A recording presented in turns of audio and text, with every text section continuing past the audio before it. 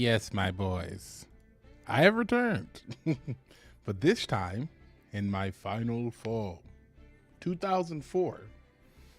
Didn't know that I have lots of things to say about this.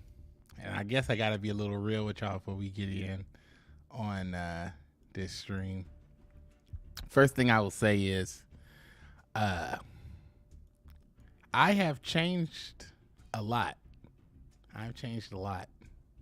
The duelists who dueled in 2004, who played the actual cards that we are about to play, is no more. You know?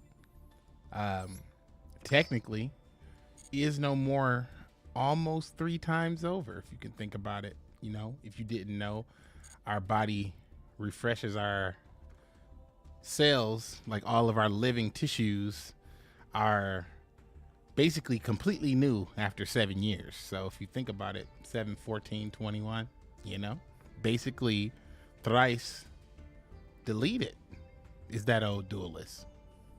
And I think to myself, you know, have I grown? Have I accomplished all the things that I've set out to do? You know, am I on the right path? And when I think about stuff like that, it always, I find myself thinking about these things and looking at these cards, and I don't know, it's something about it that just gives me this feeling that is, I don't know. It's really hard to explain. It's very hard to explain. I've been contemplating on it for a while. I plan on making like some, like a specific video about this, because I do want to talk about it in length. But something about looking at these cards again, I don't know. It's doing a little something to me. So I don't know. As I play, I'm sure I'll find more things to talk about. But I mean, it's really just, I don't know. Very interesting to me. It's very interesting. I just noticed that it means something, and I am feeling something, and I am taking better care of myself. So I'm trying to acknowledge when I feel something real, and this is real. It's real. I just don't know exactly how to express it, but it's real, boy. It's something about playing this format, something about directly coming back to this space and doing this again. Something about 3 solemns in my deck with Pot of Greed. Something is doing something to my brain. It's doing something to me. But I know it's gonna be, I mean, it's something I could always experience on my own. Like my friends and I could always play with this format individually. But here's the reality though. Who's got time for that? Number one. Who's got interest for that? Not all my friends. And then friends is an issue. So I don't know, my boys. It's a very interesting thing to me, and I just think I don't know. Like as Goku say, it's worth studying. You know what I'm saying? What's good, my boy? It has been enjoyable, my boy. And I'm actually gonna play my favorite deck. This is my first deck. Okay, so I'm gonna tell y'all a story about this deck. Back in the day when I was playing Yu-Gi-Oh, learning how to play. Well, not learning how to play. At that time, I was good. I was good. I knew what I was doing. I knew how to play, and it was just, you know, easy money for me, you know? And basically, I used to play in high school a lot. So 2004, that's my time. But I graduated 2005. So this 2004 year, I don't remember. No, it definitely wasn't 2004. But this deck, this Swarm of Scared, Swarm of Locust combo. So I was playing in the library at school. Like, and you got to really think about it. Back then, anime and playing a trading card game wasn't cool. So sometimes, you know, you actually end up dueling because you was playing Yu-Gi-Oh in the library. So couldn't do that. That was unsustainable. So we left the library, and my friends and I went to the public library. Now, the public library would have been fine, would have been absolutely fine. People would have been okay with it. But your boy, I will say this, your boy was very animated back then. So, so they get the hell out of here eventually. Okay.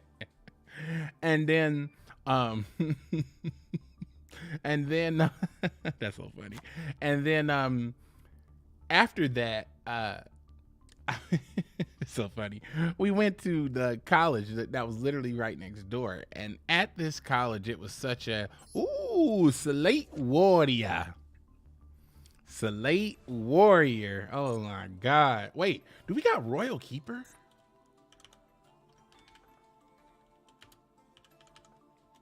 Yes. This is my deck right here.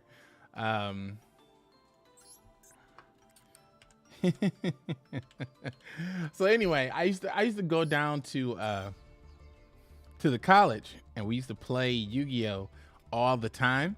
And when I went down there, I never forget this day. We went to the library and played, because that's where we played before. But one day, I don't remember if I got curious or somebody tipped me off, or I don't know what it was, but there was a McDonald's at this college in the food court. And inside the food court, there was a basement. And I never went in the basement. I never had went there. But this one particular day with my friends, I go down to the basement, and I swear to God, that it was like finding El Dorado. It was like discovering wealth, gold, prosperity. It was a supreme treasure that felt like it was there just for me. That's what it felt like. And what that treasure was this basement was an arcade hangout spot. And I look over and see the arcade games. That's pretty cool. Might come back and play that later. Turn around and look again. I see a table full of guys playing card games. Immediately, my heart is beating fast. Now my stomach has dropped. I'm like, oh my God, there's Duelists here. And now I'm just super excited. So I'm looking to see I'm looking to see oh, we got Book of Life.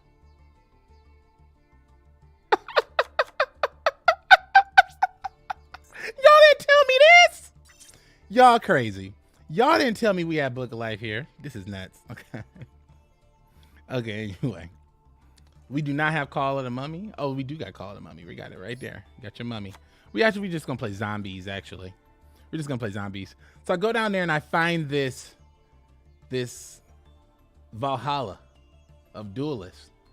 And I go down there, and to my surprise, they are all trash. They are all absolute trash. They are garbage. They don't know how to play, but they are basically me 6 months ago. So I figured that I could train them all to be better. And if they're better, then I will be better. So I went down there with my tournament deck with Donzalug and all that stuff, and it was too much for him. So I made a very low powered version of the deck that used Swarm of Scarabs and Swarm of Locusts. And basically I played that deck against them like every day. Like the random dude from high school is terrorizing these adults at the time. And we weren't too far off, honestly. It was more like, I'm high school graduating in 2 years. These guys graduated, a year ago. Like, so basically these are my peers. And I swarm a scab, swarm a locust. I did it so much, and it drove them bananas. And eventually they got good enough to get past my little garbage strategy. Then I start playing all types of combo decks and start playing all types of different stuff. And then we all got really strong and competitive together. And then we all went to tournaments together. And then we, and it just kept going and going and going. And it was such a good experience. It was so good. It was so good. Like, I'll never forget it. You know, it was so amazing. And then now that life has separated us and everybody's all their separate ways, and some people play and some people don't, and you know, that was such a simple and easy and happy time for me. And I personally didn't have too many happy times before that. So yeah, that's probably it. Like, this is like the first time I think I was really happy. Damn. That's fucked up, actually. Wow. That's an interesting thing to even contemplate or work out. But yeah, first time I was ever really myself. You know, damn. First time, I don't know. First time people just accepted me. Damn. Damn. Damn. That's crazy. We need some monarchs. We need Zaborg. Yeah, we need monarchs. It's absolutely insane when I think about it. That's really crazy when I think about it. I really do think about it. That is bananas. Actually, I'm not gonna use this because we're playing zombies. Let's play more Call of the Mummy, and then let's get that 2800 zombie. Interesting. Yeah, Despair from the Dark. That's what we need.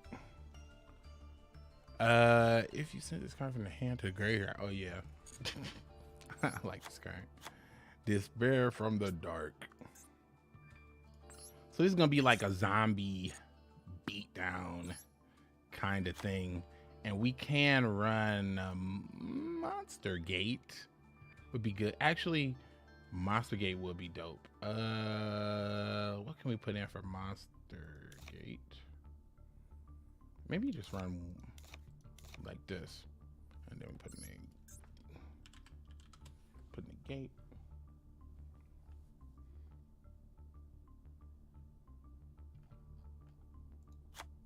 I do got a Monster Gate and one Monster Gate, and then I put in 3 Sakuratsu. No. I'm putting 3 compulsory evacuation device. I like that card better.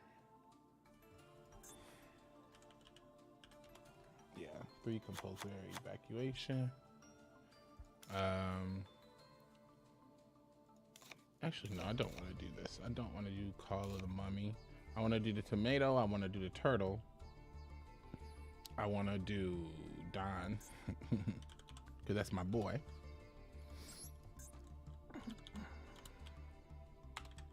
That's crazy. Don's a Lug.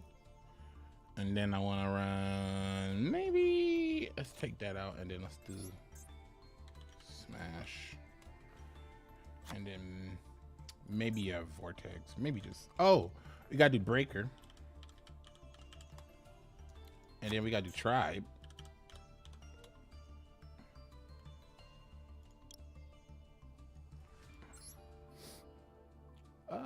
I don't have Tribe Infecting Virus. Ugh, I'm not gonna buy it on the last day. Jeez. All right, let me see. We've got our Dark. We've got our Turtle. We got the Zombie Search. It says Zombie 2000 or less. Let me see. Zombie. Yeah, it says Zombie with 2000 or less defense. Yeah, that's 3000. Those things. Oh, that's actually cool. Yeah, one of those is good. All right, let's try it. Oh wait, gotta put some cards in the extra deck so I can be a bully. I get the oh yeah, MST. You right. Totally forgot MST.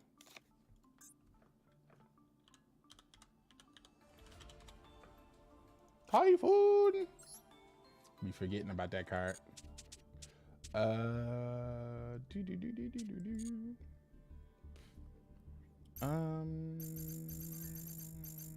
I think we're good. I'm pretty sure we're good.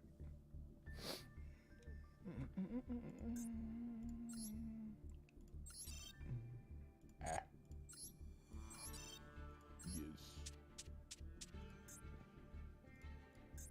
Yes. All right. Pretty sure we're straight.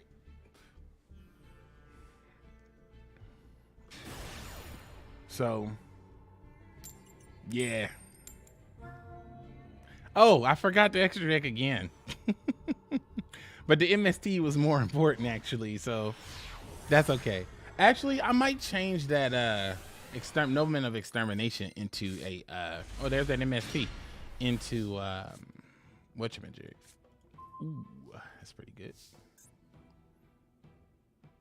I love Royal Keeper. This was the first legit beatdown card back in the day. That wasn't $1 million. Cause if you ain't had that Gemini elf, you was trying to get in there with that fish, but hey, Gemini elf is Gemini elf. You punching 19 for no tribute, that's crazy.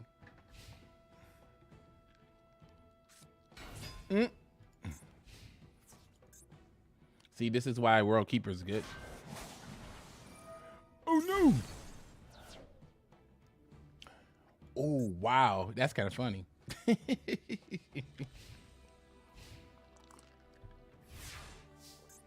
Dope. All right. Wait, what's he got? Max C or something? Like what the? Have Pyramid Turtle and Creature Swap. Yes, have my turtle, please. He's like, I don't want to give you my dragon dog, but you got to. Creature Swap's kind of broken. It lets me even pick the positions on the field too. That's I never really thought of it like that, but that is really good. All right, so we're gonna put this on him. I poke you. I'll be taking a card. I used to hate that Spirit Reaper also took a card. Like, it's a good card. Like, I really do like Spirit Reaper. But I'm like, why does it also pluck a card? Like, plucking a card is just so extra. Like, I'm also going to take one card from your hand. So now under the power of the Creature Swap, he will not get back his lusted dragon. Yes, I'm going to play MST on that. Ooh, oh, no. Bye-bye.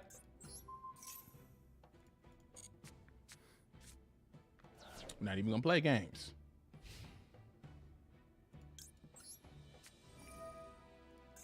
Bye bye.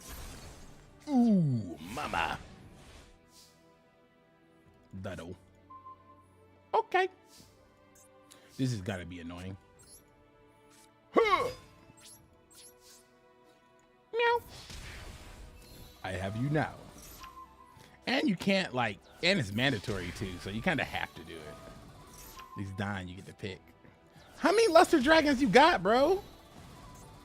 Damn. This dude, full of all that luster. He's gonna be pretty upset when I flip that Heavy Storm and destroy his back row. Classic 2004 play. I set Heavy Storm.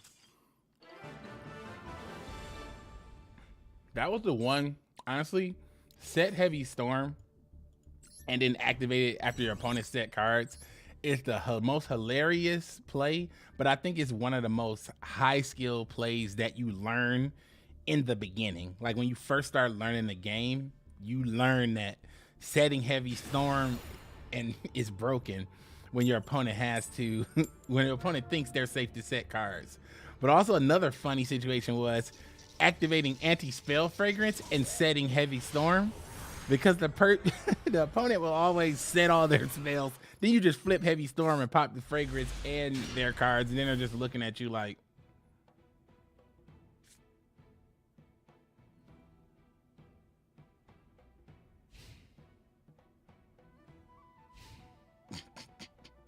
they mad. They mad. Ooh, Giffrey, the Iron Knight. Man, I can't use this card on it. Oh no. That's kind of funny. I can't use Snatch Steel on Gearfried the Iron Knight. That would have been a pretty funny top deck. It's Gearfried the Iron Knight. I place one card face down, along with two other face downs. And I end my turn. Yeah, let's go. Yeah, surely they won't destroy their own cards. Right. Surely. Oh, that's a little scammer. Take this, you little scammer. You ain't got nothing. Take this, you little scammer. I paid 4,000 of them things. Take this, scammer. He's like, yeah, yacht. I love Solemn Judgment, man, in this style, in this format, because it really like you get a lot of value off Solemn Judgment. I feel like people don't use it in the modern day because as soon as you use Solemn Judgment, the opponent's just kind of like, well, neg one. That's what they're thinking. Wait, negate the effects of spells that target this card, bro. we're gonna let him hit the turtle and then turtle in the Reaper. Oh no, he didn't do that. Okay, this is gonna be pretty disgusting, actually. Gonna summon Breaker, that magical warrior. Breaker, that magical warrior. Breaker breaks. Oh my God, I used to say breaker breaks. I used to say that all the time. Breaker breaks. Ring of Destruction. No. All right, but that's fine. He's gonna Ring of Destruction this. We're gonna flip turtle, attack with turtle, go in the Reaper, and then compulse, and then attack again. Huh. It is kind of risky though, but I don't give a damn.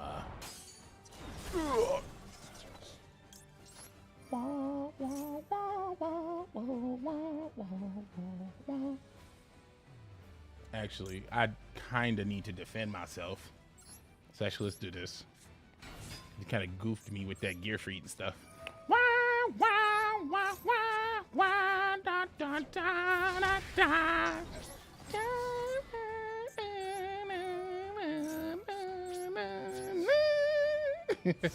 I don't know why I love this theme song so much.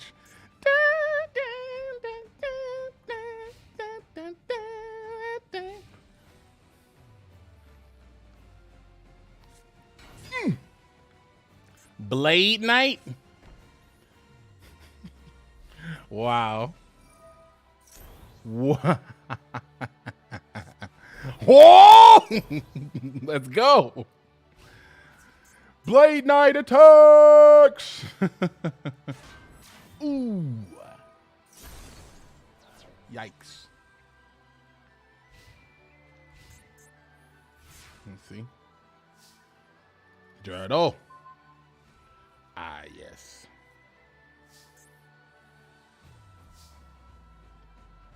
I'll finish you in just one blow. Actually, since he's playing a beatdown deck, I really shouldn't summon this Reaper. That's like the worst thing I could do. But let's summon Tomato. Response. He might have MST. I mean, he could have it because obviously. But, you know, he played Ring of Destruction. So it's probably some other proactive card that he can just like activate in response. Compulse or something. Maybe Book of Moon, something like that. Gimme! I'm coming for your life points. It's not Mirror Force. That's right. Go, Mr. Blade Knight. Destroy him. Destroy your former master. You have now become one of my elite employees, Mr. Blade Knight. Get in there.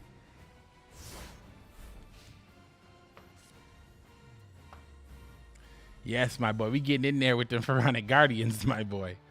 So this guy, he's in a little tight little pinchy. No, I will not pay. Wait! I said no. I said no. Hell, give that boy his life points. Magical cylinder? Please no. Please no. Huh?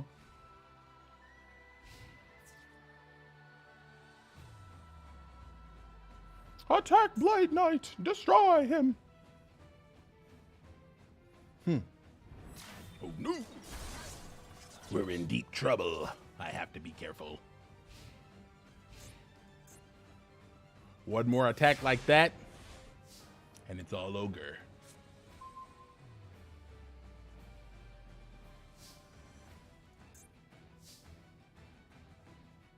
At the start of a damage step? Yikes.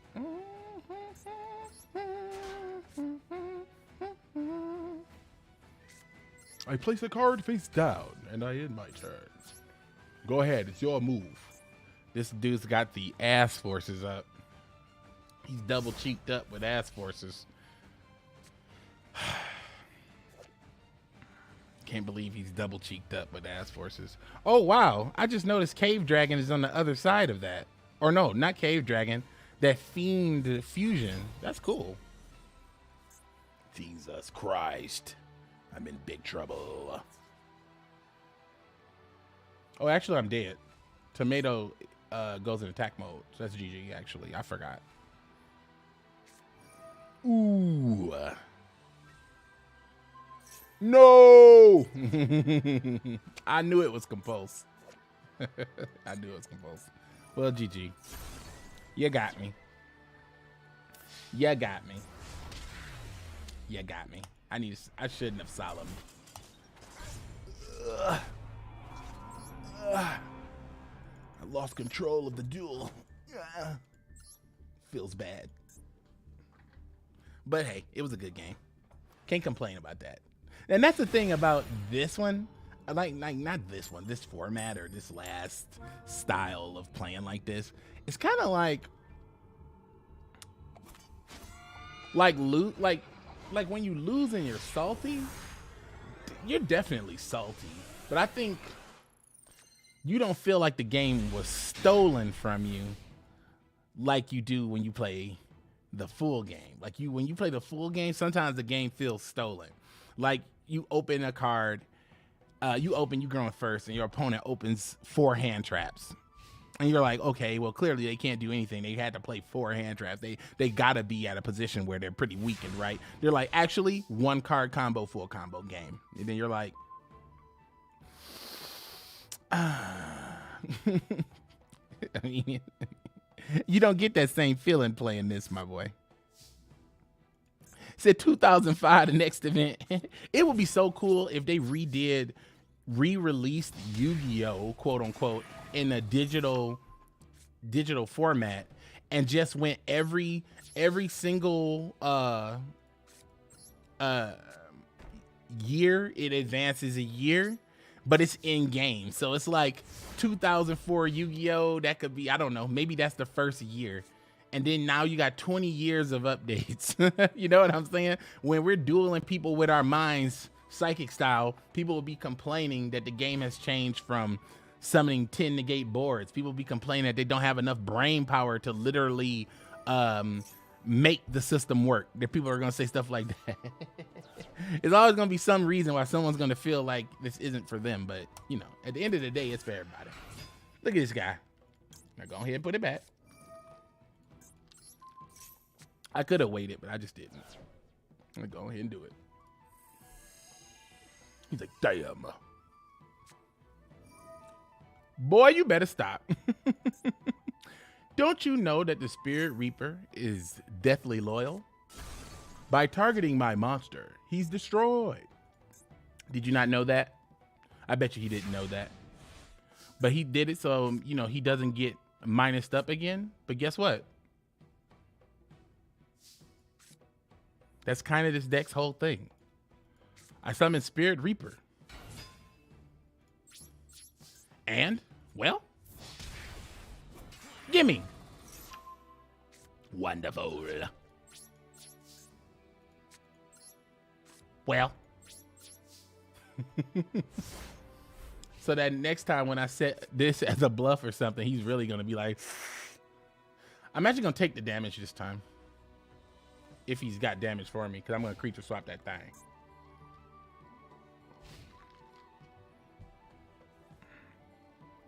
You said hand traps were the death of Yu-Gi-Oh to you? I think hand traps are necessary evil.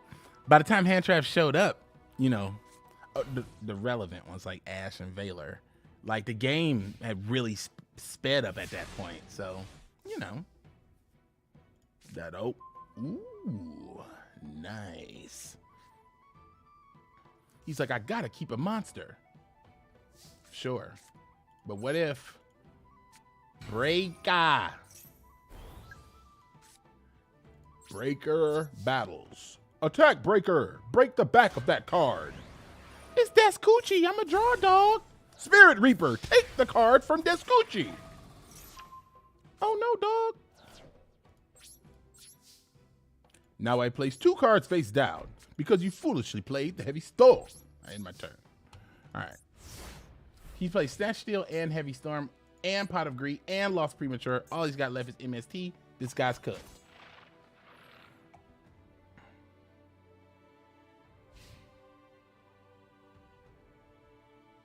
Dad, you said you should have kept that Blade Knight for life points, boy?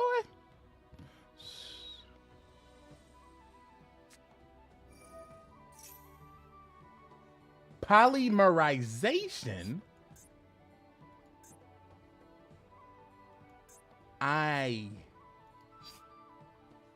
Yes, I do it. You just stop it. Whatever the hell you're trying to do. It can't be good. Whatever that is. It just can't be good. You know what I'm saying? Whatever that is, it can't be good. And he definitely doesn't have 2 of those. He's not going to play Branded Fusion, obviously. I would be very... How does he... What? That don't make no sense. Why would he... Okay. What is it? Last Warrior from Another Planet or something? It better be Last Warrior from Another Planet. Come on, you scam artist.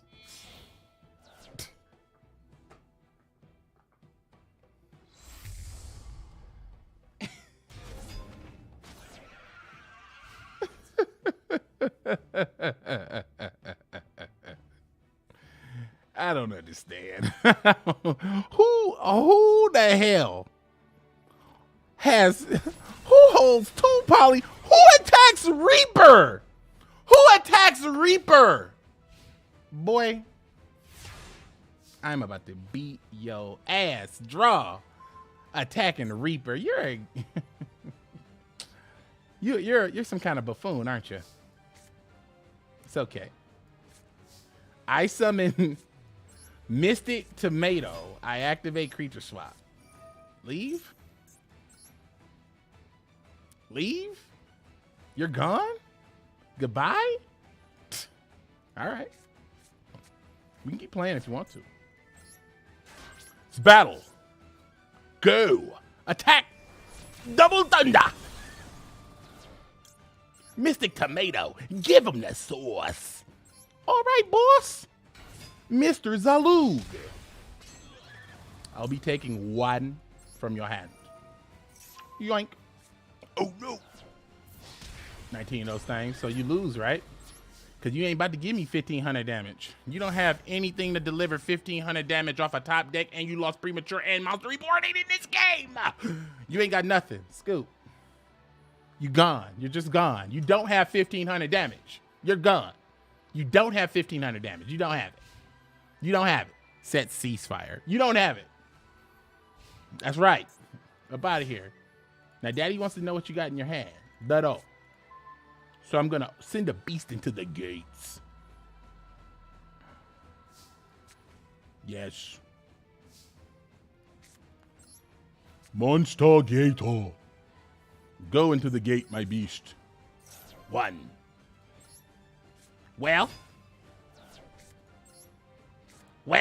I'm going to kill you with your own bitch. Attack, Donzalug. I want to take that card out of your hand. I want to know what it is. How did you break? A fitting break for someone like you. Attack, my double thunder.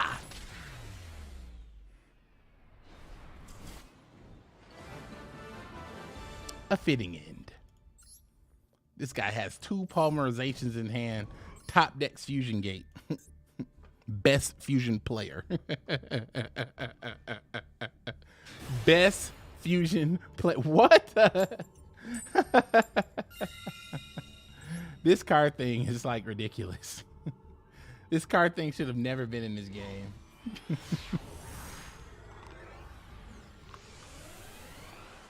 I love discarding cards from people's hands. I would do that in the main TCG if it was easier to do. If there was some like deck that just like plucked cards consistently, and then the graveyard wasn't such a treasure trove of candy, I would definitely play that deck. But I'd be so afraid. You'd be so afraid to take something out your opponent's hand these days. That's really why I like playing this meta, because I can play my hand control deck. But, you know. Are you going to give me the neggy? Give me that neggy. Ooh. Which one are you going to target? Ooh, Nightmare Penguin. That's a good one. That's a good one. All right. Thanks, bro. I'll take it. Yep. And we're going to go ahead and take that direct attack. Come on, give it to me. Give it to me. I want it. Yeah. All right. I'm holding now off. Toggle off. All right. All right. All right. Thanks, bro. Appreciate you. Gotta look out for that Nightmare Penguin, though. He might have that. Mobius. We like Mobius. Smashy? I punch his face. And I place a card face down. I end my turn.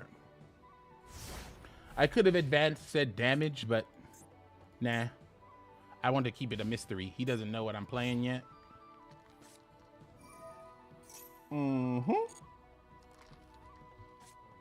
remember I used to play this guy, and this used to be like this was his thing. He used to love water decks. That's all he would play, was these water decks.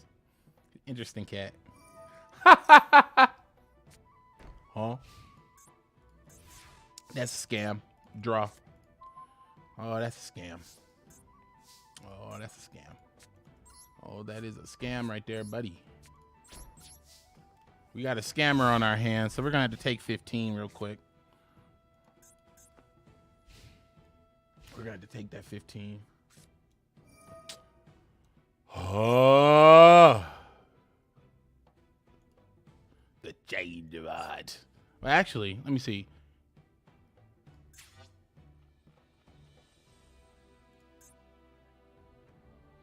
He can't attack with it, and I know he has this in his hand, so you can have it, good sir. Actually,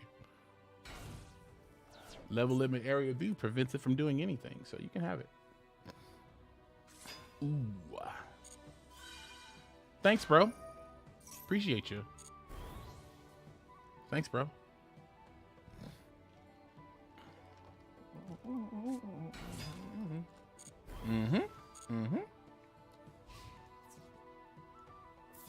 He thought he was gonna get like Magician of Faith for free or something. That's what he'd be thinking. That's literally why I'm not playing it. That's literally why I'm not playing it. Like, why would I play something like that when I know people would be like, change hard face down to flip it up, you know, get that benefit, you know, I know it's something back there for me. Oh, this is pretty dope. All right. So we can make some things happen here. So let's go ahead and tribute this baby. Oh yeah. For Big Mobius. Mobius on these. All right. So I'm a Mobius on these. I'm going to get up on.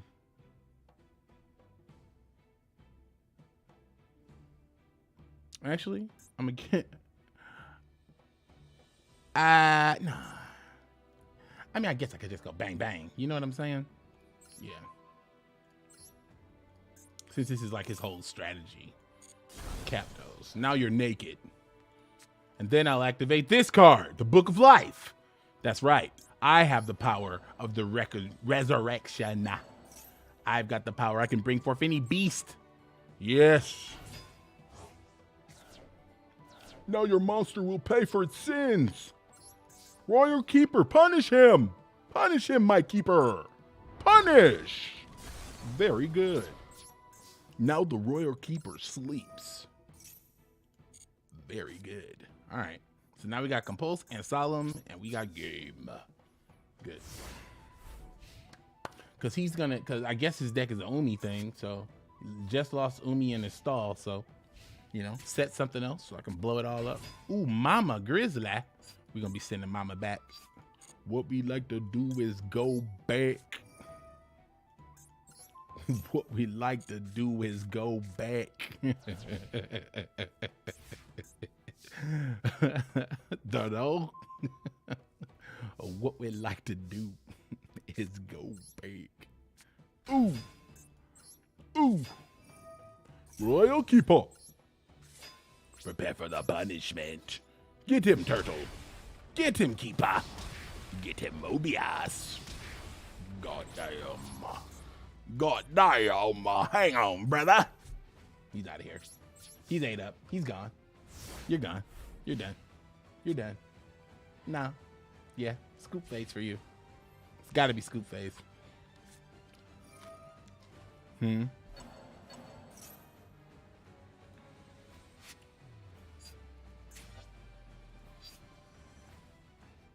No. Salvage this. Salvage this. Salvage this. Okay? Get ready for this one. Yeah, yo mama. Ho, ho, ho, ho, ho, ho, ho, ho.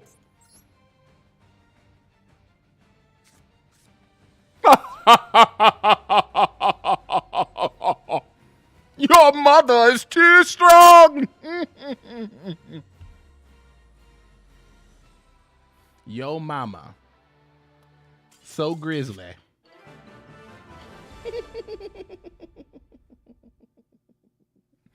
All right.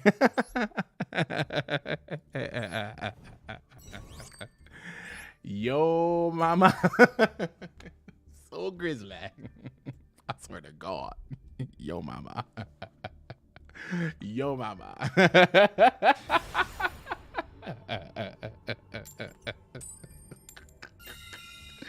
Yo mama. All right, let's get in here on some of these, my boy. Still favorite deck. And I did record a few of these, and I got some more videos on the way. Of course, this is what I draw. Yep. Konami's like, stop it. Quit. Give up. You lose. All right, let's go ahead and bait it. Let's do the bait. 1, 2, and all right. Surely he wouldn't destroy his own cards. I set 4 face down, and I end my turn in confidence. Heavy Storm. I scoop. Ah, yes. Swords of Revealing Light. Okay. My monsters won't be attacking for just 3 turns. Set 4 in the back, please. 1. Come on. Just 1, huh? Okay. We'll let him set more cards. We'll let him get real safe. Draw.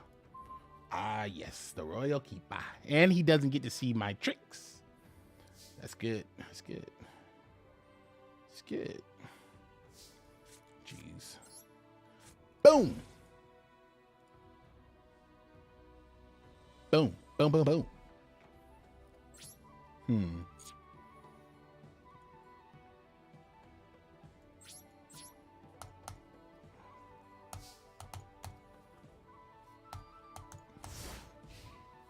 Some kind of beatdown or something, maybe.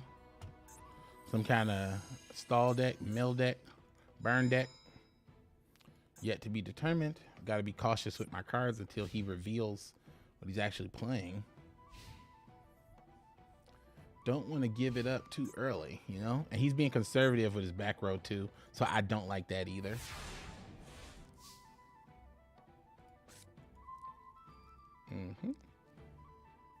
Okay. All right, mind games here. I'm not spending anything on that swords.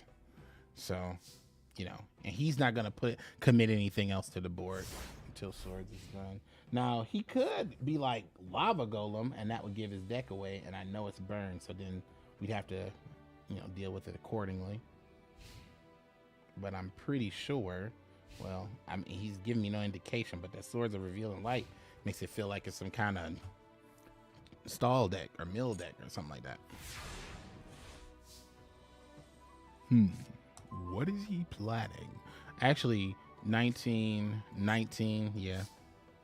We might have game on board.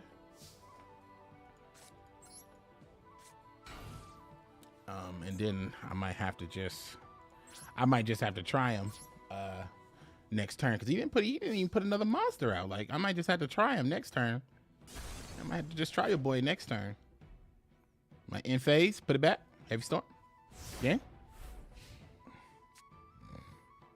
Or maybe not even end phase, put it back. Maybe just heavy storm. Maybe just heavy storm, because we want the Zaborg. Yeah, maybe just heavy storm. We'll see.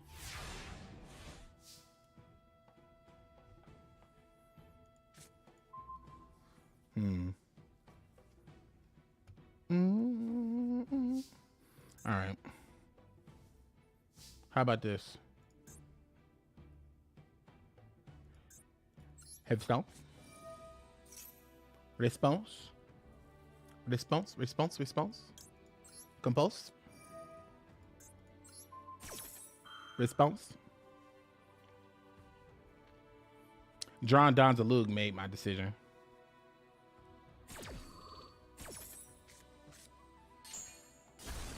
Exposed. You're a scammer. That's who you are. I won't let you scam me.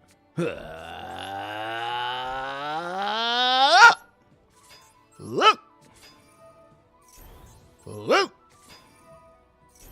Yes. Get ready. Turtle. Keep us. Rob him. Rob him. Run those pockets, Mr. Delug. I'm gonna take something. I think I'm about to steal. I think I'm about to steal. This guy, what are you doing? You're playing resource game. What? You making me feel some kind of way about your deck, my boy.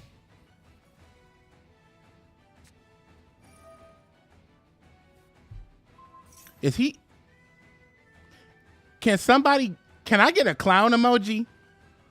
Can I get some clown emojis? Can y'all start honking? Like what?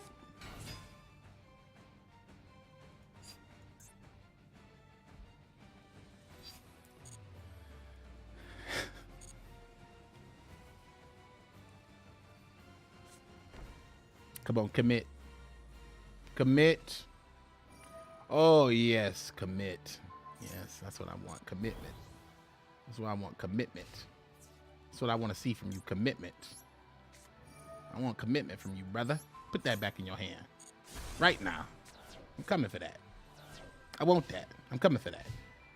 You silly goose. You silly goose. Now I'll show you really how to use the Donzalug. I don't know what's going on. This guy's like, like, oh. What the? Wait, where's Gearfried? Where's Gearfried? Why is he playing this with no Gearfried? Supposed to play Gearfried, the Iron Knight, and Smoke Grenade of the Thief together to neg one your opponent. What's going on?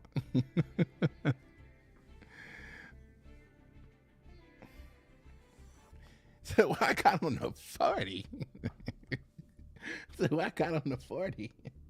Boy, you at my house. You better pour me some. Talk about what I got on the 40. Did you bring an extra? Like, you better pour me some. Shit. What you got on the 40? What you got on the 40? Actually, I don't even drink Fouties. But I will drink some of your Fouty if you offer it.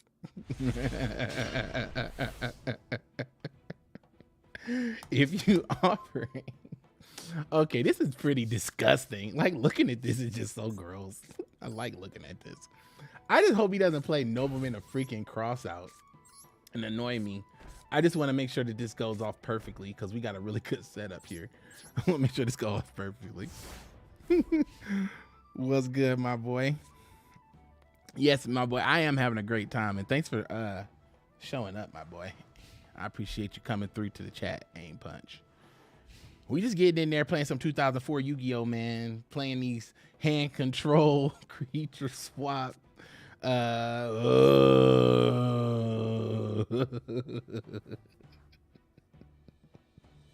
I hate it when they play Pot of Greed. I feel like I haven't seen Pot of Greed that much. I feel like I haven't personally enjoyed Pot of Greed. Like, every time I play hand control and they play Pot of Greed, it literally makes me cringe in my soul. Oh no, we got one of these guys. Metamorphosis into so cringe. I don't want to do this, but I really do want to do it. All right, go ahead, do it. Summon your stinky ass goats. I summoned 4 goat tokens. Oh my god, if he plays scapegoats and set Magician of Faith, I'll be so upset. I should put Ashura Priest in here. Ooh.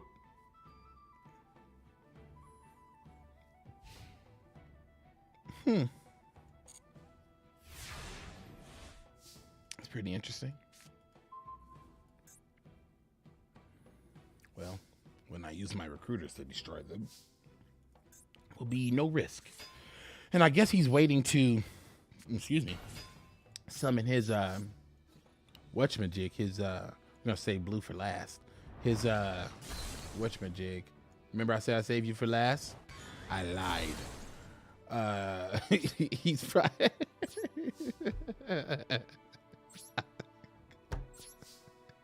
he's 1,000 eyes of strict with the metamorphosis.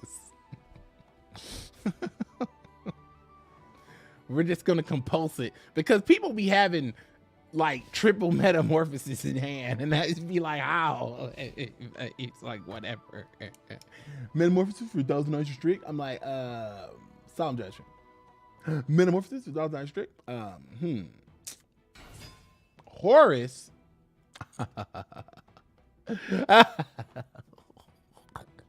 This isn't gonna happen like he thinks it is. I'm telling you that right now. This isn't gonna happen how he thinks it's gonna go down. He thinks it's gonna go the fuck down. He just doesn't know this yet. Mr. Tomato activates an event, allowing me to summon Badu directly from my deck to the field. How do you like that, Duelist? I am my turn, dog.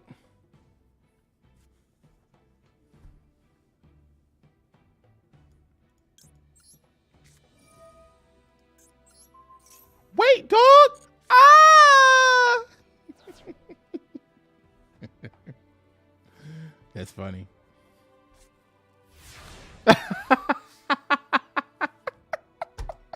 You're useless. He took it like you're useless to me. Threw it in the garbage. You saw him throw it in. You saw him throw it away. That was so sad. He actually threw it away, bro. He threw it. He threw that boy away. That was a little rough, man. I want your Super Saiyajin token. Hand me the Super Saiyajin token. Because you obeyed my command, I will have a monicum of mercy. Wait, can I tribute this? Let me see. Cannot be tributed. Okay. I shall have a monicum of mercy. I won't completely destroy you. Attack, Danzalug. Mr.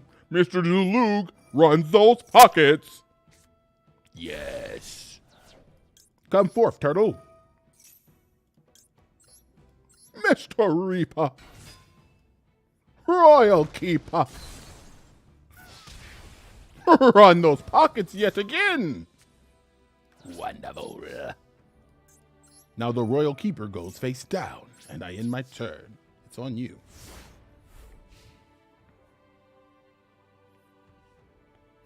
Yes, my boy. We are tilting them, my boy.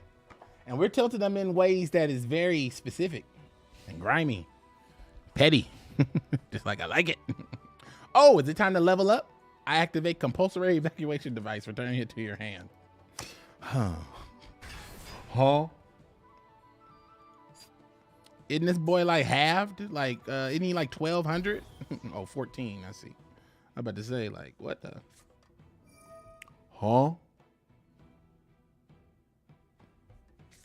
Tribute for cost? Solemn. Guess I'll leave. Guess you're leaving, huh? Guess you gotta get out of here? Gotta get out of here? Gotta hit that old dusty trail? Gotta go? I see you later, bruh. I'm gonna see you later. Catch you later.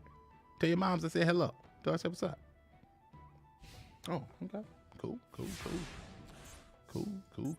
But it's not your day, brother. This is it. I'm not even gonna flip Royal Keeper. I'm not even gonna flip Royal Keeper. Because I want to Royal Keep your life points. Gimme. Run those pockets.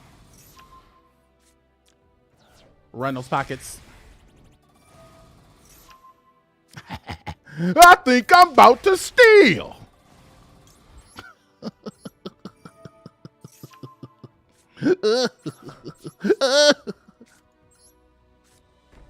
Come at me. Come get some of this. man. Summons Horus level 4, attacks Don Zalug, pass, level up, in turn, tribute Zaborg, game. Oh.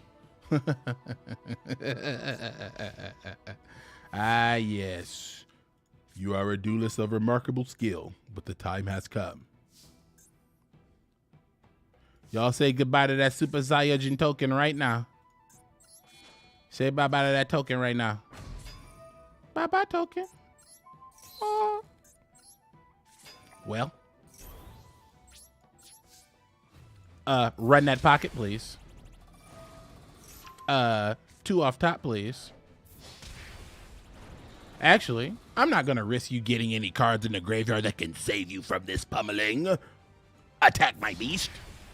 Zaborg, make him deceased. Yes.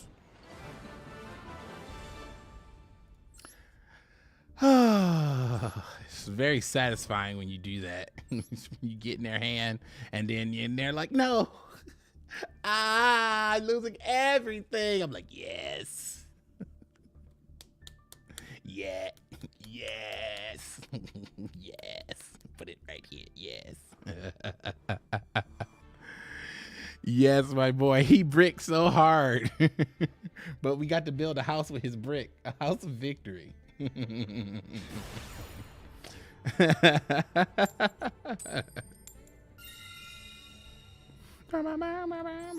Definitely taking first.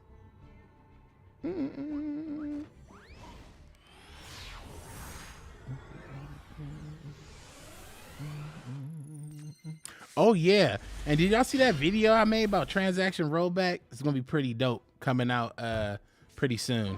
Hooray!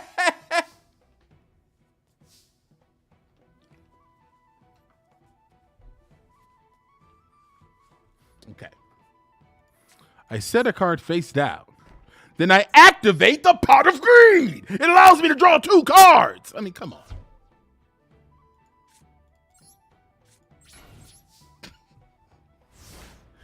Finally get to play Pot of Greed, the lamest Pot of Greed. Put the Yu-Gi-Oh cards in the bag. Put the Yu-Gi-Oh cards in the bag. Put the Yu-Gi-Oh cards in the bag. Put the Yu-Gi-Oh cards in the bag!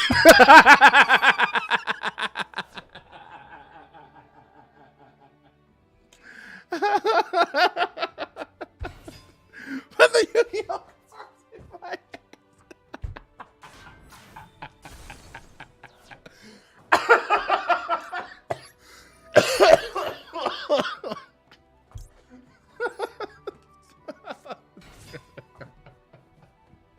I couldn't even get it out. I couldn't even get it out. I'm sorry. I'm the worst. Who laughs at their own fucking joke and can't even complete it? I'm so sorry. Forgive me. Whew. I'm sorry. I'm so sorry. This is not how it's supposed to be. You're not supposed to do that. You're supposed to laugh at your own joke like that, but I couldn't even get out. I set a card face down. Then I activate the heavy storm, destroying all spells and traps on the field.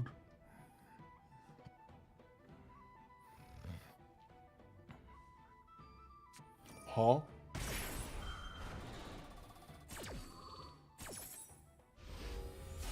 I'm about to really get him now. I place one card face down on the field. Then I activate Creature Swap. By using this spell, I can exchange control of my monster for yours. Wonderful. Now, Reflected Booty, attack the face down monster. Mystic Tomato's been destroyed, and when he goes, he brings forth the sauce. Come forth, Mr. Zalug. Now, Poki Tyranno. Don Zalug, Poki Tyranno. Did you think you could escape the power of Don Zalug? Try it again. Don Zalug, Poki Tyranno. Don Zalug's Poki Tyranno can destroy any card. You didn't need those anyway. Your plans of fusion has been negated. I end my turn. Show me. Show me if you have what it takes to survive.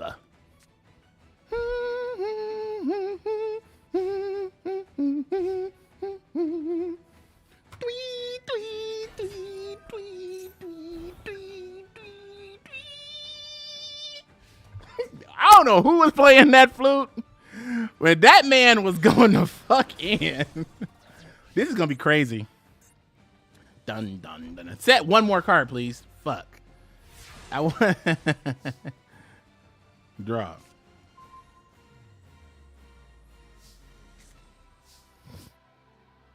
I set one card face down.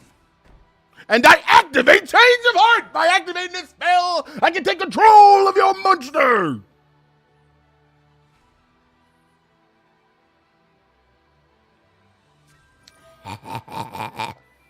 Your Call of the Haunted will not save you.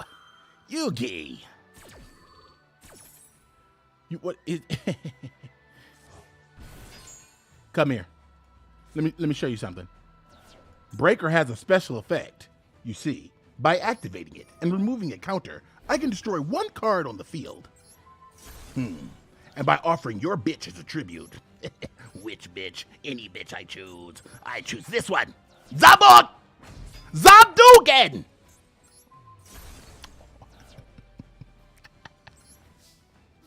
Get him, Mr. Zalug. Run the pockets. No, Zalug! No! Don Zalug, you've killed the man. Get out of here. You gotta go. Run! Run, Don Zalug, run! We can't let Don Zalug get caught, boys. When the 5-0 asks questions, you ain't seen nothing. The robbery gone wrong.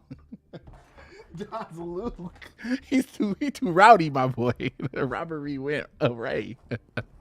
Went awry. Don Zalug ran those pockets for the last time.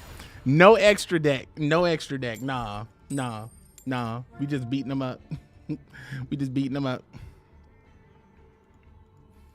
He's beating them up. I love this deck so much. It's my favorite deck. I just so much fun playing Don Zalug. Cross him out, blow him up. Ooh. Honestly, I was definitely trolling, setting first and activating it. Didn't have to do that. Wonder if he hated it. Hope he did. I'm so disgusted. Set 4 in the back row. They never set 4 when I want it. I want to get that set 4 heavy storm.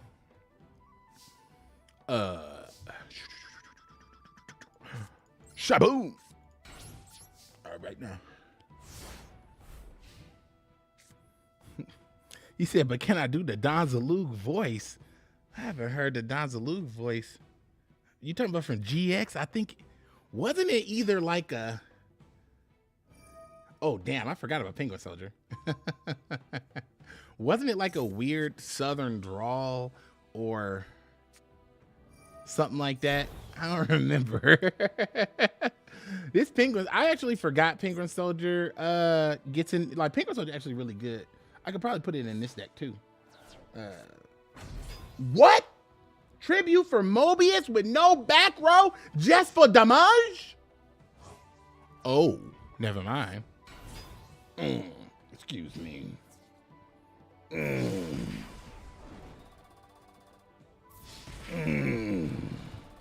Okay, somebody's trying to get field presence and advantage. All right, I see.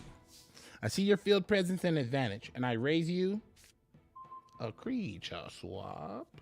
Okay, okay. Now if he follows it up with Zaborg, that's not gonna be good. You know what I'm saying? I hope not. Because we're gonna have to turtle into something. And we can't turtle its Reaper into defense mode. We can't do that. Jump, jump, jump, jump.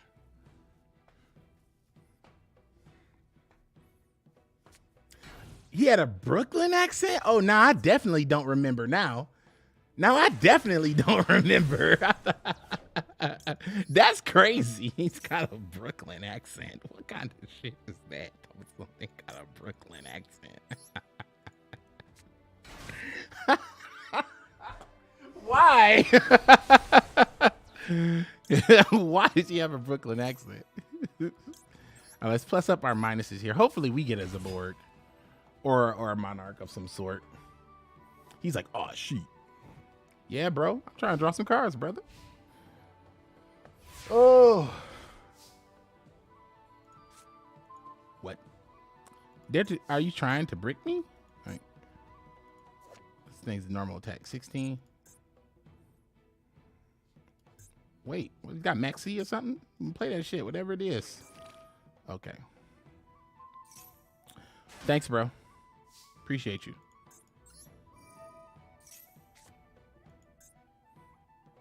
Oh.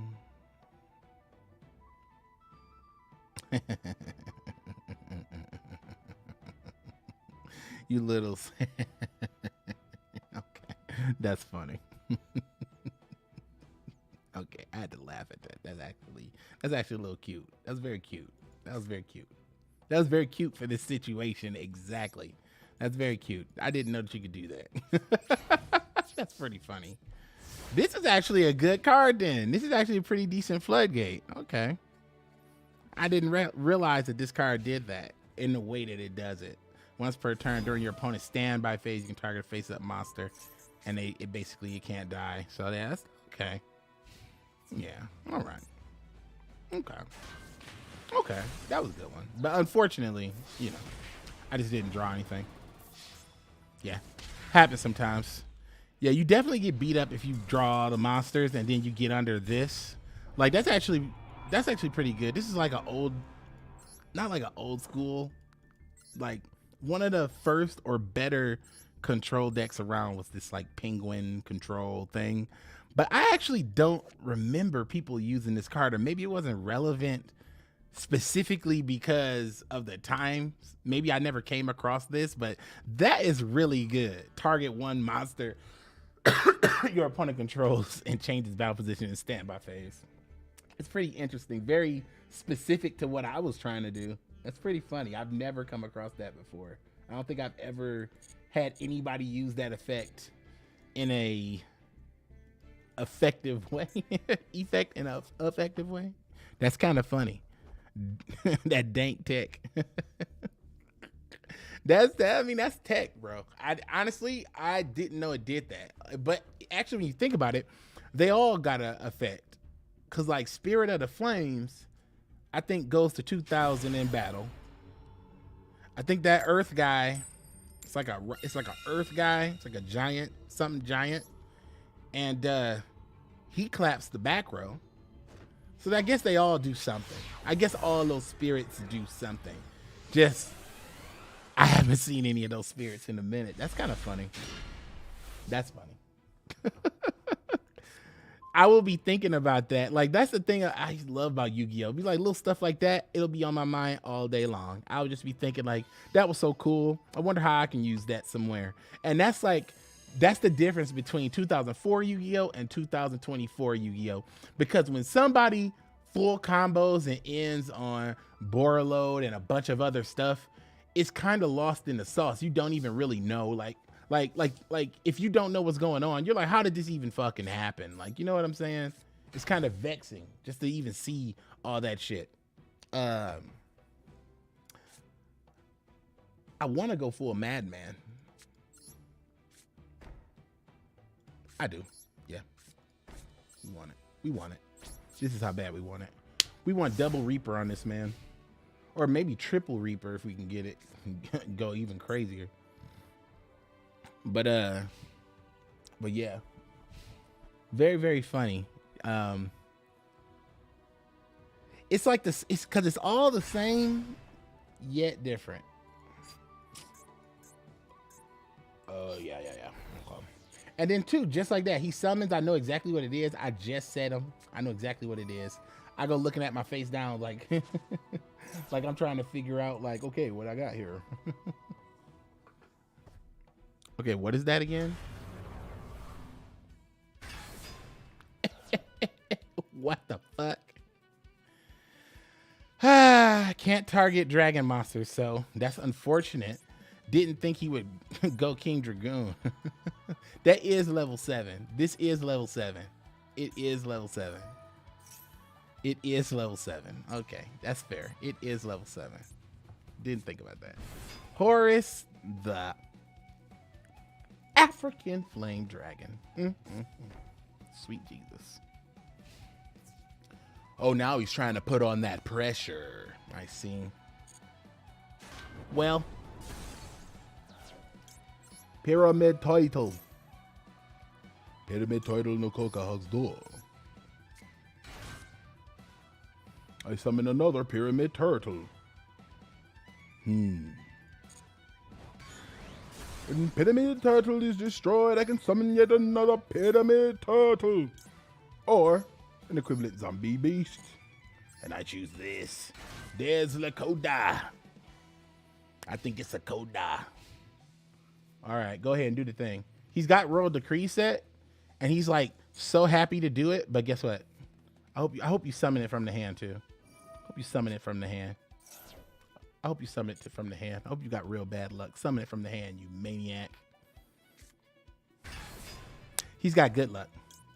Not that good of luck. What? Oh, yeah, I forgot. I can't target the dragons. No! No!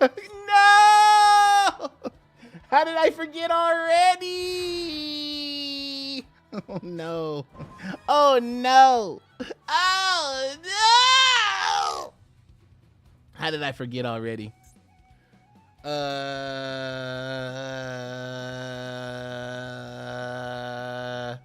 What can we do to this thing? I totally forgot. How do you forget? How do you forget? How do you goof? I'll set this card, I guess. And then, I don't know. I guess I'll end my turn. How many cards you got? 33? I got 31. All right. Let's see. I totally forgot. I forgot that quick. I was like, I just saw it and was like, yeah, I'm going to compose that thing. Why is it World Decree? I'm just going to leave. I'm just going to leave. I'm just going to leave. I'm just going to leave. I'm just going to leave because he got to do it. I'm just going to give it to him. I'm not even going to fight that. I could fight that for sure. I could solemn judgment that and draw it all out and we'd be fighting forever. Let me even look and see if he can even out it. Let me see. No, he couldn't. He wouldn't be able to. I could put up defenses forever and he'd be all like, until he gets this out, maybe. Or gets this down again, maybe. It'll be a race to see who gets that down. That's just pretty disgusting. I'm disgusted. I'm disgusted that whole duel. Honestly, I did not realize that the level 7 Fuchsia Dragon at the time. I didn't think that. Like, oh, he's going 7 Dragoon Horus. Like, okay. If my brain had have computed that, I would have definitely done something. But I didn't think that far ahead. So technically, it is my L to hold. However, I will be salty. I will be salty. I will be salty. I just got goofed. I just got sillied. He played me. He played me. Surprise. I was like, oh yeah. Silly me. Silly me in my game. Actually, I made a video for that. You should see that coming out later on this week. That's kind of funny. Now I'm just thinking about it like it's some bullshit. Actually, I might play that. Actually, I might go back and just copy paste that real quick. So I think I got all the cards for that. That might be worth. It might be worth copy pasting. Call of the Haunted. Okay.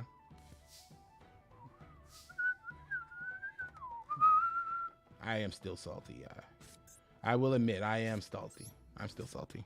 Salty man. Disgusted. What? Come on, man. They love playing me like this. All right, so we're just gonna set the keeper. We're gonna set this. We're gonna pass. Talk about disgust. Yeah. Sometimes you get the goldfish brain, man. He's scamming. He's scamming, boys. He's scamming. He's scamming. All right. We got a scammer on our hands. Ooh, okay, that's good.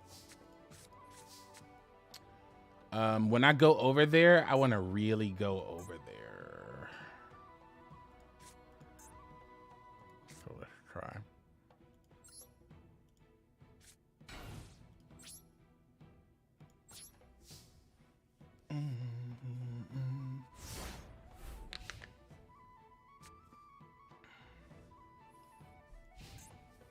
When I have multiple threats up. Yeah, taking it. Ouch.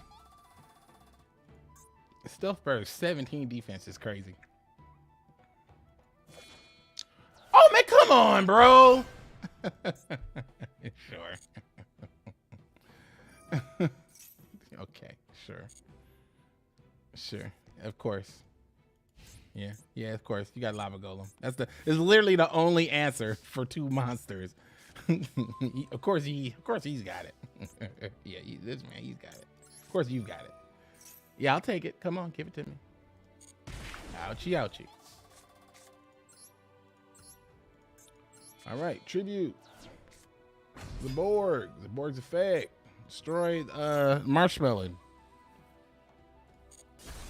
Yep. Attacks the Stealth Bird.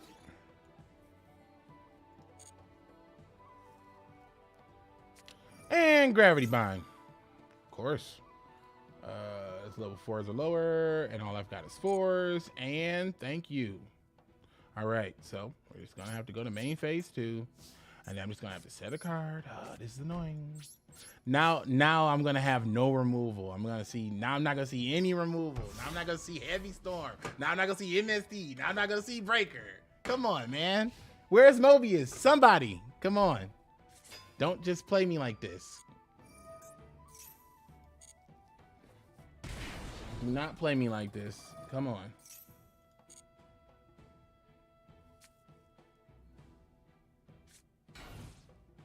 Come on. Give me that Mobius. Give me that Mobius. Come on. Of course. All right. It's going to be a lot of this, I suppose. All right. Oh, come on, man. This is some bullshit. The one time I need the goddamn Mobius, and I haven't seen this card, Dark Dust Spirit, since we started playing this game. And you mean to tell me, here he is, here this is, no Mobius. We got Zaborg though, and I bet you this is the only Monarch we're gonna see. Oh my God, please, God, give me the removal so I can get in there. Thank Sweet Jesus. Draw phase. Have some of this. Right in the draw phase. What you got for it? Nothing? All right. So that guy has 17 defense. We know it's probably a marshmallow for sure.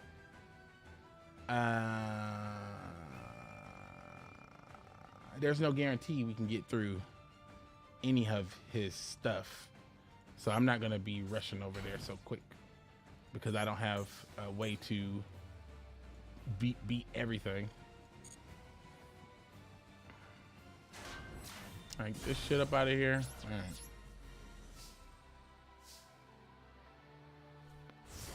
Let's see. Yeah. Oh, he definitely could have the second rage gravity bind. Of course, he could. He could have had it. Dance Dakota. Okay, at least we know what that is, so we can go get it.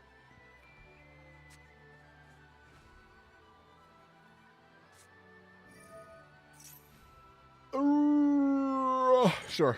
I believe I'll draw that Mobius. Come on. Give me the Mobius. Come on, just give me the Mobius. All I need is the Mobius. Mobius! Come on. Heavy Storm, Mobius, something.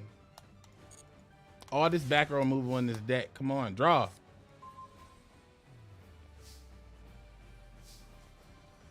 I can't believe it.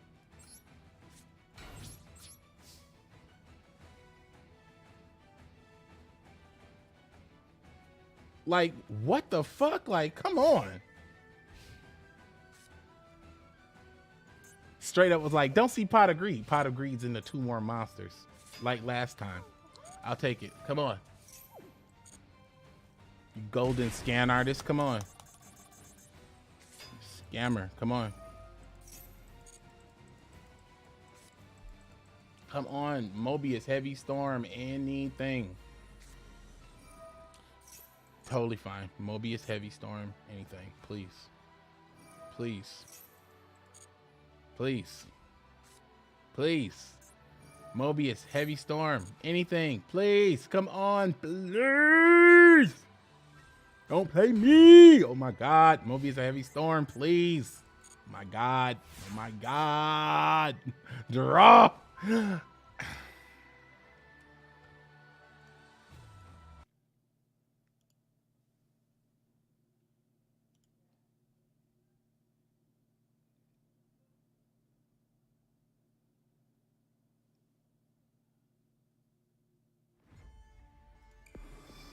Sometimes that bitch gotta go off, man. Sometimes you gotta turn that bitch off. Sometimes you gotta turn that bitch off. Sometimes you gotta give them the disconnect victory that they've been looking for, boy. Sometimes you gotta turn that bitch off. Ooh, that made me so disgusted. Look at this. Heavy Storm, MST. We got 2 Mobius in here. Let's go ahead. Let's go ahead because they played us specifically. And let's drop this and let's drop this and then let's add in another one of this and then let's go ahead and put in one more of these. All right? Okay, we're going to call it a fucking day. I don't ever want to see that again. I don't ever want to see that again. That is some bullshit. I hate it when they do that. It's like, here's an all monster hand. And I'm like, cool. They'll be like, you will not see a tribute. I'm like, I'm not going to see a tribute. This is 2004. This is the all monster hand. We know you want a tribute, but it's at the bottom of the deck and you ain't shuffling. Thanks, Konami. Thanks, Konami. Sometimes you just gotta turn that shit off. Even if you come right back. Even if you come right back. You're like, you know what?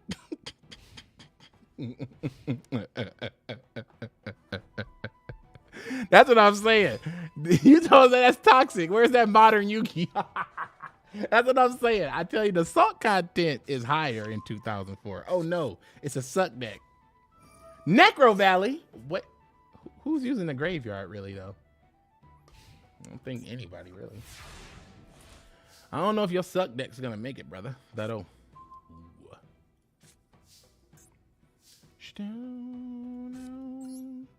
Summon.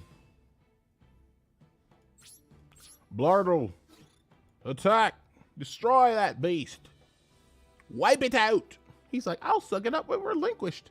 What a powerful monster. Sure, you may suck up the royal keeper, but if you do, he'll be keeping his position, which is face down. Suck on that.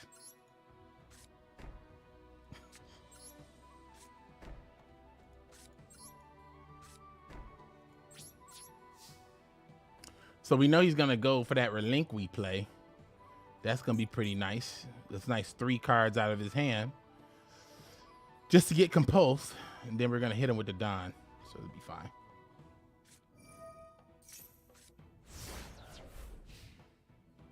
Oh, no. It's not Necro Valley is for Royal Tribute. I just thought about it. Necro Valley is for Royal Tribute. He can play Royal Tribute. Yeah, in 2004, you can play Royal Tribute. Royal Tribute says discard all monsters from your opponent's hand. Only if you got Necro Valley on the field. Very important part to that card. Very important card. Playing around the columns? Oh yes, my boy. I am making sure that I'm avoiding the imperm column. I will not be impermed in this situation. No. You will not imperm your boy. My imperm will be infinite. Someone has said, like on the news or something, that something was in a state of impermanence, and I was like, he misplayed. He didn't say infinite. I said it out loud. I said it out loud, unironically out loud. I said it like, and I was like, my brain, it's rotting. Huh? Polymerization? Well. Nope. Get your ass up out of here. That boy. Get out of here. Mask of Restrict, Necro Valley. Maniac. I see you're in the desert. Keep an eye out for those zombies and also bandits. Damn, I'm in my Bakura energy right now. Go! Attack Danzalug.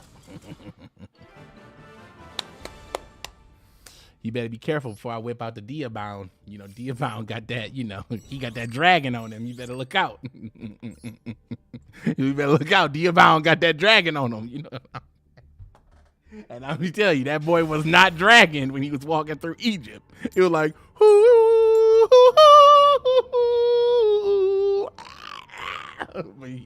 you know what I'm talking about. Your boy Diabound got that dragon.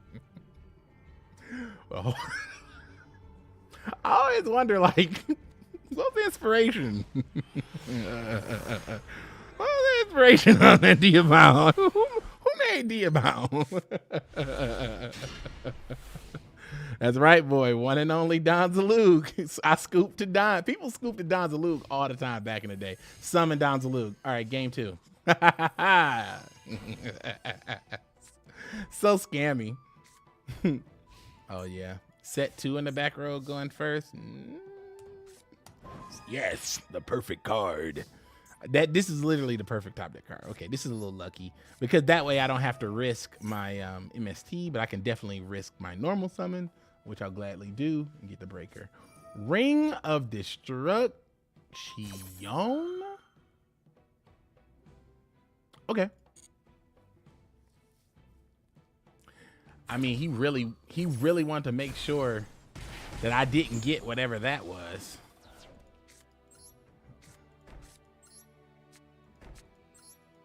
Maybe it's a whatchamajig. Maybe it's a some sort of back row destruction itself. No. Maybe it's a solemn judgment.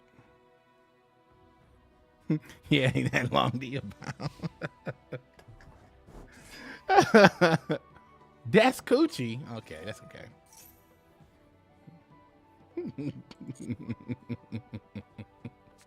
I couldn't imagine being a parent and you know your kids watch Yu-Gi-Oh, and you've never really watched it, and from time to time you've glanced over their shoulder and you see what they're doing and stuff, and just so happens the one day you happen to like tune in, it's the Diabound episode, and he walking through Egypt casually, and the parents are like, "What is that?"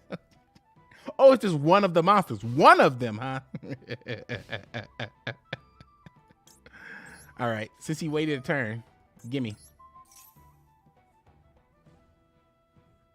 Gimme. Since you waited. Gimme. Gimme. Gimme. Ooh.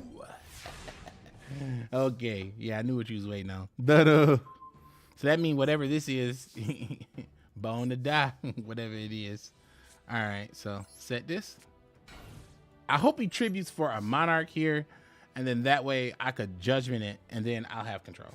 Oh, Ragigi break? Okay.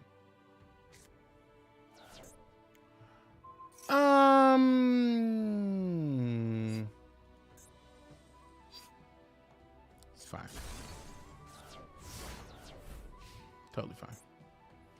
Look at this graveyard. Raigeki break, soul exchange, torrential tribute, ring of destruction. I mean, come on. This guy just click, click, click, click, click. Them good cards, boy. I could really use a tomato right now. I could really use a tomato. Good job, brother. Okay. Thanks. This guy threw away enemy controller and blackluster soldier. Boy, it ain't no way. This some bullshit. No, no, this is lies. This is lies. Look at this entire deck. Look at this whole deck. No, no. Fuck you. This is lies. This is lies. Look at this bullshit. Ain't no way you playing a technical ass deck. You got every fucking card in the game, and you playing one fucking D-spell. D-spell's face down. It is a spell. Get the fuck out of here. That's crazy, bro. I'll just die. It's fucking crazy, bro. Ain't no way, man. Ain't no way, man. Ain't no way, man. Ain't no fucking way, man. Ain't no way, man. Ain't no goddamn way, man. Let me look at this shit, bro. Let me look at this shit.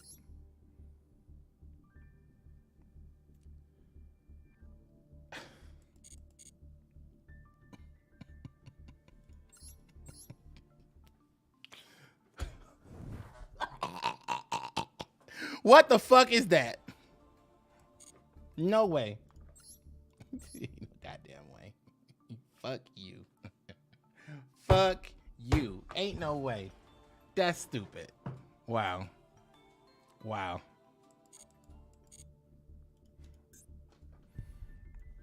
That is crazy. Oh my God. Oh my God. Oh my God. Now that right there, that's the type of stuff that makes you just want to be like, you know what? Just keep like, just go ahead. Just go ahead. Right out this window, bro. Man, this is crazy, bro. I can't even imagine. I can't even imagine. Look what they doing to your boy right here. Come on, draw.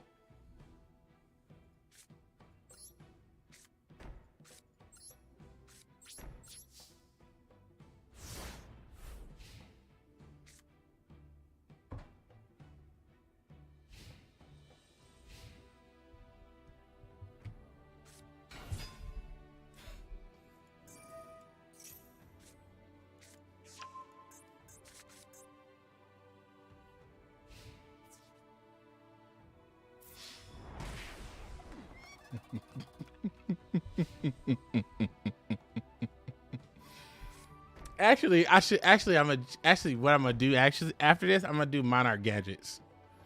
That's what I'm gonna do after this, cause that actually would help out. Cause I've just been playing like little fun bullshit, but I could play like Monarch gadgets. That's actually a little better. That's a little better, and it's a little more consistent. And for some reason, if I can manage to get to a monster in Monarch gadgets, then you know, maybe I'll not die. Like, what the fuck is this? Like, I mean, come on. Like, seriously? Like, you really gonna do me like this? Like, this is vexing. Ooh. Mm-hmm. Go ahead.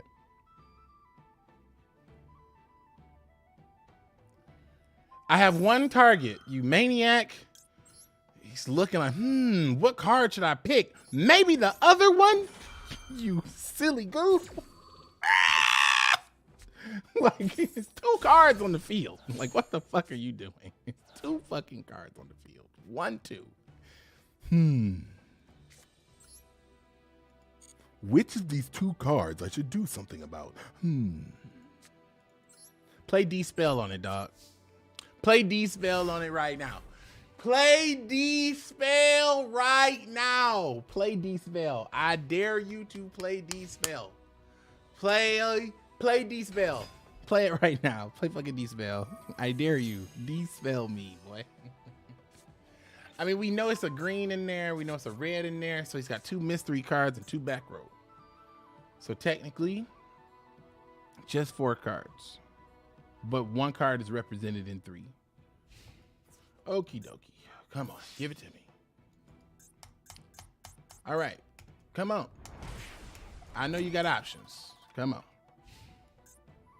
He's definitely got Regeki Break, a second one or something like that. So, but he has not used it.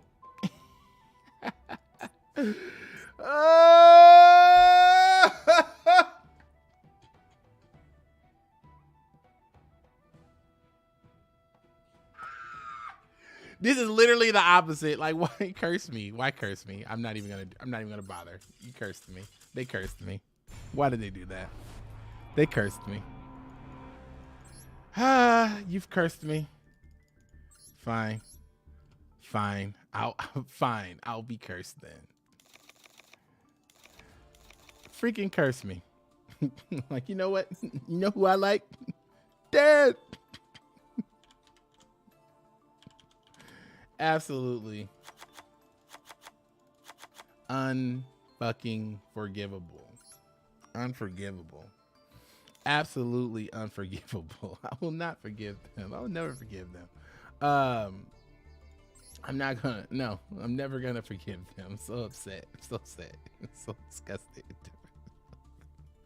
It's so it's maddening. I just don't understand. I just don't get it.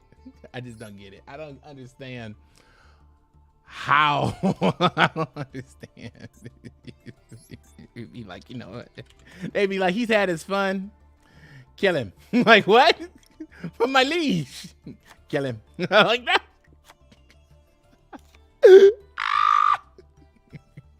Take his life. Finish him. But my lord, he's just begun his day. Kill him. Please. Straight up, kill him. Oh, burn is, you know why burn is consistent? Because you only got 8,000 life points. That's why burn is consistent. Burn is the most consistent because it's the only deck that can be drawn random and still work. Any deck that runs a tribute has the weakness of that kind of brick. So most of these decks back in the day just focused on the level 4 monsters, creature swaps, and stuff like that, which I would be more comfortable doing if creature swap was at 3. But given my luck and how I be drawing that shit, I might as well fucking do it. Draw. Yeah, whatever. I'm gonna do like they do. I'm gonna activate Change of Heart and go ahead and take a look and see what you got. Is it Magician of Faith? I'll flip it over. Shining Scammer. Okay. Actually, that intelligence was worth it. Since I know he's got a Shining Scammer, Actually, that intelligence was pretty dope. No, I'm not giving it back. Why do they ask you if they're gonna always just take it? Don't ask me, just take it. What's the point of asking? No, I'm petty. No. You think that you know me. You think that you know me. That was that song from wrestling.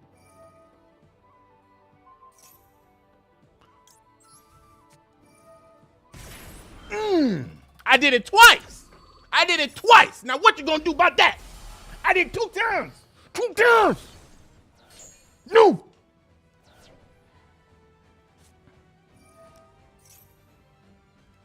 No. No. No. And you won't know what it is. And you won't know what it is. And you won't know what it is. I'm not letting you know. No.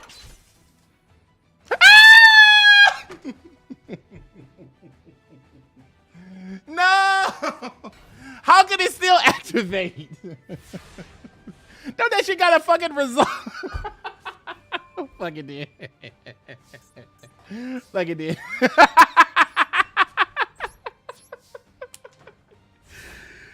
Oh, this game it made me crazy. I don't even know what's going on. 2 no man cross out. Yeah, whatever. All right, sure. Fuck you. This guy, I got double.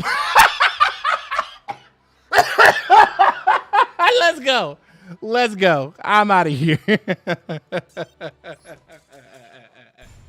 I'm good, dog.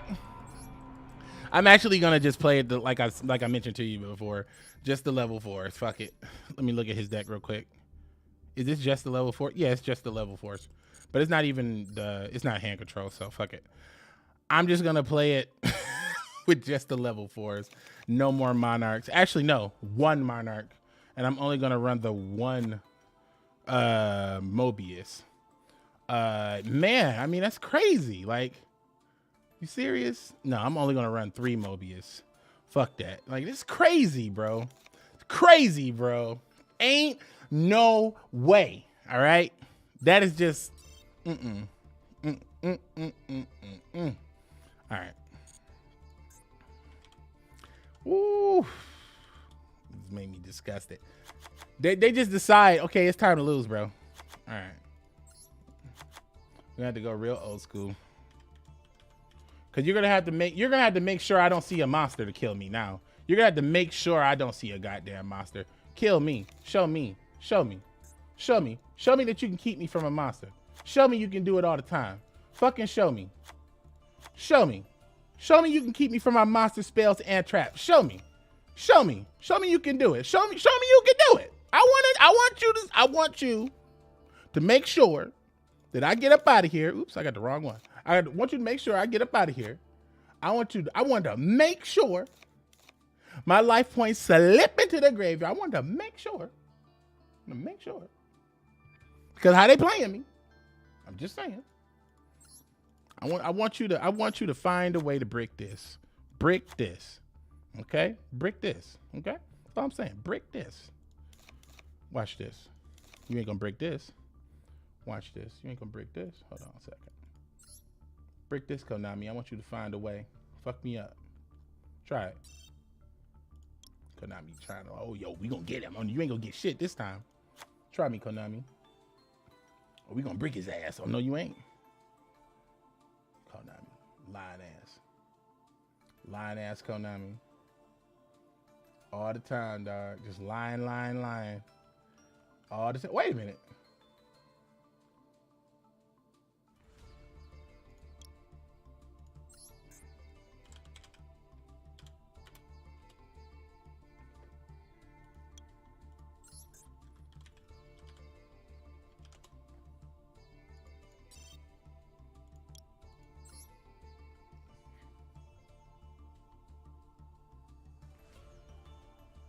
Oh, I forgot this card.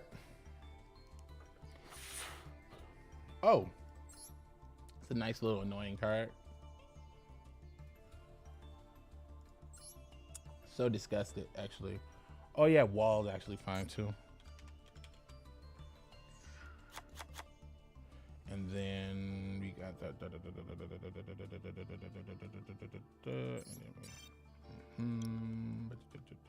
We got Snipe Hunter. I don't think we got Snipe Hunter. Oh, we got Exile Force.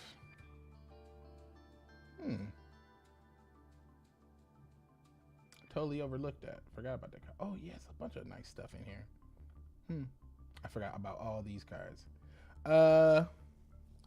I'm so irritated. I'm absolutely disgusted, actually. I'm so disgusted right now. Like, I am so disgusted. Dude, cross out? Fucking cross out again? Fucking cross out again, bro? Like, yeah. I'm just too good. I'm too good. Yeah, you're good, bro. You got it. Yeah, fucking cross out's great. It's a great card. I don't see why people don't play that card. It's such a good card. Great card. All right, brick this. Brick this, Konami. I want you to brick this. I want you to put the thickest brick you can find. Brick this, Konami. Brick this, okay? Show me. Brick this. Brick this. Brick this. Brick this. Go ahead. Show me. Brick it up. I want you to brick it up. I want you to brick it up. I want you to give me 5 trap cards. I want my opponent to go first. I want them to set 1 card. I want to go second. I want to draw 6 traps. I want to set all 6. So my opponent be like, royal decree. I want to see it. I want to see it. Brick this.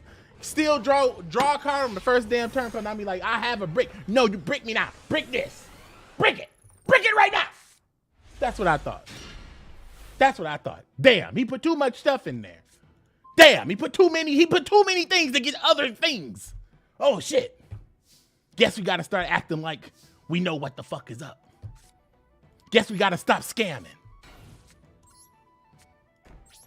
Guess we gotta stop scamming. Guess we gotta give him magic spells and traps. Guess we gotta give him a good hand. Anani. Evil hero, my boy. Damn, 39 months of those things. I appreciate that, my boy. You know what I don't appreciate? You know what I don't appreciate?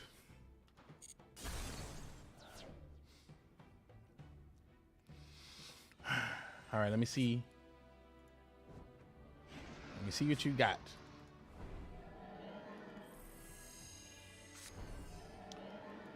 Annoying. Oh, actually, I can discern his hand. He has a metamorphosis in hand.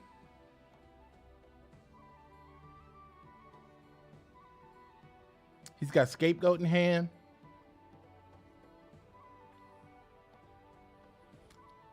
He played his 1 cross out. So he's got scapegoat in hand for sure. He's got metamorphosis in hand.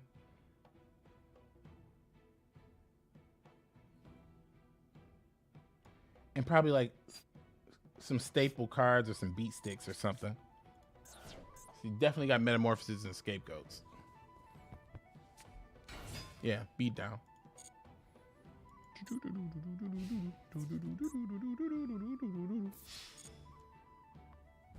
Oof.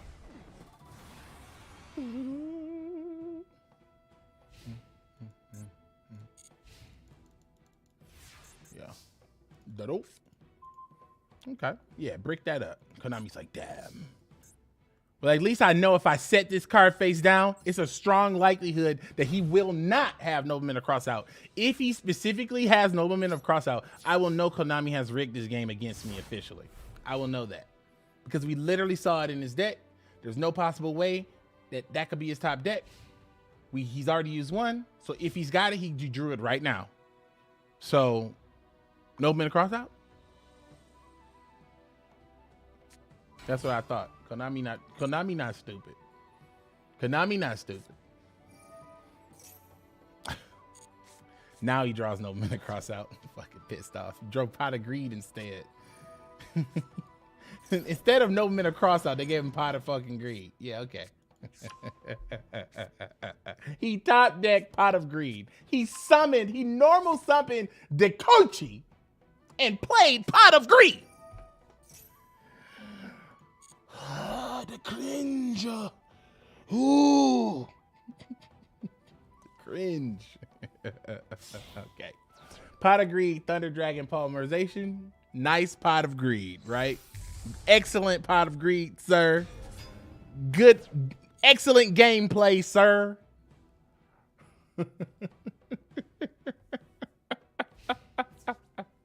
Excellent gameplay, sir. Excellent. Excellent gameplay. Excellent. Excellent gameplay. Excellent. Truly innovative. Truly innovative. Truly. Truly. Truly. Right. Yeah. Mm-hmm. Yeah, I know you don't run traps. I saw your whole deck. All right. So let's go ahead and draw. Thank you. Thank you. Okay. Thank you. I will not pay. Nope. And yoink. Mm-hmm. Mm-hmm. Mm-hmm. Alrighty then. All right. Such an advantage you built up on this board. A shame I'm just gonna take it from you. Bang. Scamming ass. Now you're gonna get scammed. Konami tried to brick me. Brick this. Yes. Now I want something out the hand. I'm stealing. Stealing. And I ain't talking hearts, boy. I'm talking life points.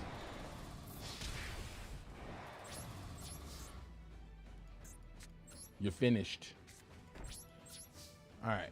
There you go. You said the BLS on the way? Never. Never. Never.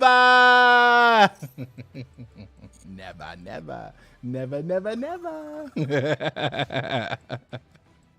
Can you make me Blue Eyes White Dragon the Aki way? Sure. Sure.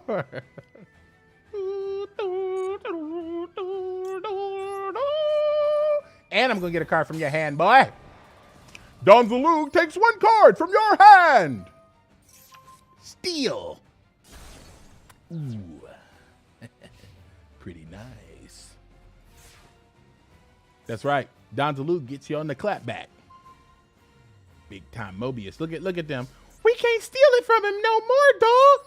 He's become too powerful. He's put so many things in his deck. We're finished. That's right. You're all finished. Life points diminished. I'm taking that from your hand, boy. I'm stealing. Stealing. Mm-hmm. Bye-bye.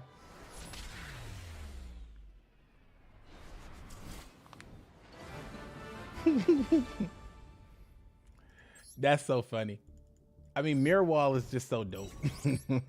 So mad. So mad. Ooh. Dave is playing your boy. That's the main. They are playing me. They are playing me. That is like, I mean, really, when you think about it, top 1% hands are crazy, but top 1% hands like that is even crazier. Roy, my boy, thanks, my boy. 39 months, my boy. Actually, for the members, my boy, especially for these guys like Roy, Evil Hero, I'm doing something special for y'all for the coming up. So keep an eye out on the members only community tab, which I will be posting in more frequently as I am now fully in this YouTube mode. As you can see, I've been just kind of getting on. Oh shit, it's Lil Tay. As you look at Konami. Look at Konami. They're like, yeah, we did it. We bricked the boys. Oh, Konami's like, you fool. You left this card in your deck. Okay, I forgot, Konami. Calm the fuck down. Calm down. Calm down, Konami. Calm down. They found a way to get 4 bricks in my hand. Okay, you can do it. Calm down, Konami. I know. Relax. Relax. Relax. Just chill out. Send the rest of the cards. Send the rest of them. Don't be stingy. No, I'm not doing that. I'm not doing singular fans, my boy. I will not be doing singular fans. No. I will not be doing singular fans. Oh, he heavy stormed to destroy Book of Life. Jesus. I will not be doing singular fans. No way. No way.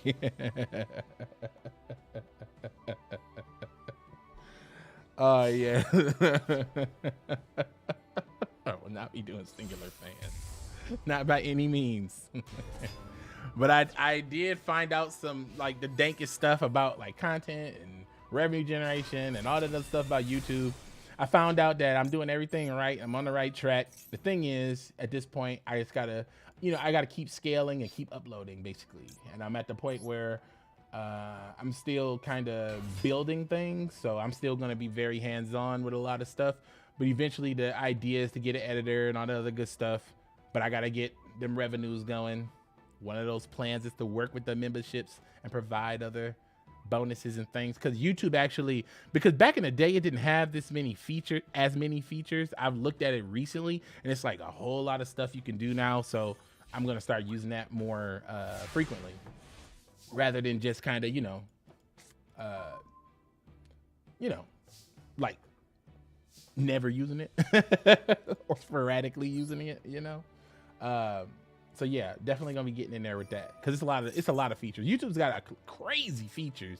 They even dropped, they have their own AI. I haven't even got a chance to really play with it yet, but they have an AI that they use for like editing and short creation.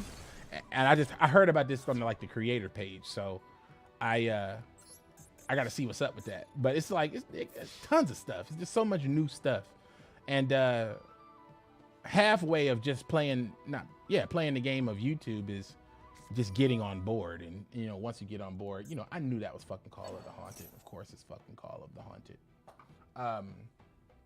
But once you're on board,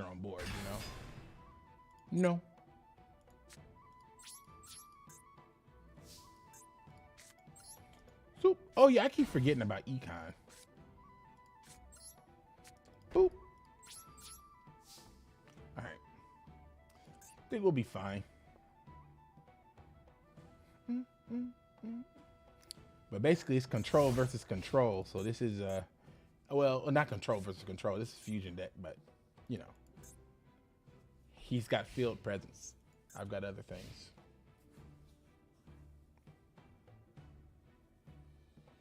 So, I got some spicy stuff planned, especially stuff around like the book and stuff, which I am happy to say is available for pre-release, the digital version in the Kindle store. But on the same day, which is April 15th, the hardcover and the paperback will be released. And for some reason, I can't put that on pre-order. I can't do that. I can only put the digital on pre-order. So the digital's on pre-order right now. If you want to pre-order it on Kindle, you can. And if you have Amazon Kindle, the Kindle Unlimited, it's free under Kindle Unlimited. So my book will be free under Kindle Unlimited. So that's like one of the things that was my goal with it. I wanted it to be accessible and free on Kindle Unlimited. I think is very accessible.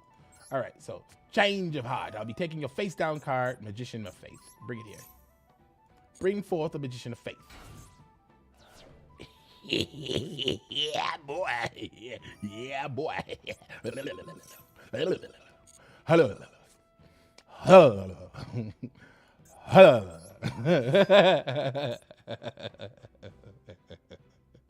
You gonna play that torrential, buddy? Play that torrential, buddy. He's thinking like, I should really torrential right now. He's like, I should really torrential right now. I'm really gonna lock it in though. You gonna play a torrential? Don't be reading Spirit Reaper. Ah! Which one you gonna take? You want that? I think I wanted more. I think I wanted more. I think I wanted more, man. I think I wanted just a little more than you do, man. All right. Let's get them life points. All right. Gimme. Oh, no, my fusion deck, dog. Nice. Red Eyes Black Dragon. Watch him rip Premature Burial. I'll scream.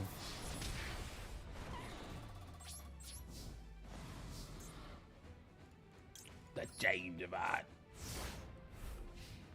His graveyard looks pretty pitiful, so he's probably got a lot of stuff in there. Pot of Greed, Premature, everything else. MST. We already played Heavy Storm. MST. Mira Wall. Not forced though.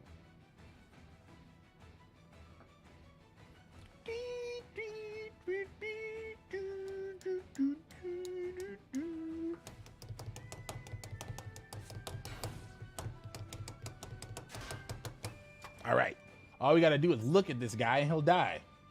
Can we find a beast to look at him? Got to add some more targeting things then. All right. Thunder Dragon Double. Thunder Force Starduk.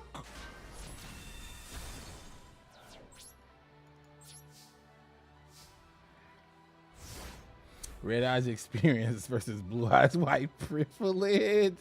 Make it happen.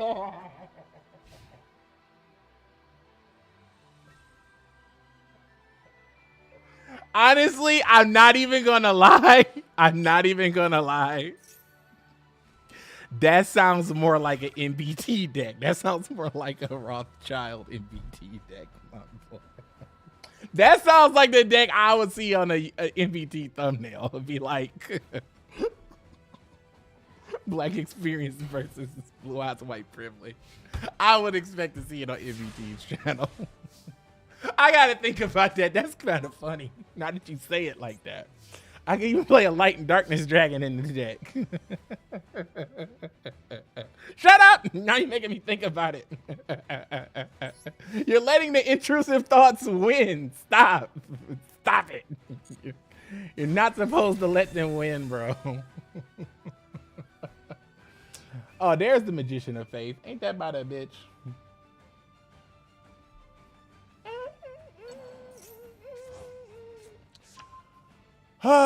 He spoiled everything. Hey, wait. Isn't your boy on Call of the Haunted, though? This is wonderful! All right. Well, I end my turn then. Go ahead. It's on you, my duelist. He's going to be like, Heavy Storm, dog. I've defeated you. Wait! Say good. Good. Let's see what happens. You just found out about this game mode, bro? I am so sorry, bro. Oh no. How did you just find out, bro? How did you just find out? This is the last day.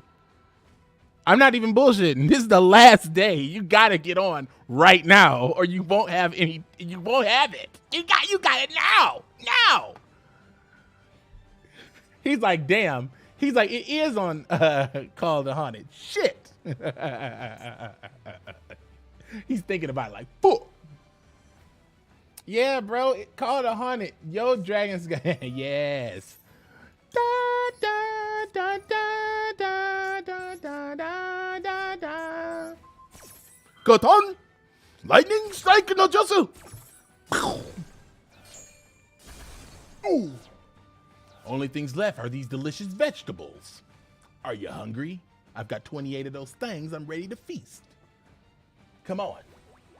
She's like, no, don't give it to me. Yeah, the time machine leaves today. Fuck. That's a statement I don't think I ever would have said seriously, but I actually mean that. The time machine is leaving today. You gotta get it back in order because this is going back to 2004, man. And if you go back to 2004, I'm gonna need you to take as much money as you can muster and put it in Apple and Amazon And give me a call after you profit, my boy. That is financial advice. Go financial advice, how to get rich. Financial advice, how to get rich. Let's go. First thing you want to do is go in a time machine. Take that time machine back in time. Take it all the way back in time to the beginning of the New York Stock Exchange. Buy all the stocks. Rich. Quick. Buy every stock. Bro, you gotta get on this, bro. Hurry up. If you're at work, go to the bathroom right now. If you're at work, go to the bathroom right now. Quiet quit right now. I want you to get up and quiet quit right now. I want you to go to the bathroom. I want you to put your headphones in. I want you to go into the stall. I want you to fake as if, don't fake, but I want you to fake as if you're handling your business. And when you're in there, I want you to go ahead, turn the app on, and enjoy yourself. Now listen. I have been at work, and I have been in public places, and I have turned on Duel Links, and I've goofed. I've turned on that app. It was mouse fart quiet. It was super quiet. Then you hear Yu-Gi-Oh Duel Links, and everybody's like, "What the hell's going on here?" I'm like, "Shee."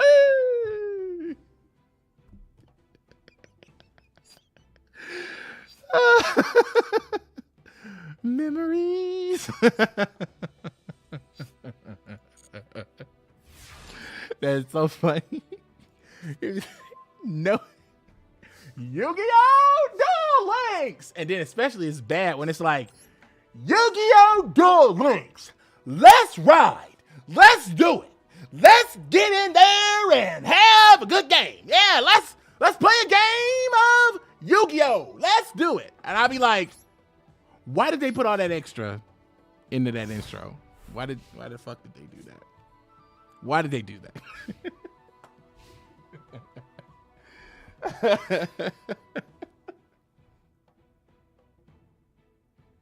Oh no, your dog had food poisoning? My bad. I'm sorry. I'm sorry to hear that, bro.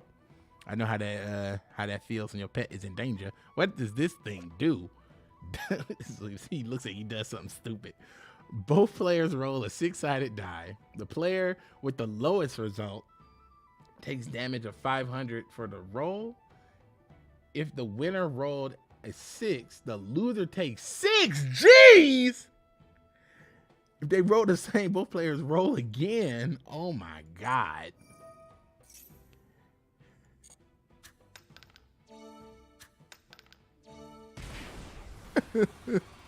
No. Ah! This guy is cringe. Oh no.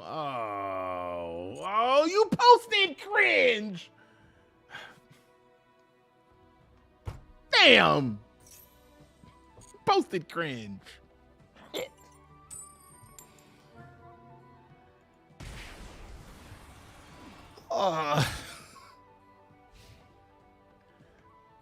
Yeah, rest in peace to the best one, dog. They be sending them memories. If you talking about something, remember this on Google? I'll be like, yeah, Google. I do remember that. It'd be real sad. It'd be so sad. Google be like, remember this time? Remember that time with that dog you really loved? I'm like, yeah, Google. Remember this picture? I'm like, yeah, Google. I do remember. I mean, damn. It's not cool. This guy, I'm playing burn, dog. Or you about to burn in hell. Spirit Reaper, let's go. You ain't never seen Spirit Reaper kill a monster, bro. Oh, I didn't know Spirit Reaper don't get his effect off killing the monster. I didn't know that. That's funny. I thought it was only damage. I thought he was like Don. He's not like Don. He says direct attack. So yeah, my goof. But I've got the judgment and I've got the Gigi break. So I think we'll be fine. He said this is a meme deck. Like for dogs, if you see, yeah. Oh, not me. Boy, Jirai Gumo. I'm gonna call the police on you, sir. Jirai Gumo. What are you doing? Stop, Yamado. No, Yamado.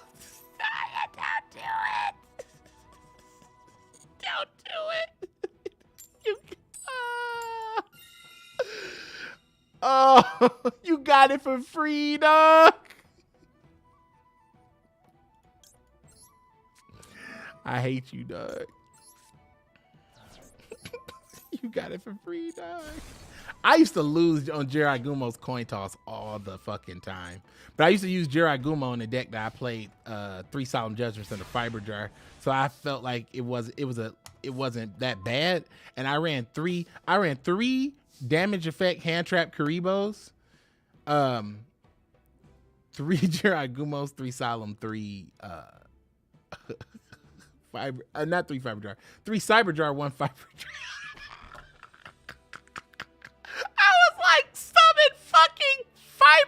Split Cyber Jar? That's actually the first card I looked for. When they said 2004 is back, I was like, oh, so we can play Cyber Jar? It was like Cyber Jar is banned. I was like, well, why would you even... Like, what's the point of bringing this back if you're not going to let us play fucking Cyber Jar?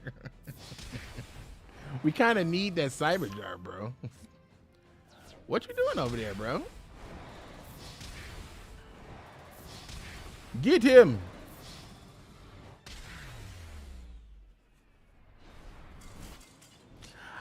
He said he weaponized his gambling addiction. Have y'all seen the the gambling Yu-Gi-Oh? Let me see. Hold on a second. Let's react. Hold on a second. Let's react. I'm gonna do it. I'm gonna do it. I'm gonna fucking react. I'm gonna fucking react. Ah! Oh my God, he's gonna react. Look out.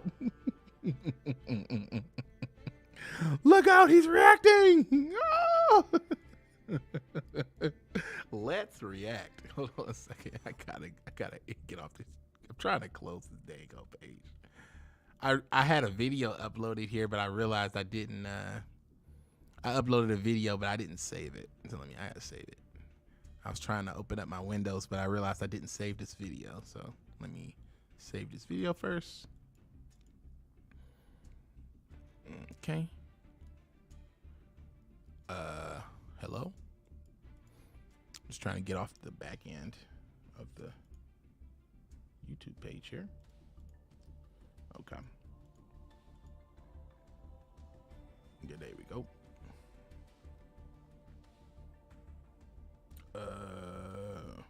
Yeah, okay.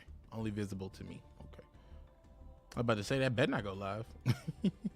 About to say it's not ready. No. Let us react. You said he's evolving, only backwards. Somebody press B quick. Somebody press B. Where's that? I think it's called drinking. Let me see.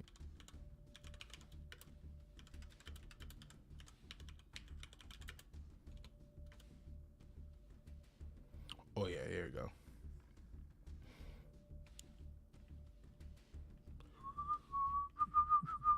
Dang, it's not even up.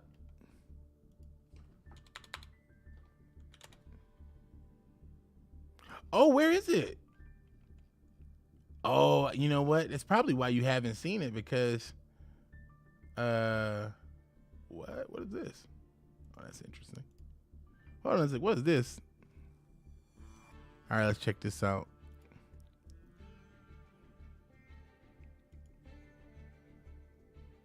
Boop. Okay. I have never seen this. I just so happen to find this while I'm looking for what I'm looking for. Let's check this out. This is Yugi and Yami eats breakfast?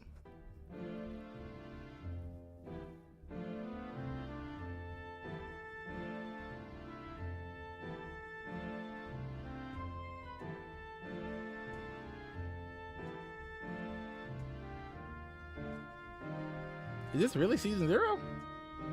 No, this must be like a fan made this. What? A fan must have made this. Oh yeah, this is fan made. Yeah. I'm trying to find, I think it's called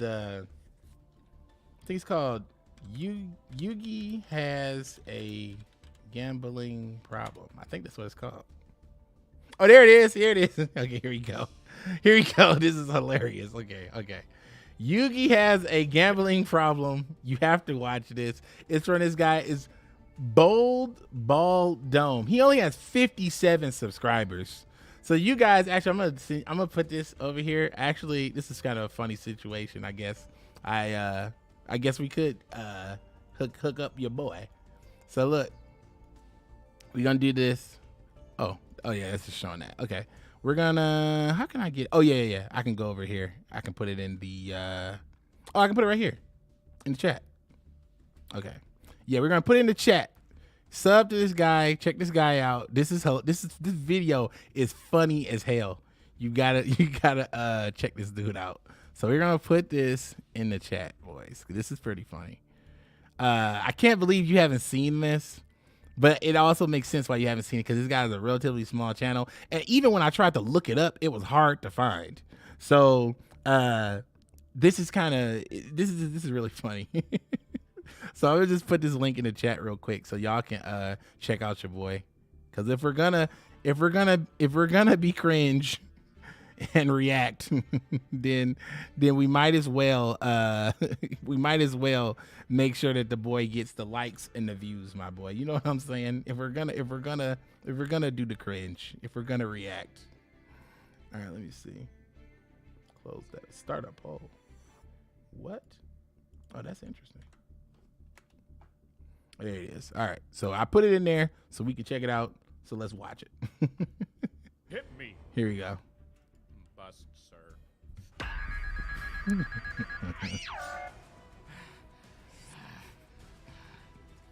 Hey, Ukes. I don't think you should be playing this game anymore. I don't think it's worth it. Joey may have a point. I've already lost all of my dueling cards and $84,000. But I feel like this next hand may be different. Thank you for playing, sir. I'm not done. What do you mean by that, Ukes? You have nothing left to wager. Come on, let's go. Not so fast. I have one more trick up my sleeve. Uh-oh. I summon the D to my grandpa store with everything inside. Oh, guess I can't turn it off. Ukes, what are you doing? I was trying to turn the game off, but I couldn't do it. I will be going all Wait, no. Okay, wait. He's going all in. He's putting. Wait, I didn't notice that Nike swoosh on Granddad's hat. On Grandpa's hat. This is actually funny. He's a copyright distinct grandpa. All right, let's go. I don't need help, Joey. The only thing I need Copyright now distinct is grandpa. the heart of the cards. The heart of the cards has not been on your side, Yugi, for the last day and a half. I mean, look at yourself. You're wearing a diaper sitting in your own film. This time will be different. Deal me in. Wow, what a great hand, Yugi. You may actually win this. Hit me. Yugi, are you He's got purple chest hair. You have 20 already. If you hit again, you're gonna go over 21 for sure. Please don't do this. I trust the heart of the cards. But Yugi, Hit me. Change. Wait. Shadow Realm Incorporated. That's the acorn that the police be shooting at. There's the I don't know, it's a sad Pikachu. What is that in that garbage can? Your deck's in that garbage can over there. It's hilarious. Anybody spare some change, please? God bless. Go bless. Anybody please spare a duel? Would anybody like to duel with me? All right, we're gonna make sure we crush the like button. I could have sworn I already crushed the like button on this video, but we had to check that out. This is it, Yugi. No, This is the location where we're not watching this. We're not watching Kaiba memes. We're not watching the memes. We're not watching this. We're not watching this. We're not gonna watch. We're not gonna watch all memes. I only wanted to watch and react to that one.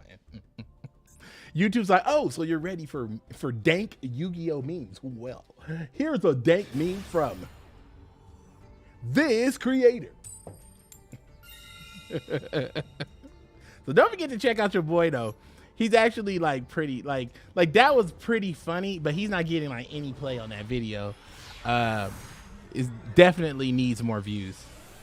Definitely needs more views. So make sure you go hit the like button and show up on his video. Leave a comment. Tell him that your boy sent him over there too.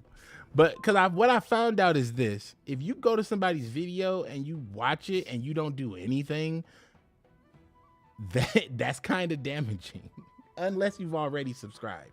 If you subscribed, or if you're subscribed and you watch somebody's channel, that's the best thing you can do. If you're subscribed and you don't watch their channel, that's the kind of like one of the most negative things you can do to somebody's channel, actually, when you think about it as an individual. Because basically it's a whole thing. I don't know if you've ever seen the Simpsons Treehouse of Horror episode when the advertisements became monsters and tried to kill everybody. The way they defeated the advertisements was to not look at them. In that same respect, YouTube is the same. Just don't look. Like, if you don't look, it'll go away. Why do they keep crossing this thing out? Why do they keep hitting this? Dang. That is super frustrating. They keep crossing this out. Like, they keep having it. Turn 1. Cross out. And it's always cross out in this deck. Jesus. Okay. Okay. Well, he doesn't have any fusions. He's got 1 metamorphosis in hand.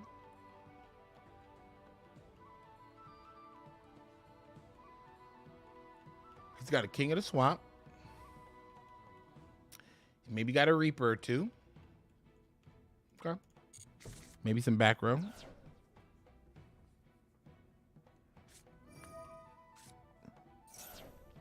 Yeah. Honestly, it's not even like and it's funny that the algorithm isn't necessarily changing. People's interests change every day. Like, people are very fickle with like what they watch and consume. They say stuff like subscribers don't matter anymore, but that's a lie. Subscribers do matter. Actually, subscribing is the strongest thing you can do. If you like somebody and you want to keep them around, you should subscribe. Because if you subscribe, look at even the monsters celebrated when I said that. Because what happens when you subscribe, you're telling YouTube, not only do you like that content creator, but the video you subscribed on is worthy. So YouTube will say, this video is a good video. People subscribed on this video, and the person that we normally send this video to watched it for a considerable amount of time and stayed on platform. Therefore, this is a good video. That's YouTube logic. Give you some of this.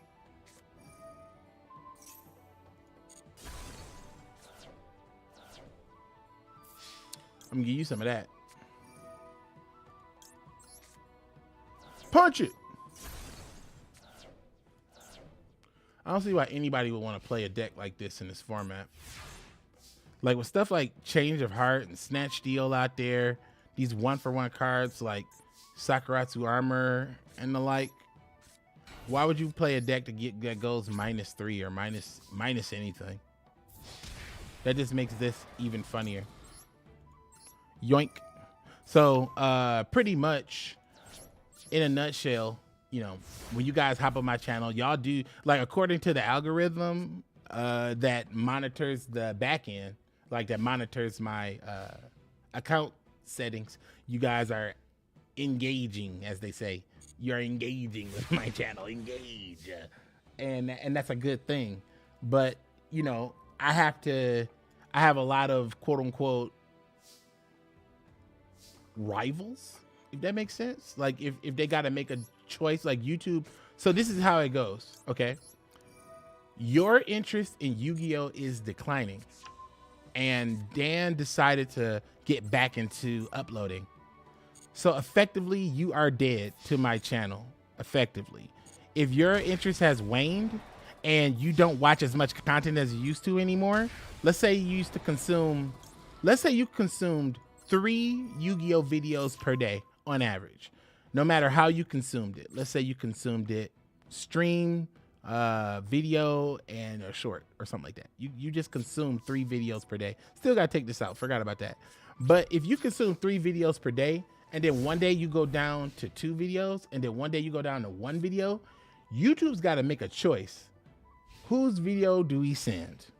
We see he's recently gotten into Christianity, and he's really into Jesus right now. So we're gonna send him like 6 Jesus videos. But he did have an interest in Yu-Gi-Oh at one point. I don't want to risk it and send it to YTDan's channel, because YTDan's channel, although he just uploaded, although this viewer does subscribe and hit the notification and watch, although all these things are true, I was right about metamorphosis, by the way, off that cross out. Although this is true, I'm gonna, as YouTube, I'm gonna choose Cyrax. I'm gonna choose Rhyme Style. Because why do they choose Cyrax or Rhyme Style? They choose Cyrax or Rhyme Style because Cyrax or Rhyme Style does Yu-Gi-Oh, but also what they do is other things too that YouTube hopes will hook you when they recommend you after Cyrax's or Rhyme Style's video, basically, for example. But if they have to make a choice between Cyrax or Rhyme Style and me, it's gonna be Cyrax or Rhyme Style every single time, because up until the point of the moment when you decided to get online, those people are quote unquote the largest with the higher with a proven track record of a strong click-through rate. Now let's say on that same scenario, same person, same scenario, but let's say you barely watch Rhyme Style and Cyrax. You barely watch them, but you watch me all the time. And Rhyme Style and myself upload at the exact same time. YouTube could make a judgment and say, okay, we know that he probably would watch the Rhyme Style video, but because he normally watches YTDan on the regular, we're gonna give YTDan a chance. And then you watch the video, and then you like the video, and you go on about your day. YouTube looks at that and says, someone watched that video and liked that video in Dan's community, therefore it's a worthy video to send out. Send that video out to folks on Rhyme Style's list. Send it out to people on Cyrax's list. Put it in the browser feature. Put it in the search feature. And that's basically how the whole thing works. So it's about, it's a matter of compounding many videos and watch time over a long period of time. Maintaining and holding a large presence. For example, like Decade, the great example, because he's been uploading nonstop since he played Worlds. I don't think Decade took a break since he came back from the Duel Links first Worlds. I think he was in the first Worlds. Get the fuck out of here still with this. Oh! Okay. Anyway, I don't think he's taking a break, if I'm not mistaken. I'm pretty sure he hasn't taken a break since Duel Links and the whole thing like popped off. So my man's been on the grind for a minute. He got a Marshmallow in hand. That's annoying. He's got an old Vindictive in hand. That's annoying. That's dangerous. He's got Dakuchi in hand. That's dangerous. He's got Thunder Dragon in hand. It's dangerous. Ooh, all this back row. Shit, he might have Solemns in hand, but he definitely don't have Torrential. Does he have a Regeki Break? He's 3 Regeki Breaks. He doesn't have a Regeki Break. Okay, but he got 3 Chaos Sorcerers and Blackluster Soldier. I haven't played Chaos Sorcerer and Blackluster Soldier because number 1, I don't have Blackluster Soldier, and number 2, I am not breaking on Chaos Sorcerer. Not doing that to me. What's good? Never forget. Yeah, it is. It is like building credit, or you could use the other C word, clout. It's building clout. That's what's happening. That's what's happening here. YouTube is saying this person is worthy, that person is not worthy based off clout, because here's the real thing. Here's the real thing. All these YouTube channels out here, all these YouTube videos out here, all these people on YouTube that be telling you how to do stuff are all bullshit. especially when they're trying to sell you a goddamn course. All these people use the YouTube strategy, quote unquote, and they're saying like, oh, well, if you do this or you do that, or you say this or you say that, you'll get these results. But a lot of these people just don't fucking know. And the reality is the people that do know don't say nothing about it. That's the reality. Because like, what benefit is it to tell you? Like, if I'm a billionaire, why would I tell people how to become billionaires? Then I wouldn't be a billionaire anymore. You know, at some point, maybe you'll overtake me or maybe you'll put me out of business or whatever. Like, I'm not going to tell you how to be a billionaire. But that's kind of what's going on here. It's like there's a game to be played, and you can, and in order to play the game, it requires an immense sacrifice of time, money, and work. It requires that sacrifice.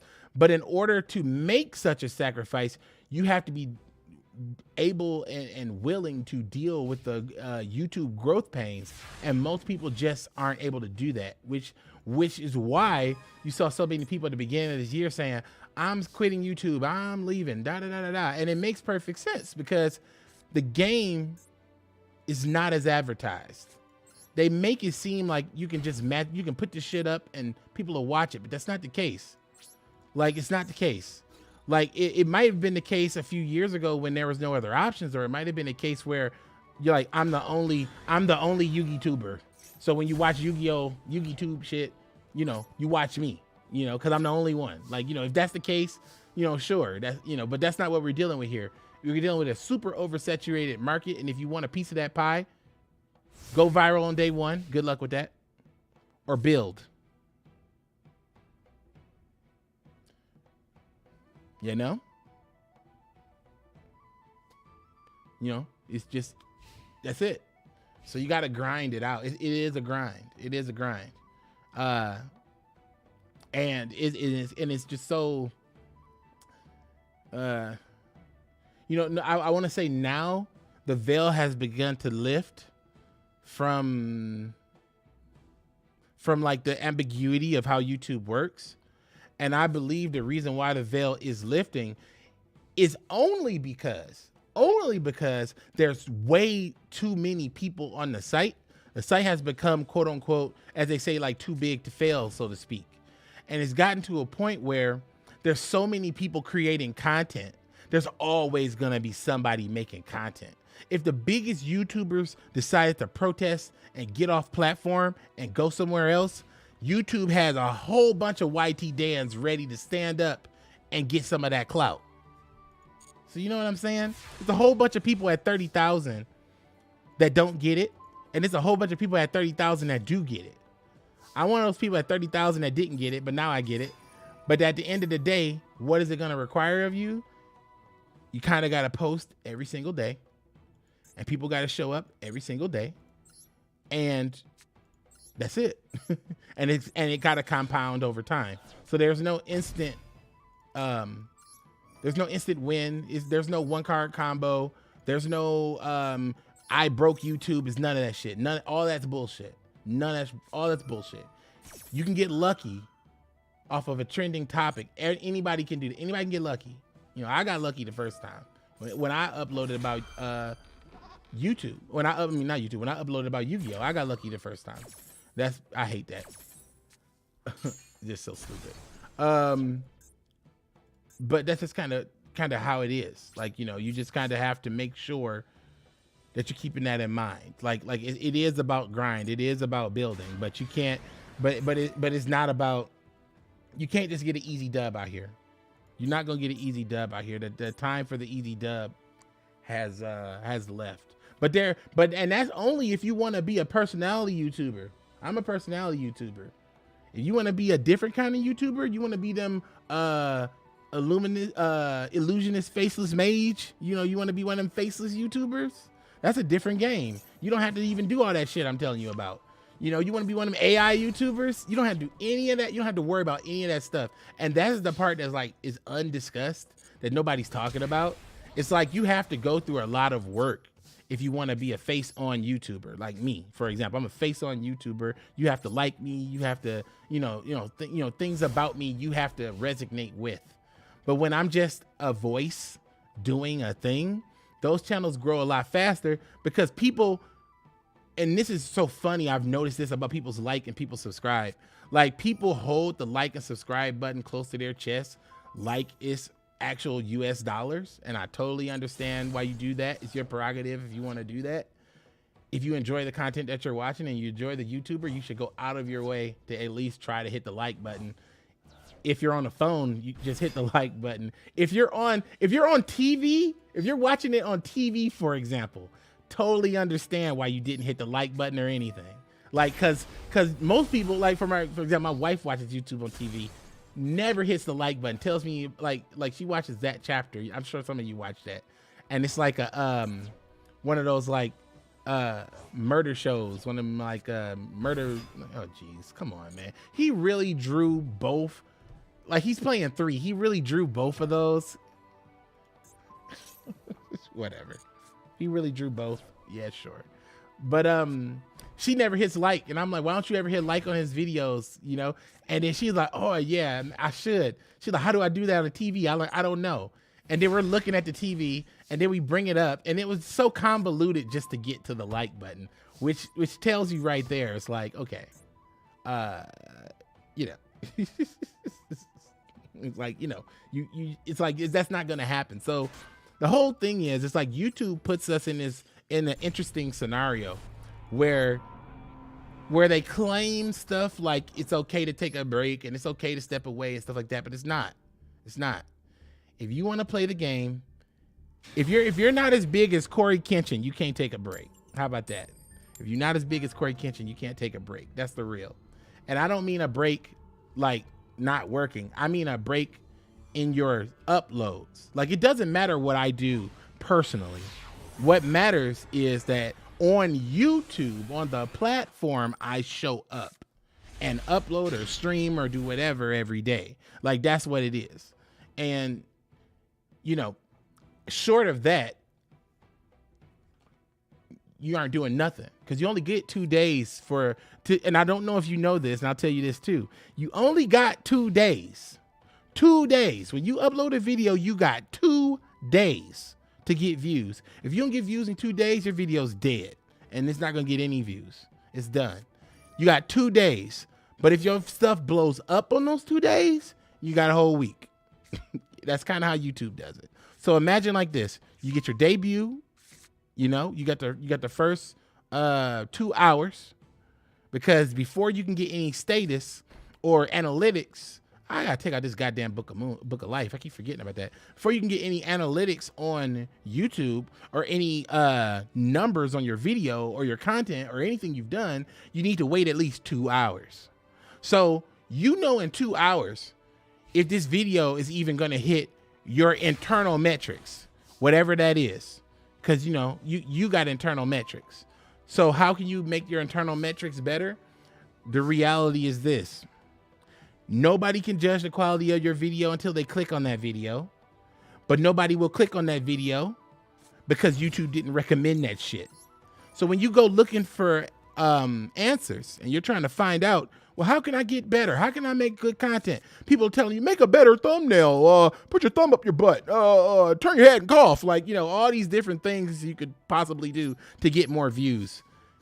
Make your video as cool as possible in the first few minutes. But that doesn't fucking matter if they don't click. You can make the bombest thumbnail in the world, but if YouTube had to make the choice between YTDan and Syriax, because again, you got to look at the larger numbers. Like someone like Syriax covers a wide range of people. I think he's 1 million or 500,000 or something like that. So he covers a wide swath of people. That wide swath of people, 2 or 3 of those are my guys.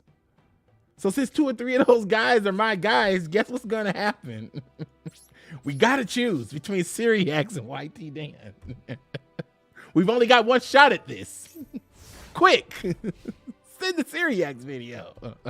Or anybody else. You know, it doesn't really matter. And you can just take that and put it in any genre, like no matter what it is. Like, let's say you start cooking tomorrow. Binging with Babbage is gonna beat you. Say you start lifting tomorrow. That one dude with the orange hair, curly hair is gonna beat you. Like, you know, it's always gonna be someone in the niche that has quote unquote more clout in the data side, on the data side. But the only way you can beat that is to build over time by doing it every single day. You got to literally grind it out for 365 days, one whole year. So that's my goal is to grind out this year to see if I can build in the way that I have seen that has been true. And if it is true, if it does work the way that it has been laid out to me, the way that I have interpreted it after 365 days, I literally just started this last week. So, you know, I have been building and preparing and getting to this, but I started this like YouTube seriously like last week, according to the plan that I created. So basically, if this time next year, if I'm not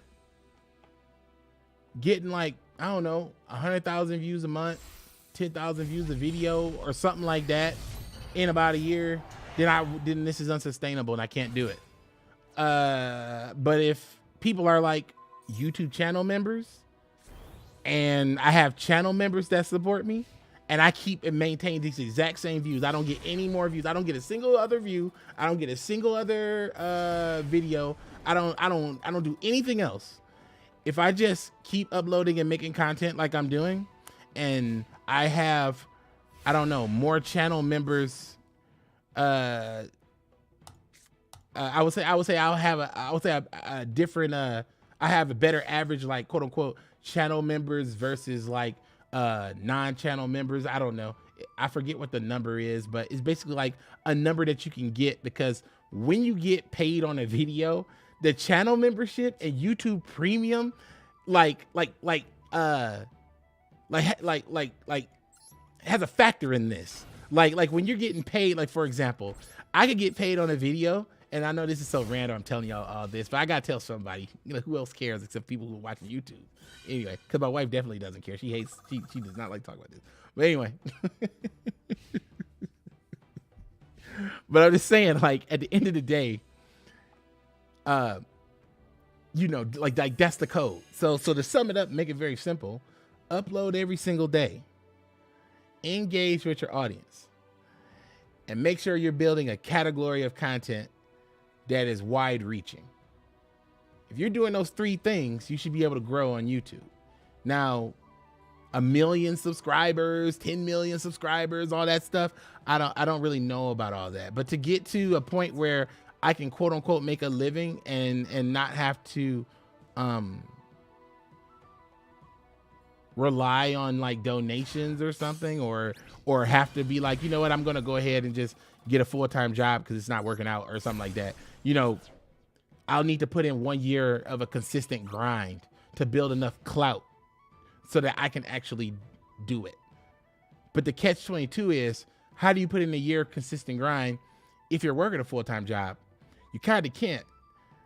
You kind of can't.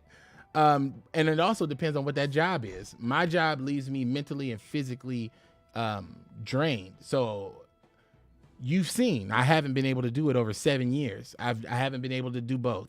I haven't. I've tried. I've really tried. But it's physically and mentally draining. And then you come back and then you got to put your brain to the task of making content on the internet. And that's not easy. Like, you know, that one goofball said that one thing, I forgot his name. That one goofball, that political goofball, he said something about YouTube was like the hardest job in the world, or something like that, or something about how he worked, something about like how it was like the hardest fucking job. Something he said, I don't remember, but he said something ridiculous, like it was the hardest fucking thing ever. And don't get me wrong, uploading a video to YouTube is easy. That is easy. Making content for an audience is where the mental struggle and anguish comes in. And some people get on stream and just do these kind of streams. Like, I'm kind of just bullshitting on this stream. But other people get on stream and actually have a whole show planned out. That's a different thing. So there's a range to complexity when it comes to content creation. But it's not the hardest thing in the world.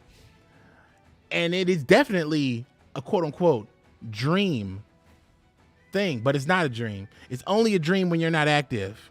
And you should stop saying that shit. I'm not saying it anymore either. Dreaming is bullshit.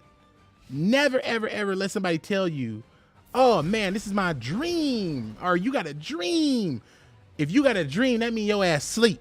Wake up. Wake the fuck up and do something. If you dream and you sleep, that's all that means. American dream, your ass sleep. I got a high school dream. I got a job dream. I got a dream. I got a dream. I got a dream. You are asleep. You are asleep. You need to wake your ass up. And that's the reality. Because you think about it like this. I had a dream to be a Yu-Gi-Oh content creator. But instead of being a Yu-Gi-Oh content creator, I bullshitted and pussyfooted around and I messed around until one day the Duel Links thing fell into my lap. I got lucky. I got lucky. But then I started saying, it's my dream. It's my dream. So I wasn't being active and paying attention. So I'm not focused. So I'm dreaming. But I know now. I am focused now. I know now. Dreaming no more. This man tried to end. He's trying to end my goddamn life points. So I mean that's it. That's it. That's just the crux of it. Like, all jobs are hard. Anything that you have to sit down and focus on, like for example, if you could build a house and talk to me at the same time, like you could build a whole house and talk to me at the same goddamn time, you are one skilled individual. But most people, if they're gonna build a house, they gotta sit down and focus. I'm building a house right now, so doing something else doesn't make sense. You know what I'm saying? Like, most people can't do that, and I'm most people. Like, you know what I'm saying? So you gotta really think about it. So, you know, so I don't say I'm dreaming anymore. I don't have dreams. I have reality, and that's it. That's all I got. So I got reality, and I can do what I gotta do. That's all I'm saying. So no more dreaming over here. But that's something I had to learn from, because and the reason why I say that is because I am a person who has, by skill and by luck, achieved his dreams. But I realize only now in hindsight that all those dreams could have been achieved better. I could have done more. I could have went further if I wasn't dreaming. Dreaming also kind of means you don't know. Dreaming also means you don't have a path. Dreaming also means you are hoping. Dreaming also means you have surrendered it to someone else. I am no longer dreaming, which is why I said I had a funny feeling about saying, hey guys, I want you to like pay money to support me, quote unquote, on my YouTube channel or whatever. And I felt like that's not, I didn't feel like, I feel like that's not something. I feel like that's just like, how do you ask for something like that? For example, because here's the thing that goes off in my brain. If a subscription to Netflix is $12 damn, and I stream once a week or twice a week, and you're willing to give me $5, you're saying that my stream is more valuable than Netflix. That's what you're saying. Netflix has all that stuff, and you know, it's money. Like, money says these simple things to us. Like, you know what I'm saying? That's why we got these monetary values. Because I mean, at the end of the day, you know, either because it's like if I had, for example, like, I don't know if you ever seen that meme where the guy's like he's like spoofing like Fallout, and he asked the guy like, can I buy the gun? And the gun was like, that's 16 bottle caps. And then he said, oh man, that's like either way too little or overpriced. And he's like, what do you mean? He's like, well, if you're telling me it's 16 bottle caps for the gun, but it's like, I think it was something like, he said, but you'll like, I think what was it? Like a cola, or the Rad Cola was like 24 bottle caps. You're telling me you give me 2 guns for a soda. He's like, no way I'll do that. And then he said, well, I'll give you 2 guns, give you the soda for 2 guns. He said, no. He said, well, I'll give you the soda. Can you give me the cash? He gave him the cash. Then he took the cash and gave him the cash and got the guns. And he's like, oh my God. But that, I'm like that's what I'm saying. Like, so if that's the case, if I'm going to be presenting more value than something like a Netflix, then how could I ever like quote unquote like create quote unquote X value, you know? Some people don't think about it like that, but that's how I think about it. I want to make sure that I'm creating value, which is why before, just like I told you before, all the stuff that happened with me and stuff happened in January, and I'm not ready to start YouTube full time until last week. So what have I been doing for 2 months? I've been literally trying to build a platform in which I can sustain, I can sustain a living, and I can provide entertainment and create value. I don't want to just be some dude that's just making little shit videos and then I fade off into the ether one day and then YouTube gets deleted and it's all nothing. Because a man is supposed to be creating works. Like, that's what we're here for. We're supposed to be making things and creating things and creating and presenting value. So if this is my full-time job, what value do I bring? I am the creator of the Duelist GPT. I wrote the Yu-Gi-Oh guidebook. Like, I provide daily content. Like, that's value. That's real value. So if I ask you for $5 at that point and you give me the $5, guess what? I feel like I have presented enough value, because now I have a package of things that all come together, and this is a value for the viewer and the content consumer and the Yu-Gi-Oh player. It's a value. It's just a value. Everybody's not presenting value. Some people's presenting entertainment, and nothing's wrong with entertainment. It just goes with kind of your internal workup. And my internal workup says I must present value, and that's all it is about me.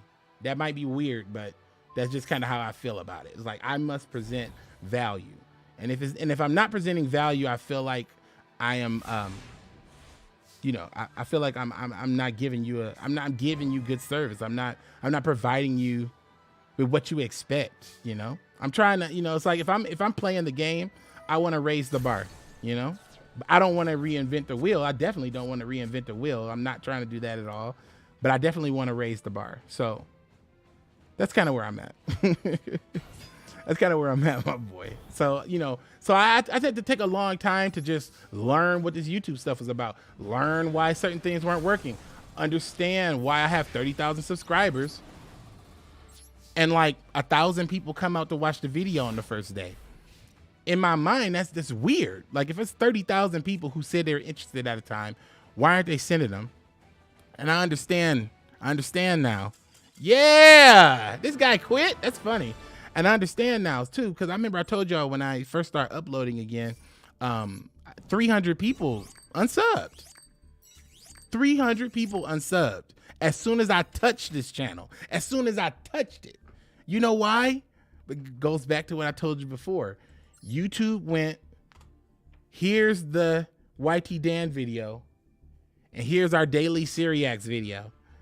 Now, YTDan hasn't uploaded in a long time, so we're going to go ahead and give it to Dan and see if Dan watched this video. And I know what the person did, because I've done this. Because like I told you, I'm most people. I'm going to take out the Book of Life too. I'm most people. Look at this. I looked at my phone. I saw the person, the video, or the content that I have not interacted with in months. And I said, oh, Yu-Gi-Oh, that thing? Ugh. And just swiped off. Didn't even think about the content creator. Didn't think about shit. Swiped off. Swiped off. So, and when you do that, YouTube be like, oh, you don't like this dude. So maybe they send it to you again. And then you're like, and then they're like, nah, I'm straight. I actually don't even fuck with Yu-Gi-Oh anymore. It's not a Dan thing. It's a YouTube thing. It's a Yu-Gi-Oh thing. So YouTube goes, okay, well, you're unsubbed from Dan's channel now. So that's what they do to kind of keep things going. Like, YouTube will unsub you if you're not, like, you don't watch me, you don't interact with me, you don't hit the like, you don't hit subscribe, and when you do see my video, you skip. So YouTube's like, so this person just doesn't want it. So they just stop sending you, and then they unsub you, and it happens. Or you're going through and you see, and it's like, oh, look, it's that YTDan guy. Kind of don't like his style. Kind of don't care. Unsub. It happens. So 300 people dropped as soon as I looked at this thing. As soon as I just looked at it. 10%. crazy. But that's just how it is. You know, that's just how the algorithm's set up. And it's so interesting because I will tell you like this. I rather work in the algorithm and with the audience of all of you. I would rather do that and put my trust here than to put my trust in a spot where I know that they are gonna give me the shaft down the road. Like they are, oh, this is classic. Classic, boys. I told you about this. Classic. Let's draw Don Luke or something. Okay. But this is even better though. All right, so let's go ahead and pop Heavy Storm. Yeah, classic. And then we're gonna flip and get a +1, and then we're gonna summon and get a +1, and he's just gonna scoop at this point. He's just gonna scoop it up. Yeah, he's gonna scoop at this point. Look at this. Now this is now right here. Now you might say, oh yeah, this is nothing, but I mean, look at this. Technically, this is a 1-card combo. I got 5 cards in hand. Look at all this shit. I mean, it's like not talking shit. But anyway, but yeah, like we need to hit up an Exceeds or something with this. Link 2. Now look, now I'm really gonna piss him off.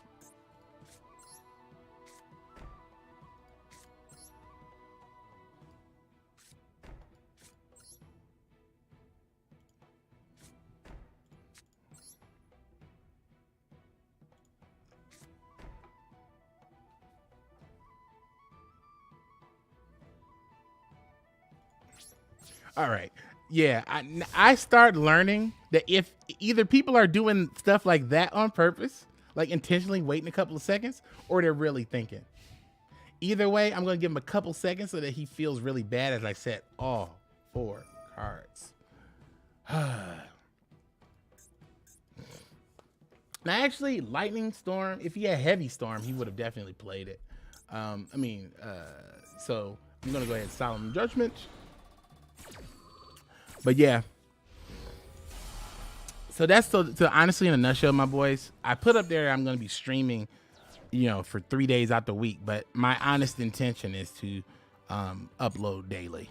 And you know, once I get more confident and I have more content in my queue, I'll actually like advertise that I'm uploading daily. But you know, I'm at a point where I just want to kind of just start slow and, you know, want to deliver more than I'm promising, if that makes sense. So, you know, for now it's just 3 streams, but you know, as you've seen, there was content yesterday, there's content today, there's, you know, I uploaded some content today, I uploaded some content, you know, there'll be some more content tomorrow, there'll be content every day. Like, you know what I'm saying? Content every day for the next 365 days.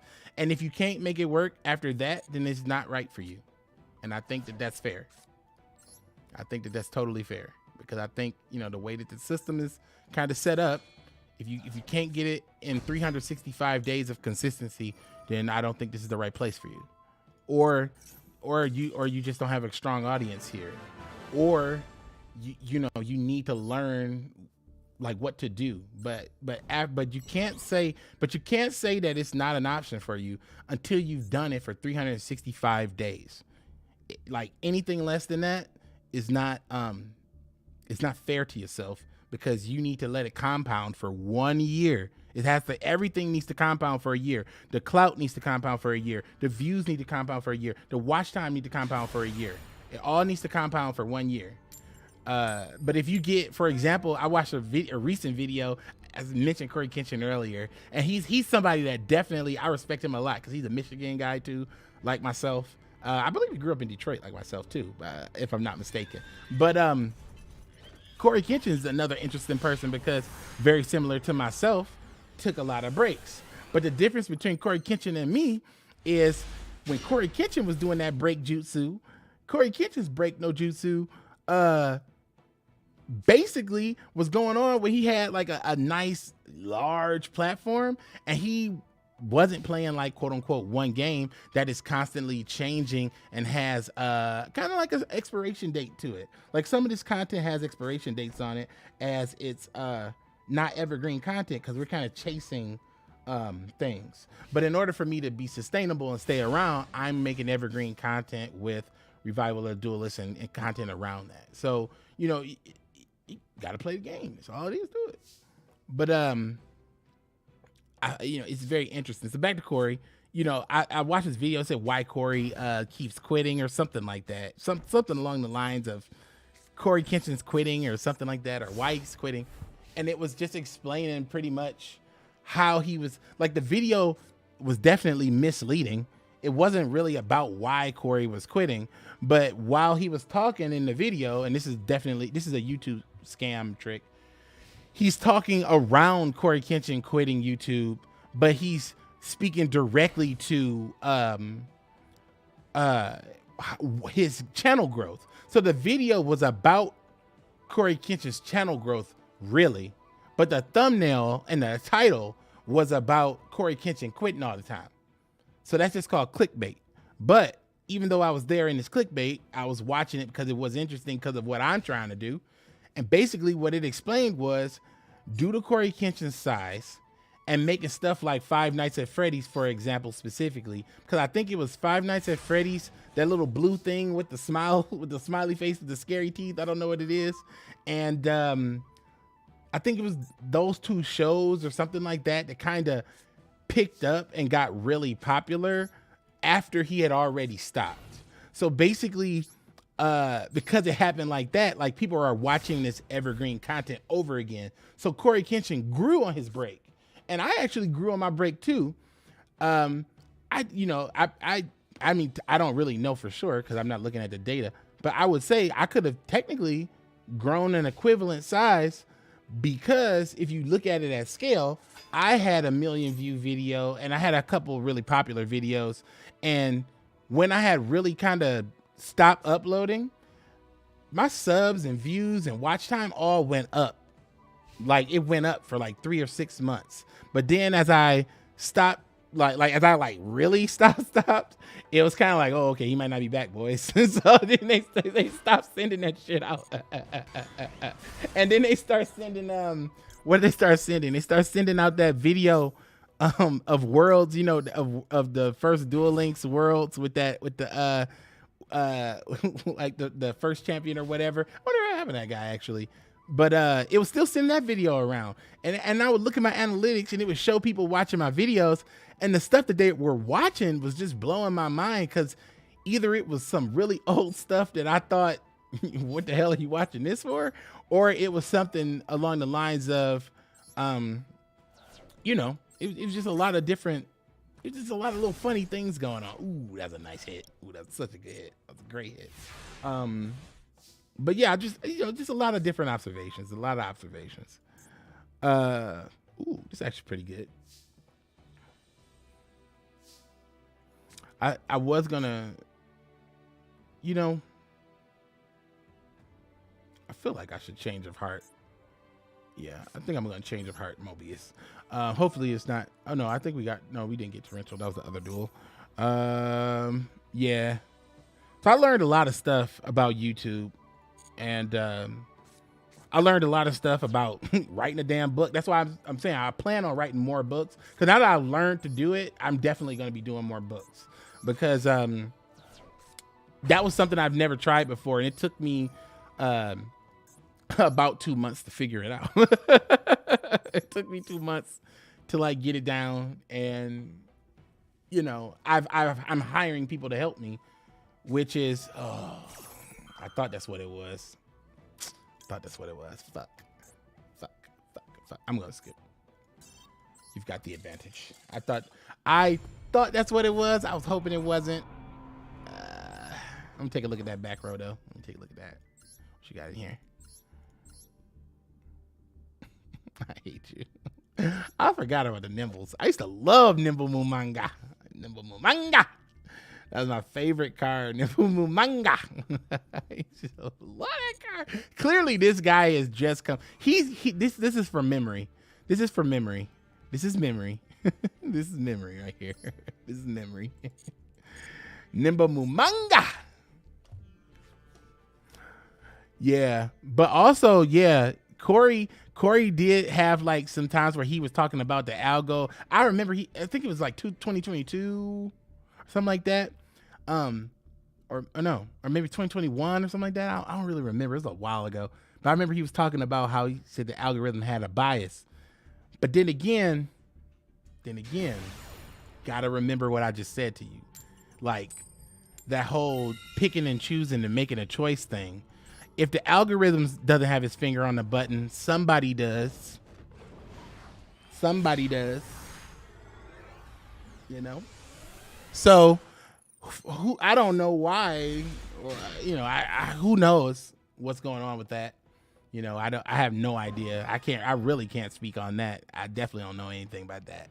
But I will say for sure, from my perspective as someone who's worked in corporate America, who's worked at a company, I'll put it like this. I'll put it very plain to y'all. I've worked at companies better than YouTube, higher than YouTube in terms of like, I don't know, fucking value in the fucking marketplace. Like I've worked with some big names, and I'm telling you this right now. If it is something that needs to be controlled, there is somebody at the wheel. There's someone at the wheel. It doesn't know if anyone tells you it's 100% automated process, it's a lie. Someone's watching automation. Somebody's a manager. Somebody's looking at this data.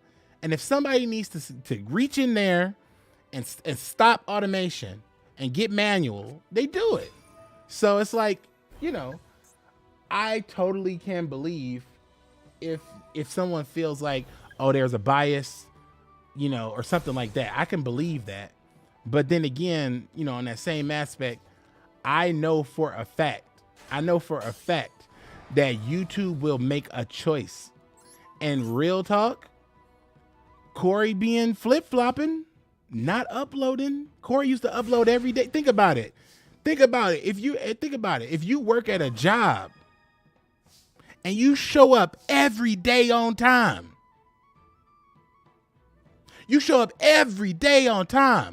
and one day you don't come back for a week, when you show up next week, you think you got a job?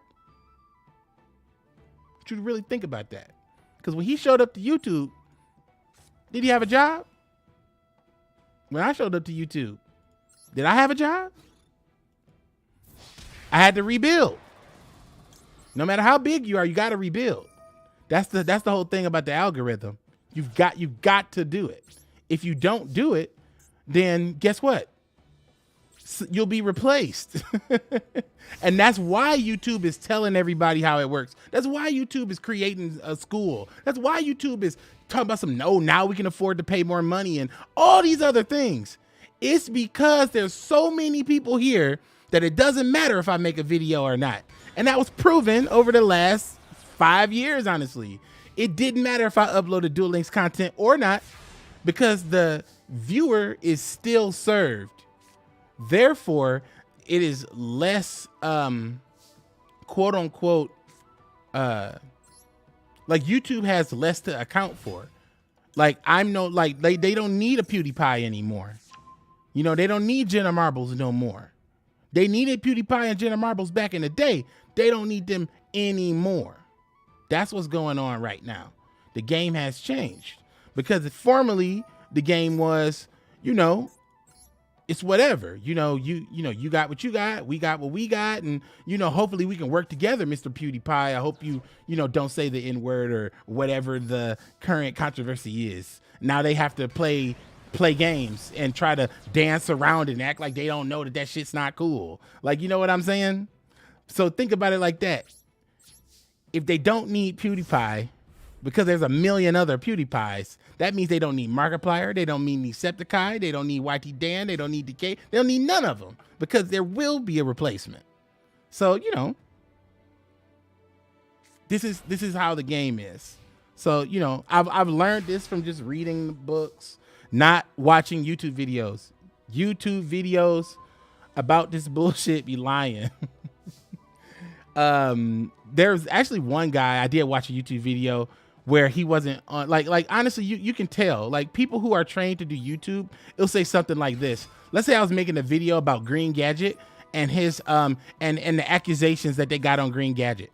I'm like, guys, you won't believe what they're saying about Green Gadget. What's going on, guys? I'm YTDan, back again to talk to you guys about something controversial. The Green Gadget has been in the news yet again, and we need to talk about what's going on with Green Gadget. Now, I don't know if you have been hearing about this, but getting in trouble, doing things that has Green Gadget involved is pretty risky. But as we get into this conversation, I want to make sure before we get started, can you hit that like button and subscribe so that we can get this thing moving? That was about 30-40 seconds of me talking bullshit about Green Gadget that had nothing to do with why you clicked on the damn video. But they all do it. And they all get you to 30 seconds, and that all gets the retention. And then people think that that's what's supposed to be good. People think that that's the metagame. And then they go take that, and then they create a YouTube video claiming that they're going to teach you how to be the best YouTuber. And then they do that. And then now we got a whole website of what's going on, guys. But then the meta changed. You can't, that's not cool anymore. So what do we go to? Mr. Beast. Everybody can't be Mr. Beast because everybody ain't got bread or sponsors. So they do what they do the next best lower thing. Back to pranks. Like, come on, man. It's not hard. It's not hard. It's bullshit, but it's not hard. You know, it's just a grind. And it would be great if somebody sat me down, for example, and was like, welcome to YouTube. Real talk, if you want to be in on this game, you got to go in one whole year. And I will tell you the honest to God truth, I probably would have gotten that lesson. When we moved to New York City, I planned on going to the YouTube studio and getting involved with like people there so I could really understand how to do YouTube. But COVID hit as soon as I was getting those plans rolling. And then my appointment to go to the YouTube studio got canceled. And then they closed the YouTube studio and I never got that connection. And you know, then things just started to happen out of nowhere. And then maybe I thought, oh, I don't really need this. Oh, why did I do that? I called it a haunted and took this thing. Why did I do that? But I'm not called a haunted. Take a breaker. Why did I do that? Silly goose. But yeah, it's funny. It's a funny game. It's all about the grind and being here every day, being present, showing up. You know, it's about that kind of stuff. That's all it's about. You know, and it's a hard job to do if you're doing it every day. And that's also another thing too. YouTube is not meant to be done every day. YouTube is meant to be worked as a process. You'll see how I'm working it as a process throughout the year. And then maybe you'll be able to glean some knowledge from like how I'm doing it. And then maybe it'll inspire you to do something. Then maybe you'll make something. And then, you know, hey, maybe I'm watching your shit. But you know, that's basically it. Like, you know, you need 1 year sacrifice. You got to sacrifice 1 year to YouTube.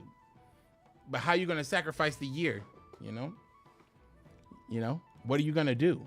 You know, and then once you get the viewers, what type of content are you going to make? Because a lot of people just make content sometimes and just be throwing shit up there. And then it just goes viral out of nowhere randomly. And then because it went viral out of nowhere randomly, I mean, now they're like, oh shit, now what do I do? What's next? They don't know. So it's a funny game. It's a very funny game. But if somebody had sat me down and told me, Dan, you need to go in 365 days and you need to go as hard as you fucking can for 365 days, I would say, okay, bro. And that's all it would have ever took. That's all you ever had to fucking say. But nobody said that though. And should somebody say that? Real talk, should somebody say that? Somebody from YouTube should definitely say that, but nobody from YouTube said that because it was in YouTube's best interest to keep that quiet because, you know, what if a rogue gets too big too fast? You know, we have Monkey Jones. That's the biggest rogue I've seen on YouTube ever. And that's still around, I would say. That's still around because you got other guys. But I'm saying, like, you know, Monkey Jones was saying all kinds of crazy stuff, doing all kinds of crazy stuff. And then Susan came for him one day. Like, you know what I'm saying? Like, Monkey Jones was on a nut. Like, he was going crazy. You know, he's Simmy and Jimmy now. But, you know, allegedly. Simmy and Jimmy. But, yeah, I mean, it's pretty it's silly, man. It's so silly. And it's like I've been a viewer for so long you know, you kind of got to reverse engineer your viewing experience. You know, I get it now. Like, but it took me a minute to get it though. But you got to reverse engineer that bitch. Like that's really what's missing. I should put enemy controller in here because of the gadgets. That'd be good.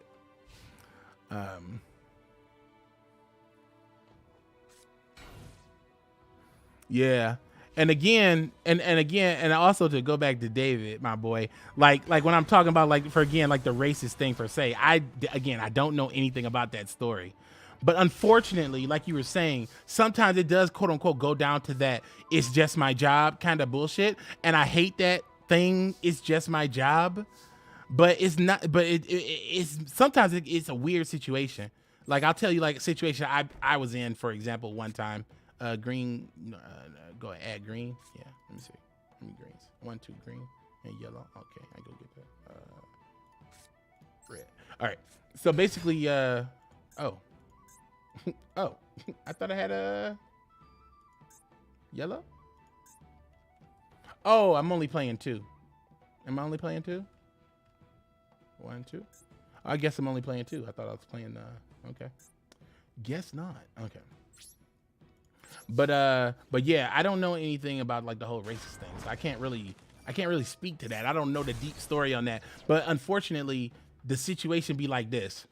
I am employee B. Okay, employee B. I have a job where I'm basically doing a task. Like, you know, I'm just doing the thing. I'm the guy who does the Excel, or I'm the guy who presses the button. You know, I'm the guy that does the one thing. Okay, and because of that, sometimes employee A, who's my boss, gets into a pickle from the CEO, from his boss, from anybody. And they're like, I need you to put your thumb on the scale. Don't you got a guy for that? Call up that Dan Brown guy. They call me up. They tell me to do the thing. I'm like, but that's super wrong and unethical. And definitely we shouldn't be doing this. They're like, well, do you want your job? Do you want to feed your fucking family? Like literally that's what they're doing. Put a fucking, do you want to live tomorrow? And you got to make that choice every day. So if it comes down to Corey Kenshin's views or the food in my children's belly, guess whose video is about to get fucking throttled? Guess who's about to get kicked off of trending? guess who? You know what I'm saying? Like that's what's going on in these corporations all the time. These middle managers is putting pressure on these individual contributors to do very bad things. And I want to say like disingenuous things, you know, like, you know, or it comes like, for example, it comes time to do layoffs. Okay. It's time to do layoffs. Who they going to fire? The last guy that they hired and the people that they don't like. Companies keep a list of people that they don't like. They don't write it down, but it's in your boss's head.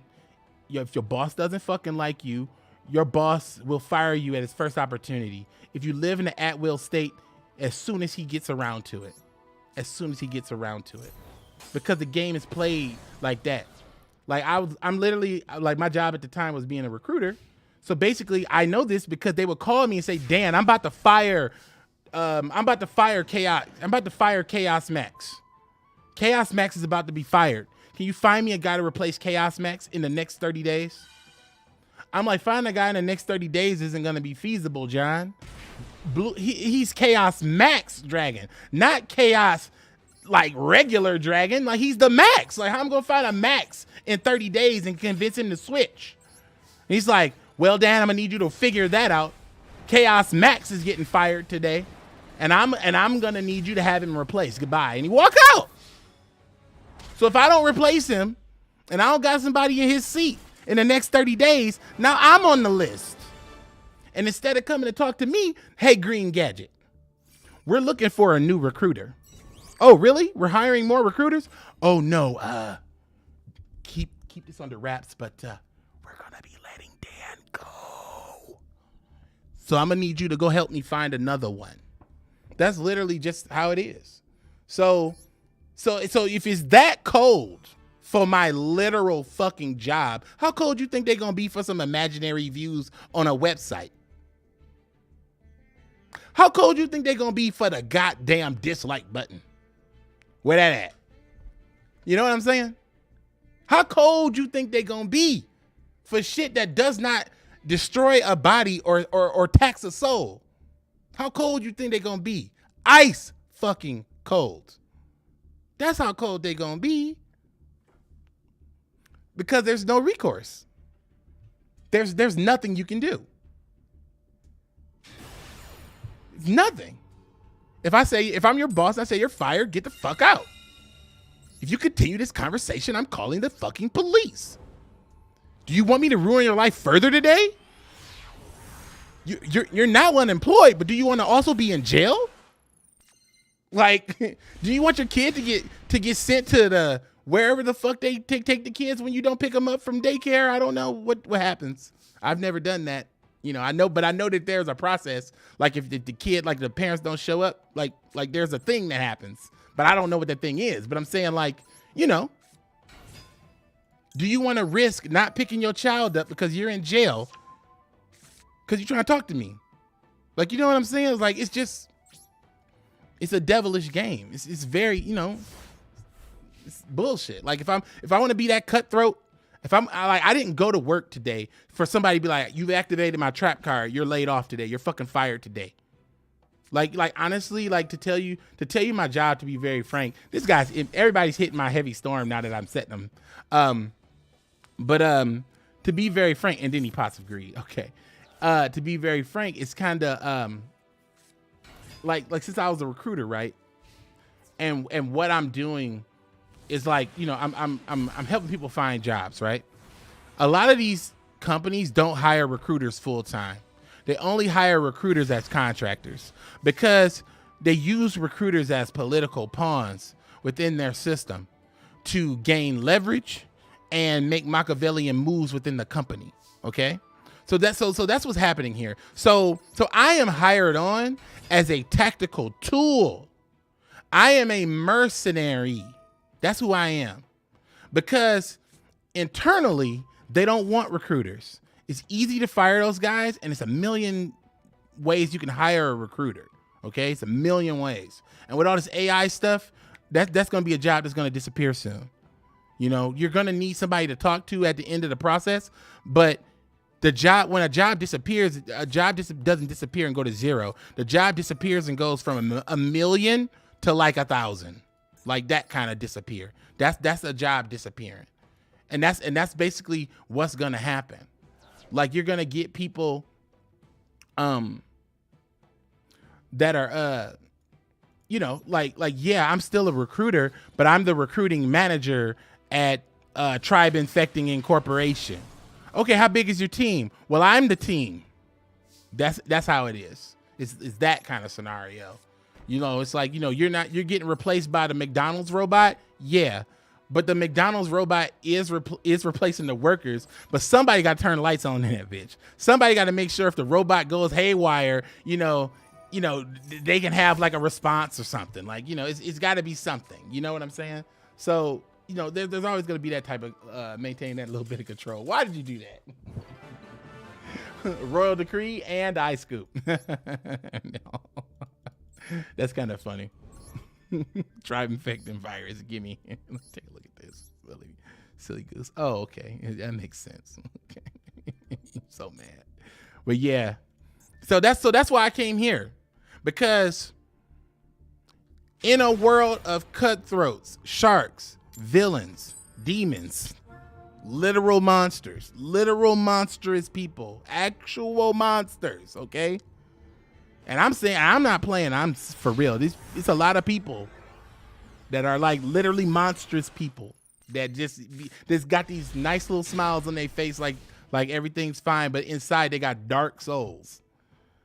I would rather put my fate in the hands of millions of strangers than to do that on a day-to-day basis and watch people play the stupidest political game. Watch people that do not have my same intelligence and I will say, and I have to say it like this in this manner, in this very arrogant manner, okay? There's a lot of stupid people out there, and I'm not stupid. I am not stupid. I am not stupid. But there are stupid people in there with powerful positions over me. And I will be damned before another stupid person tells me that I can't, or I am not, or I can't do something, or I don't have the capacity to do something. I will not ever put myself in a position to let another stupid person say that to me. I just can't do it anymore. Like the last time somebody did that to me, I literally quit. I couldn't do it anymore. I couldn't do it anymore. I got so angry. I just said, I have to get done with this. I've got to move on to a new fucking career. Because at this point, it's not going to change. It's going to be this every single time. And it has been this every time. I get in, I do a great job. They all say it's a great job. They all say that they love the great job. I hire people in. I change their lives. I am literally Red Skull. I am literally leading people to treasures I cannot possess. They hire me as a contractor to bring people in. I bring people into the company. I'm telling people, think about it. Think about this. Think about this. Imagine if this was a cookie and you worked at a bakery and you told me every day about how delicious this fucking cookie was, how amazing this cookie was, but you never tasted this fucking cookie. But you work all day to get people to taste this cookie. And your manager tells you, if you get enough people to taste this cookie, I'll let you get one for free. If you get enough people. And I'm like, you really do that? And they're like, yeah, I will. So you go through the trouble and you do whatever you can to get as many people you can to eat these cookies. Record numbers of people eating these cookies. Best people in the country eating these cookies. Record-changing quarter eating these cookies.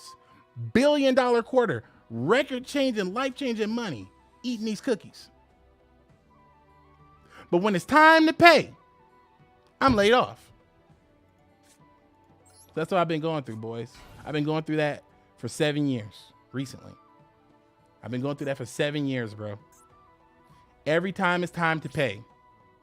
Every time it's time to fucking pay. The deal is altered. I am removed. So sorry, Dan. It's out of my control. So sorry, Dan. It's not me. I don't make this choice. I'm so sorry. So, you know, that's what happens. Every time it's time to pay, they take the deal off the table. And that's honestly, that's just Machiavellian bullshit. And to watch an idiot do that to me, and I have to sit there and watch it. Like, you can't scoop your job. Like, unless you know, willing to make the sacrifice. You can't scoop the job. So I have to watch them do that. I have to watch him complete his 1 card, 10 move combo. I have to watch him do that in my face. And I know exactly what's coming. I know exactly how I'm about to be screwed. I know exactly how they're about to steal my life from me. I know exactly how they're about to crush my dream. I know exactly how they're going to crush my dream. And they can easily crush my dream because my dream ain't real. It's intangible. And why is that happening to me? Because I am asleep. So that's why we don't dream no more. That's why we live in the real. And that is the crux of my change. That's it.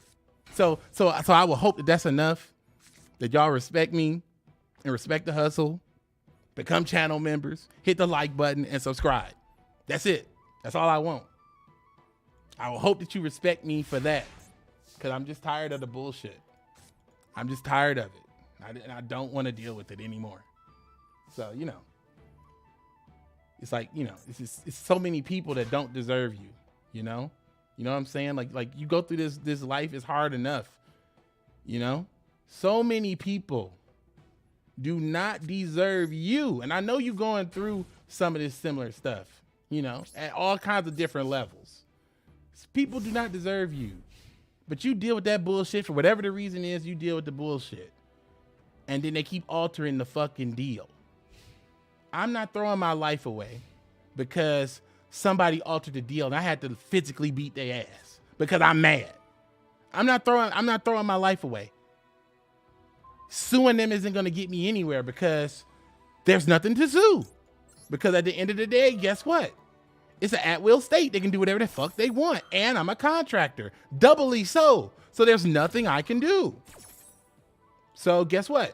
The only thing I can do is make a decision on the agency I have, on the things I do for the 40 hours per day. That bullshit out of here. Pay half my life points to kill it. Fuck you. Magician of face. But it just is what it is. You kind of just have to, when you realize that the game is set up in a way, and with this inflation stuff happening and the way that these crises keep unfolding, there's gonna be no I mean, there's no Superman's coming. Just to be very frank, Superman ain't coming. Black Luster Soldier ain't getting summoned. That's what I'm telling you right now. So you better start making a plan right now to do something to keep yourself protected when these corporations decide to flip. Because when I got fired, I'm gonna tell you what happened. When I got fired, I was invited to go to the company all hands meeting right afterwards. They also wanted me to work 60 days after being fired. So this is so stupid. They wanted me to work 60 days after being fired. And they wanted me to go to the company all hands meeting. And I go to the company all hands meeting, and you never guess what they say at the company all hands meeting. Guys, I want to thank each and every one of you for your contributions during this year. It's the first year after COVID. It means so much to us that we're back in the office, and I want to celebrate record profits, record numbers. Everyone's getting a bonus, and there will be no layoffs. Yeah! And everybody's cheering, but my ass is fired. I'm fired in this meeting. This is the third time that I have sat on a fucking meeting, and I'm fired. But they're celebrating record fucking profits, and they're celebrating no layoffs, but I'm fired. Not due to skill. I'm fired because my time is up. I'm fired because they don't want to pay up. I'm fired because they don't want to pay the fee to convert me. I'm fired from any reason that has nothing to do with my work. Nothing to do with the value I bring. Nothing to do with the products I produce. So all these companies can just milk me for a few $100,000, milk me for $1 million fucking dollars, and then just sling me out to the fucking shadows whenever they're fucking done. That's just how it's been, man. So I'm just not doing it anymore.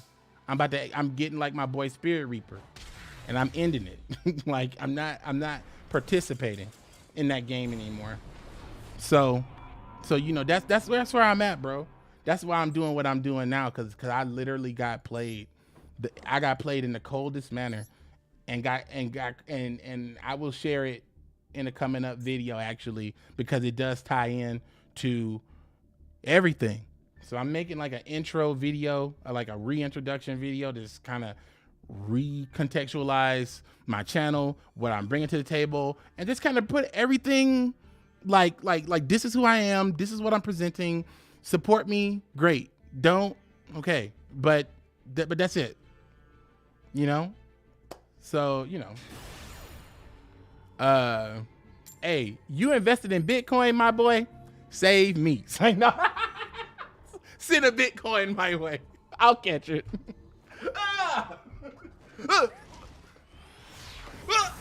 Got it.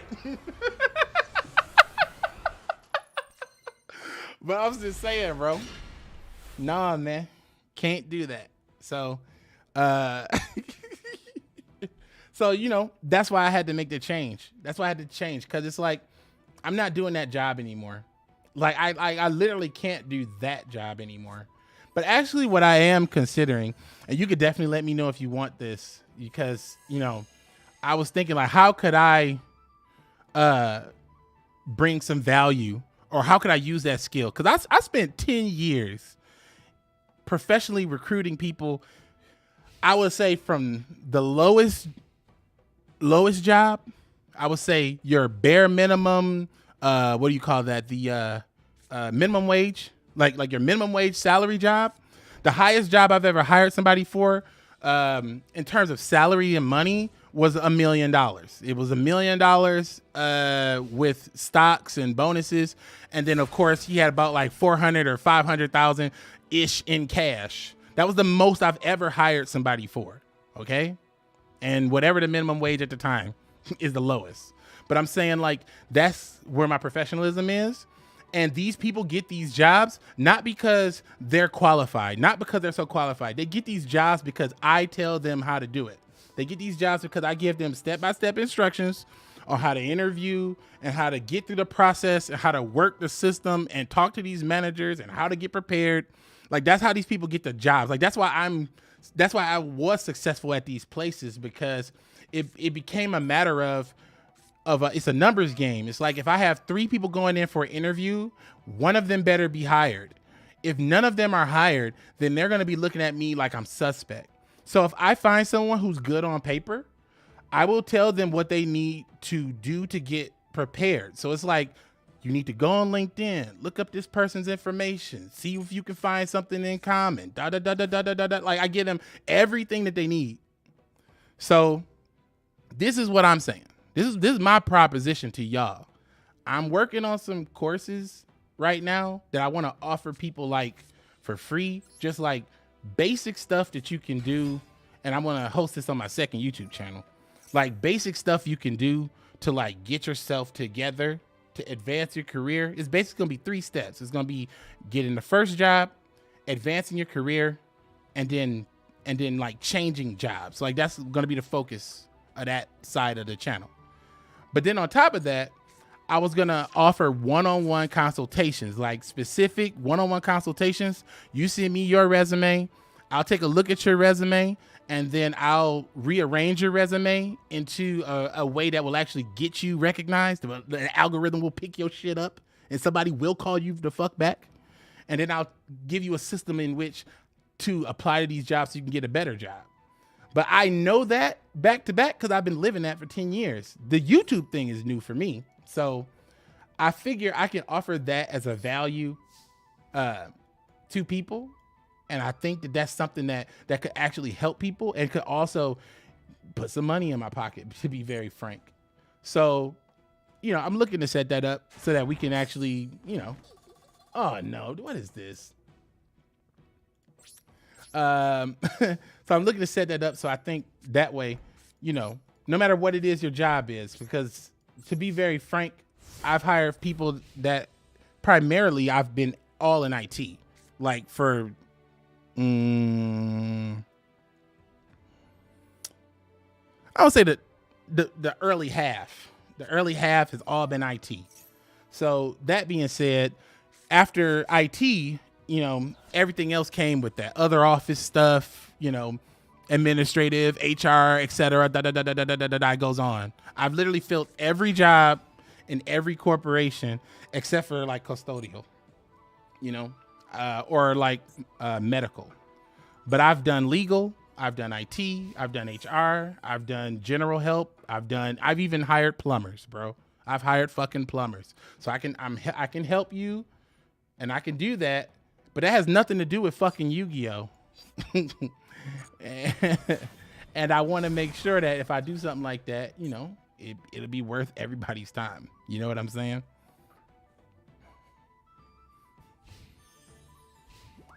Wait, what? He said Addy actually tossed the Bitcoin. What? He said he tossed the Bitcoin. What?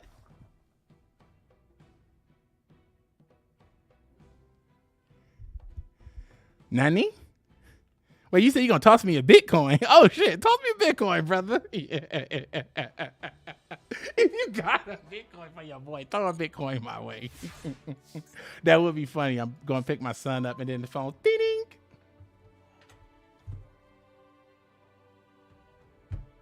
My God.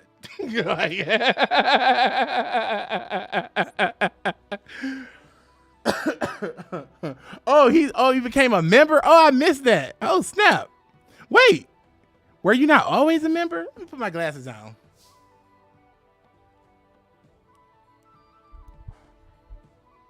Oh, you got the D-Boys on there. Oh, that's kind of funny. I could barely read that. I really shouldn't be not wearing my glasses. Oh, it's my turn. I really shouldn't be wearing my glasses. I was over there like, huh? But I appreciate the membership, my boy. Oh man, that's hilarious. I appreciate the membership, my boy. Wait, it didn't actually I didn't get a notification. I don't see it on my mini feed. That's weird. I got those other ones though. And I didn't get it on my YouTube feed either. Well, I appreciate you though. I don't know why it didn't show up. Actually, I'm changing up some of them emojis. Somebody actually on that poll yesterday I put up, they was like, hey, you should use them faces on the poll for the emojis. I was like, you know what? I was like, I will. I was like, I was thinking like, you didn't know this, but I'm actually editing the emojis right now. I'm actually in the midst of getting that together right now. Like, funny you should say something. Oh, you just resubbed from earlier. Oh, okay, I see. Oh, I see. I was wondering why it didn't pop up. It's like I didn't see anything. I even lost what I was talking about. I don't even know what we're playing. I'm kind of out of it at the moment. I started being real and telling y'all about shit in my life and little shenanigans. God, man. And they even and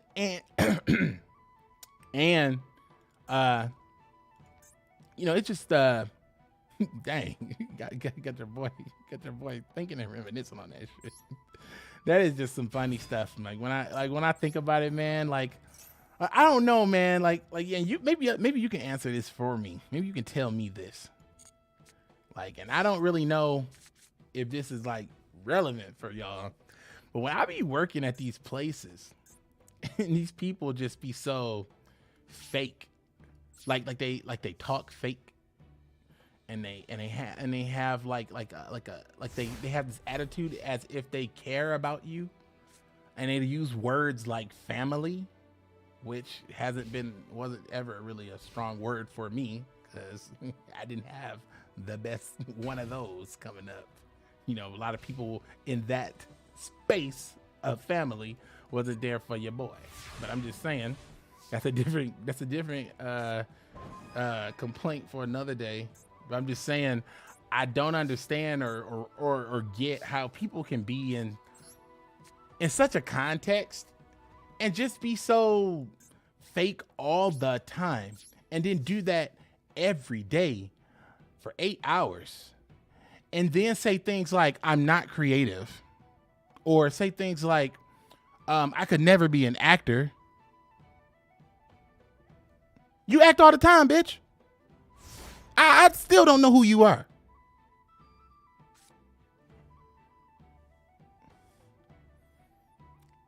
It kills me. People say they're not creative, but they'll lie every day. They're not creative, but they can make up a new lie every day. And it's the kind of lie you got to live with. Like, come on, bro.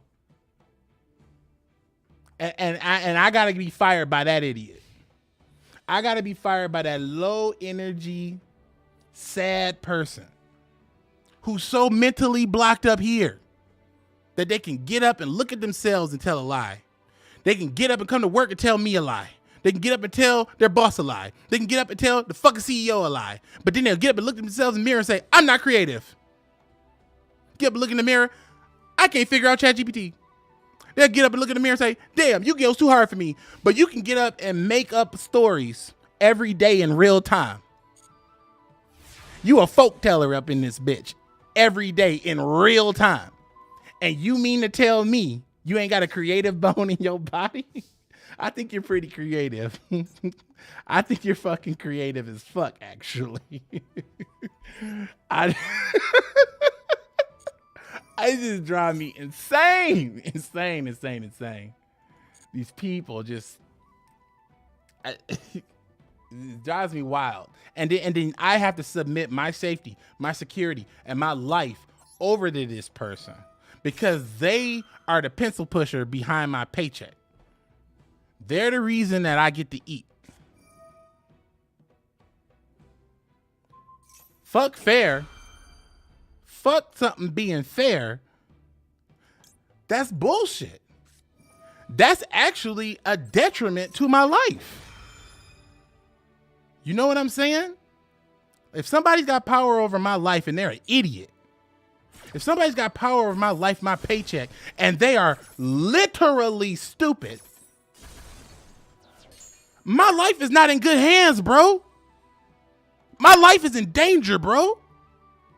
That's what that means. Yours is too. That's what that means.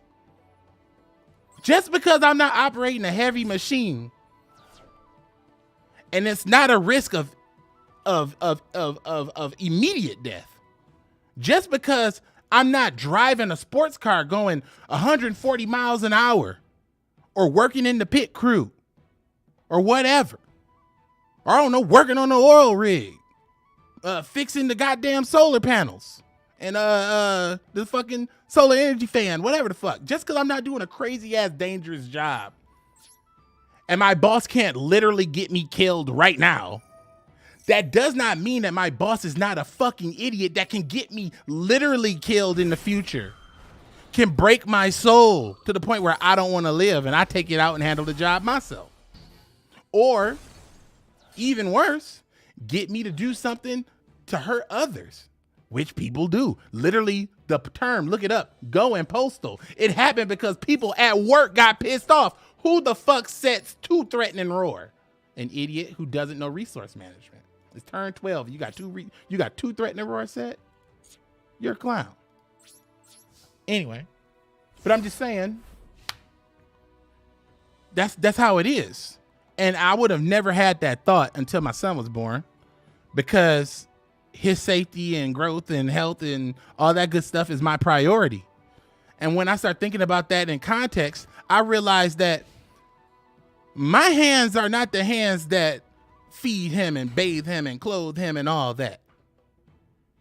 These are the toiling hands that complete the task. But at the end of the day, that pencil pusher is the person who has the power if all those things can be done at high quality. That pencil pusher decides if we're eating or not. And when they let you go, they don't give a fuck you got a kid. Because when I didn't have kids, they said they let me go because I don't have, I'll be fine. I can bounce back. I got the great wife and the good, I'll be straight. You got the great skills. You worked at all those great companies. You'll be great. You don't have, you don't have any kids or anything. Tommy Two Shoes got kids.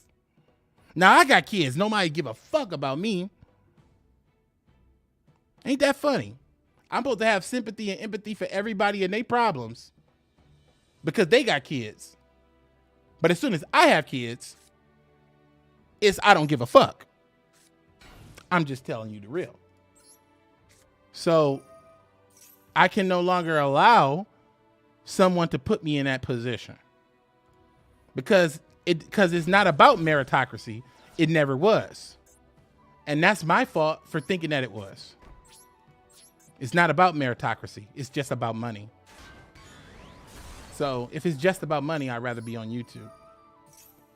If that's the case, I don't care. Like literally made 200,000 in a year with the previous job I had. I don't give a fuck. I'd rather make 20,000 a year doing this. I would literally rather do that because I'll die. I will literally die of a heart attack or a stroke or some crazy shit like that because I'm not eating good. I work all the time. I'm hyper stressed out. I don't get to do any hobbies. I'm stuck thinking about doing work all the time. And then when I get finished doing all that, I got to come home and worry about my son and my wife. And how the fuck am I supposed to do that if you take everything from me during the week and then on the weekend you demand my attention?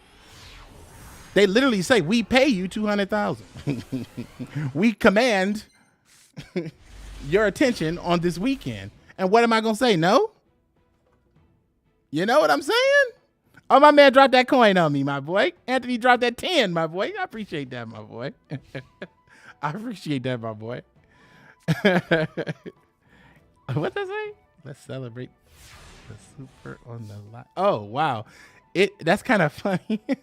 YouTube sent me a message, said Anthony sent you $10, and then it said, let's celebrate this. Is it let's celebrate this? Oh, I see what it's saying. Wow, YouTube is, see, this is what I'm talking about, how YouTube has just changed. YouTube sent me a message and said, guy, this is your third dono this stream. Celebrate it right fucking now. Celebrate it live with the stream, guys. Come on. YouTube is on a nut. YouTube is on a whole nother level. It's so funny. YouTube went from doing absolutely nothing. You got to really understand. YouTube went from doing absolutely nothing for you to now pretty much doing absolutely everything for you. It is really kind of crazy. But yeah, what? Harpy's hunting ground? Oh shit. But yeah, man. I'm disillusioned. I'm disillusioned in this whole thing. And I think that 18? Harpy's hunting ground though. That's kinda, is this mandatory? Target one monster your opponent controls and return to the hand. Oh, I have to do it? Okay. So I'll do it. But yeah, man, I'm just trying to live. And and unfortunately I found out that, I forget the proper term for this, but basically it's like, if you don't know something for sure or know of someone's intentions, one of the things we do as humans is kind of fill in the gap. And I always tell my wife this. I say, in conversations, you should never fill air. That's one of this is the number one advice I give people on interviews. And I'm going to tell you this right now. I'm going to tell you this for free. You should never fill air. Like, you're talking in your interview and they ask you a question, say, what's your experience with creature swap?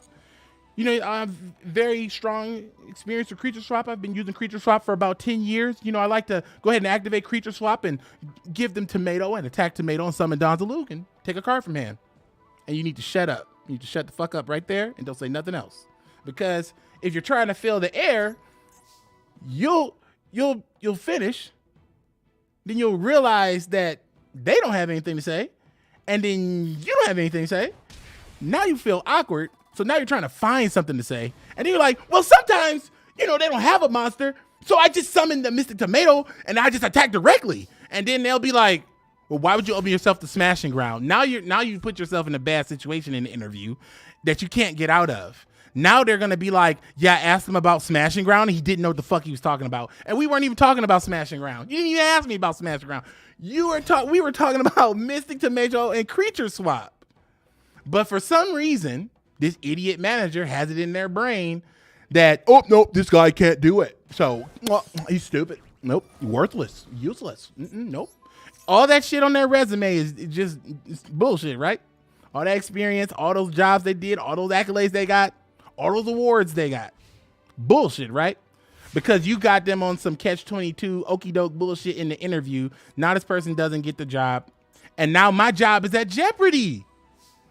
Think about how crazy that is. I send you in for an interview, you fuck up and I get fired. Huh? What sense does that make? So it's in my best interest to train people to get good interviews and win, to get those $500,000 jobs, $200,000 jobs, or whatever they are currently with inflation. But it's my job to help you win, because if I help you win, I can stay literally employed, which is bullshit. Like, that is the craziest thing. Like, I don't know if you ever, like, if you know a recruiter, ask them how you doing. If you know anybody who's doing recruiting, if they're in your family, ask them how they're doing. Ask them do they love their fucking job. Because I guarantee you they don't. I guarantee you they would tell you it's an ends to a means. I guarantee you. I guarantee you don't like recruiters, because I know they don't call your ass back. You know why they don't call you back? You know why I don't call you back? Because I got to make 1,000 calls today, bro. I got to make 500 emails today, bro. I ain't got time to call your ass back. You know you didn't get the job. I didn't call you with the offer. I'm so sorry. So sorry. But that's the reality. I'm so sorry, though. And I mean, what's funny? Google even tells you. I've had colleagues who have interviewed at Google. Google will send your ass an email and say, we are Google. Motherfucker, I might not answer the damn phone when you call, but we Google.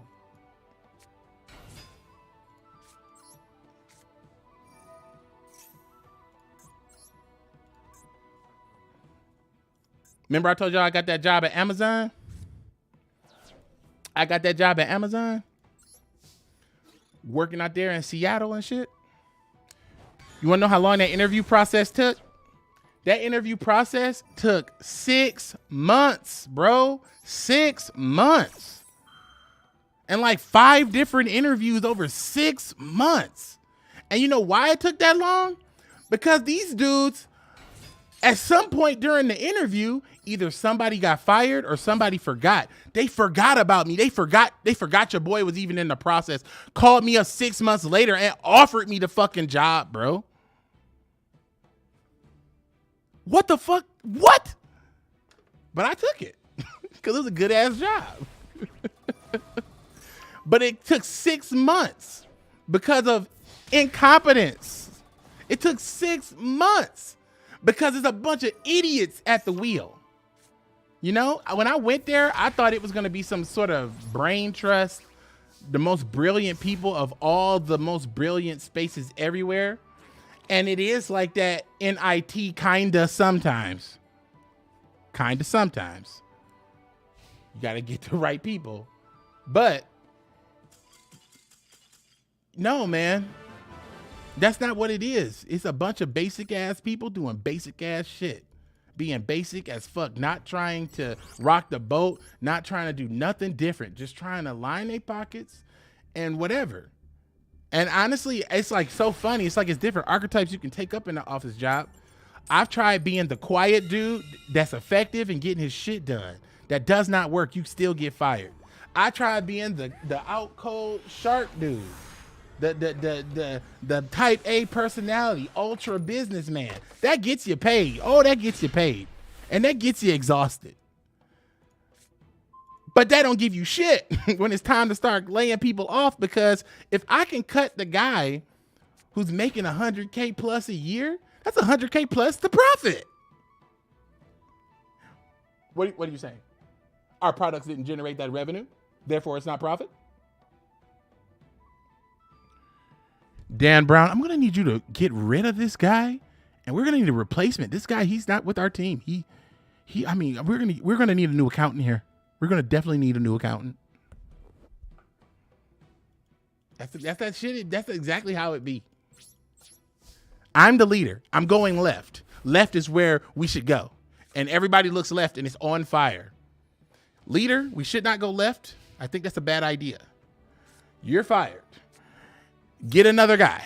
New guy comes in. I'm eager because I'm new and I know no better. All right, we're going left. Righto, boss. I'm burned. I'm burned and maimed. My life is ruined. I'm burned. What am I gonna do? You're fired. We don't like burnt people here. We don't like losers. We like people who win and don't go left. We like the people who go right. But you told me to go left. We like people who think for themselves. You fired the last guy who thought for himself. We like... It's just the goalposts. The goalposts. The goalposts. The goalposts. The goalposts. That's all that's going to keep happening. We like people... Like, even... Actually, funny enough, Trump even said the same thing. He said the same thing about fucking veterans, and I'm surprised that like nobody remembered that about some veterans. He said something along the lines of, I remember he said something like I like the ones that win, or I like the ones that aren't caught, or something like that. He said something along those lines, and it's like, yo, like, what are you saying? What? Like, yeah, like people doing that in your face. In your face. Like, if you disrespected me in public, in my face, I would respond to that in kind.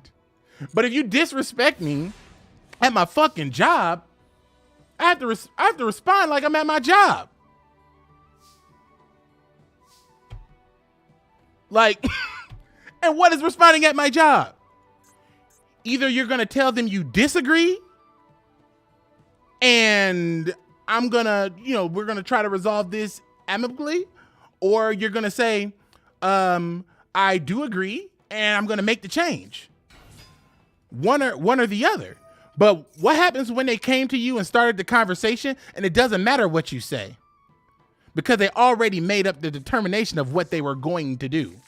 And what they're going to do is fire you, but they can't do it today because you got to finish that project. They can't do it today because we need you to hire this person. They can't do it today because you're the person who holds the keys to the XYZ. They can't do it today because we haven't got paid out yet. But as soon as the opportunity arises, your ass out the door. You are gone. The first chance they get. So, yeah. Fun.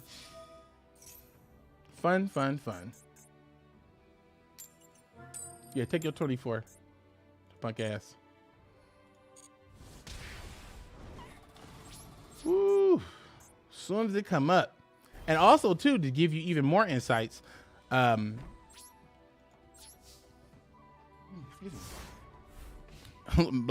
this household, like not in this household, I would say, the whole HR household or the HR experience normally is kind of split up in two spots: the talent acquisition side and the quote unquote HR side, or the business partner side, right? And this business partner side is going to be the people that's going to be firing you, walking you out the door, stuff like that. That's the business partner side is going to be doing. But the talent acquisition side is just going to be hiring you and signing offer letters and shit. So it's a good call if you're talking to me. If anybody from the talent acquisition team reach out to you, I mean, I'm from the HR business partner team reach out to you. Ooh, ooh. I'm about to take this. I'm about to commit that Sudoku. All right, this is some booty. This stupid fairy box. Oh my god, it's annoying. I hope I get something to remove that very soon. I'll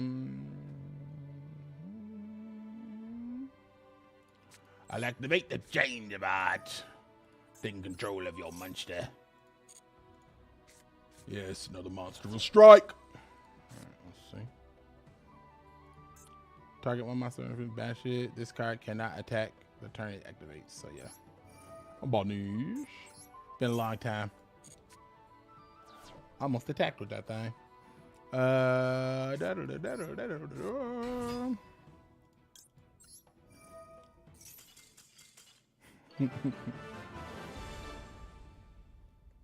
Yeah, Emilio, you right, my boy. You got to really think about it. Like I remember hearing this back in the day, and you got to really be careful with anything you hear that sounds like a little clever jingle or something. You look at that with a skeptical eye. But I can't defeat strong opponents. In that case, you should revise your deck.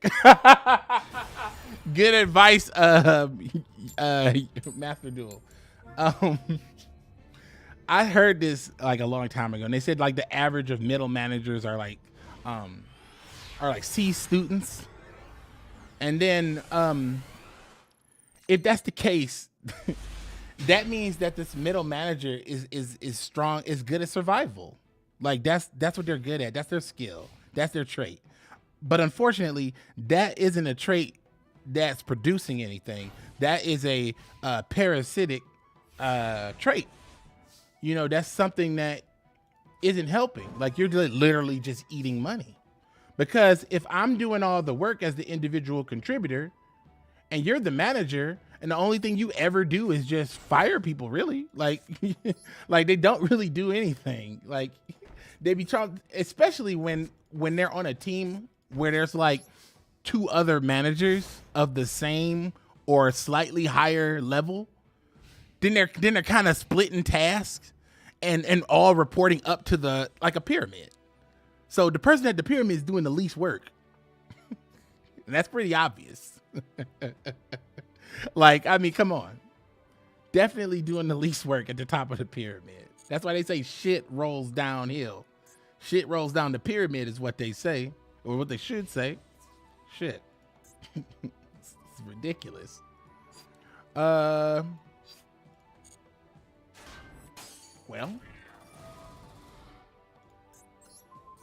Banish?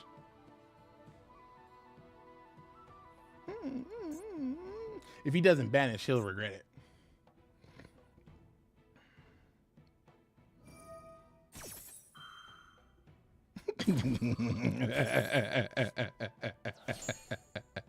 Hey, listen. You're not a parasite. You're not a parasite unless you are maliciously doing these things. If you are maliciously doing these things intentionally, that kind of puts you in that boat, my boy. But I don't think you're maliciously doing that on purpose. I kind of feel like, and I will make this statement. I know this statement for sure. I'll know this statement to be true. And this is going to be a funny thing I'm going to say. Yu-Gi-Oh players, the ones that are serious, the ones that are watching streams, making content, getting on there doing videos and shit. I haven't met a single one in any of these circles. Not a single one. I don't find them. I don't see them. They don't be talking about it, and they can't really do it. I be thinking that these guys that do that kind of stuff, that plays card games, when you're chill, when you're cool and chill as fuck, and you play a card game, if you can sit down and watch a dude play a card game, you probably are a cool guy. You're probably chill. You're probably, probably. And the reason why I say that, and I wholeheartedly believe that, is because every time I come across these dudes, but some of them play Magic. Those guys have been cool. The people that are cutthroat don't got time. These middle managers that are scheming and playing this game, where they're like messing around with these recruiters and like flicking them off and lies and carrot dangling and all that bullshit, playing with contractors and all that other shit. When you're doing all that kind of stuff, if you're actively doing that kind of stuff, you're going super hard in doing that kind of stuff. You're thinking about it. You're writing down the plans. Hey, that's a shoot fit situation. But it's not a lot of people that's doing that. Huh?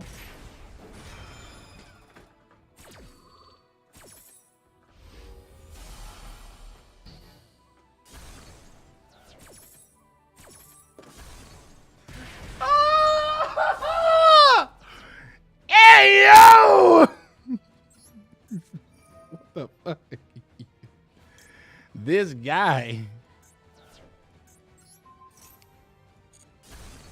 Take this. Oh, I forgot it was my damn turn. It was our turn for a minute. This shit got me tilted. Oh, you know what? I thought it was double Solemn for some reason, but it wasn't double Solemn. It was Solomon ring. Oh my God. Okay, buddy.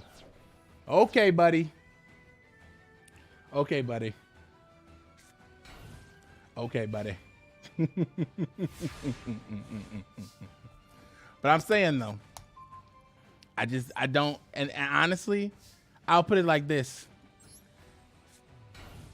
I can count on one hand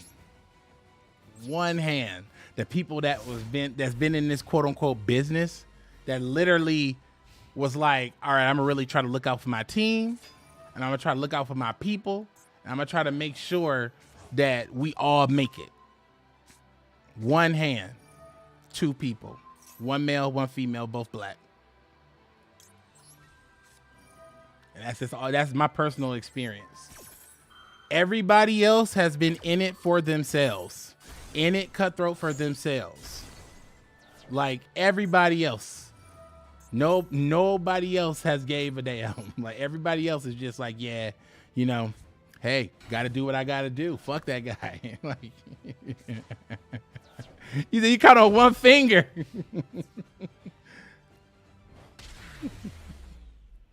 I got scammed, bro. I got scammed. Okay, it's fine. That was a good one, though. That was a creature swap dub, though. That was a good dub. That was a good dub. I got scammed on that ring, though. Let me see this. Ooh, I forgot about... That's a normal?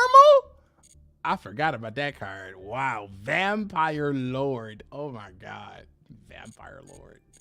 That's crazy.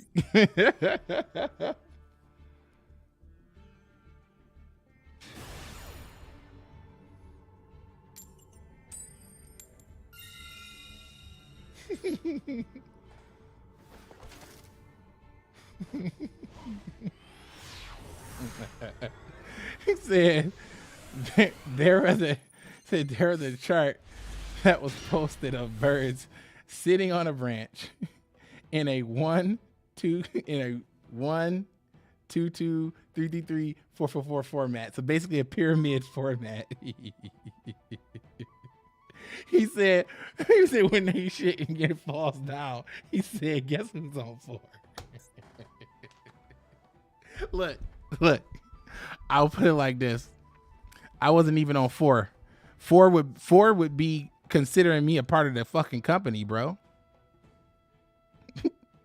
You think I'm a part of the damn company?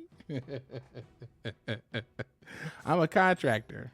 It comes with a high level of professionalism. It comes with a nice little paycheck and all that other good stuff. But guess what else it comes with? A pink slip. So it comes with all that too. So unfortunately. So I'm actually not even a 4, actually. You know, you can consider me a temporary 4 or just a mercenary outside of the system. And he said he gave you that Ryu.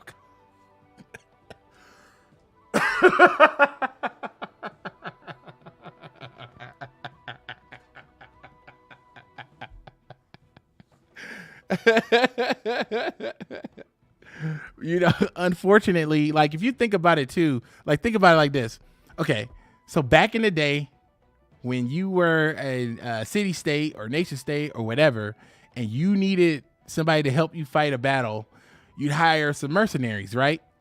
But the reason why countries or city states or peoples train their own citizens to become warriors and fight on behalf of their country is just that. It's their country. So because of that, you know, you have to make sure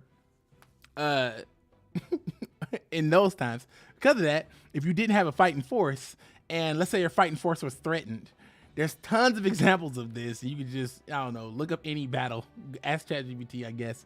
There's tons of different examples of mercenary groups that were hired by City A and City B's attacking, and City B's like, hey, ain't you the highlight boy? Yeah, we them highlight boys. Didn't we run a mission about a year back? Hell yeah. How much they paying you? $250. How about $450? And then they turn the coat. They turn coat and attack back.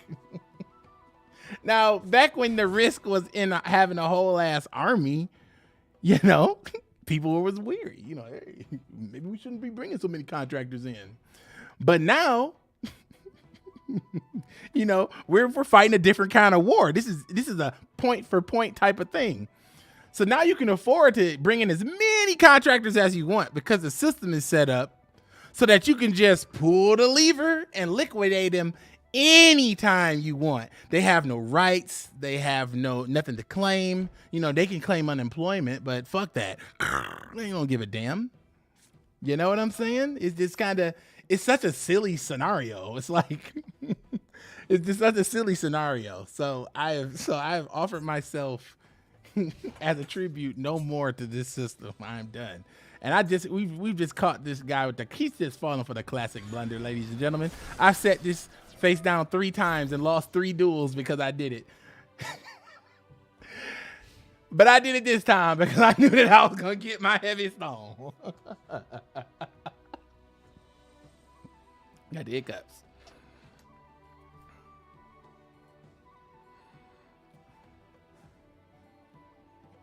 Yeah, I mean, your boy been reading. I mean, tell you, like, honestly, I'll tell you, this is where my mind be at. Okay, like when I be in a situation that's hard for me, and I gotta figure something out, like a life figure something out, not like I gotta learn a new skill or something by next week. I mean, like I gotta really figure something out about life. I go to philosophy. I go to ancient texts. I go to history. I go to things in that schema. That's where I go. And I read books and I watch documentaries and I look stuff up and I try to, it actually, when I think of it in hindsight, it's a bit of meditation, because I'm searching for something, but I don't know what I'm looking for. But I know it's in someone's experience. So if I read the right thing and I gain the right knowledge, I can advance myself. But I gotta find it. And when I put myself on these journeys, I always come back with something. What I came back with this time, which I will share with you, I came back understanding and realizing that sometimes it's okay for things to be temporary. It's okay for things to have seasons. It's okay. I realized that through this struggle and this turmoil, I actually found who I was. It was in doubt and in question. Hey, damn, even Flame Wingman was like, it was in doubt. It was in question. I didn't, I really did struggle with the duality of being a fake person at my job, an internet, whatever this is, like personality, like being YTDan, and then who I actually am as a person. Because who I am as a person and this Yu-Gi-Oh thing kind of ties hand in hand. So when I started doing this YTDan stuff, the way that honestly, how I act on YouTube and how I act in corporate is completely different. I've actually I got in trouble for my YouTube a few times. Like they even said stuff like accused your boy of stealing the fucking letter A. Yeah, I've literally been accused of stealing the fucking letter A at a corporate job. I was literally accused of stealing the letter fucking A.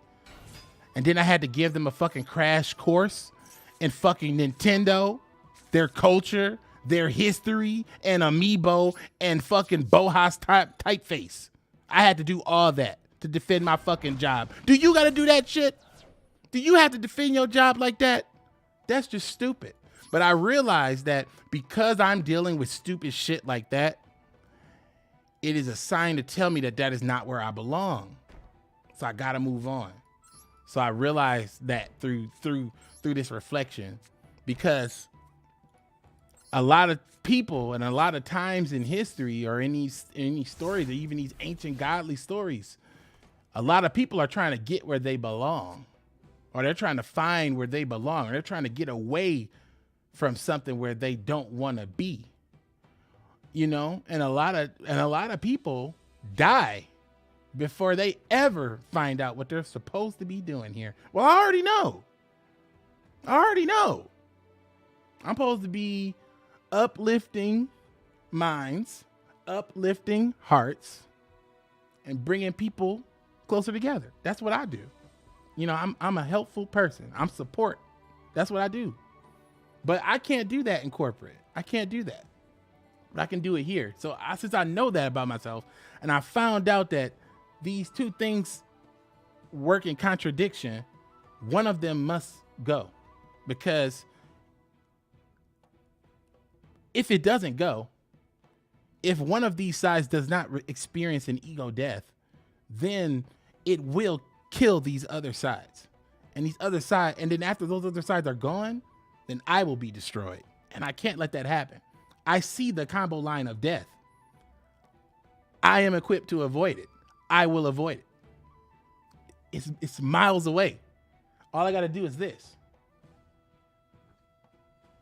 But if I stay here, I'm gonna get blasted. You know what I'm saying? So that's all I'm saying. It's like I understand now. That's what I've discovered from my journey, this pilgrimage, this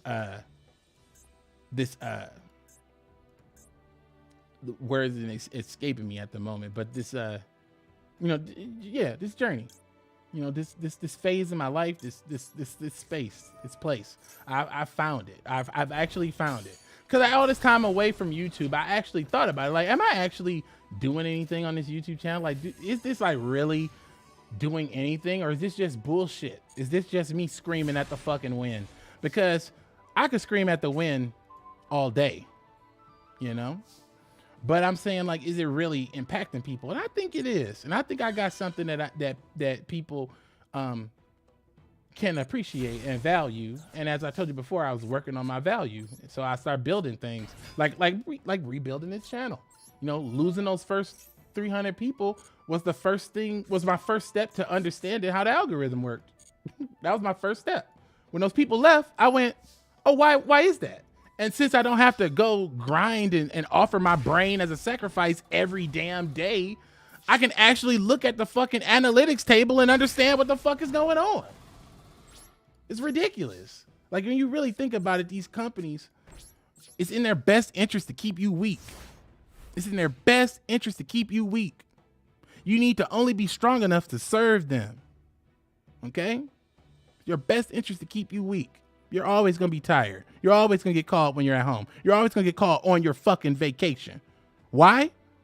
Because if I can keep you mentally stressed out and weak, you will never think about how to start that YouTube channel. You will never think about how to write that book. You'll never think about how to make that GPT. You'll never think about it. Never. So when I think about it like that, that's an attack on me. You are attacking me. You're trying to steal my future. I can't let you do that. You are attacking me. So I have to defend myself. How do I defend myself? I got to get a better situation. Complaining about it and crying about it ain't going to do nothing. And believe me, I did a bit of that. I done complained about it. I done raged about it. I done at the moon. Fuck. But what did it do? Reduce my stress a little bit. But at the end of the day, the dream is gone because I woke up. And when I woke up, I said, that was a really nice dream. It's time to get to fucking work. That's what happens when you become awoke.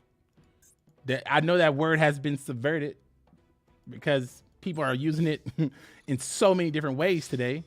But that's what that actually means. It means that you are aware of what's going on. You are taking action. You are guard. You are on guard. You are on the offensive. You aren't letting things happen. You aren't letting things happen to you. You are taking charge. That's what being woke is. Keeping your mind open. That's what that is. But you can't be woke. You can't keep your mind open if they stress you out. And it don't matter what the job is. If you're doing YouTube every day, you could be like that. If you're doing food service, you can be like that. If you're doing Uber, you can be like that. And it's 1%.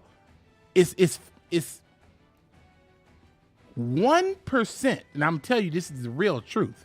And this is going to sound funny, even after I said all the stuff I said. When it really goes down to it, and you got to really think about it, it is 1% them, and it's 99% you. You are the issue. You. And you know why you the issue?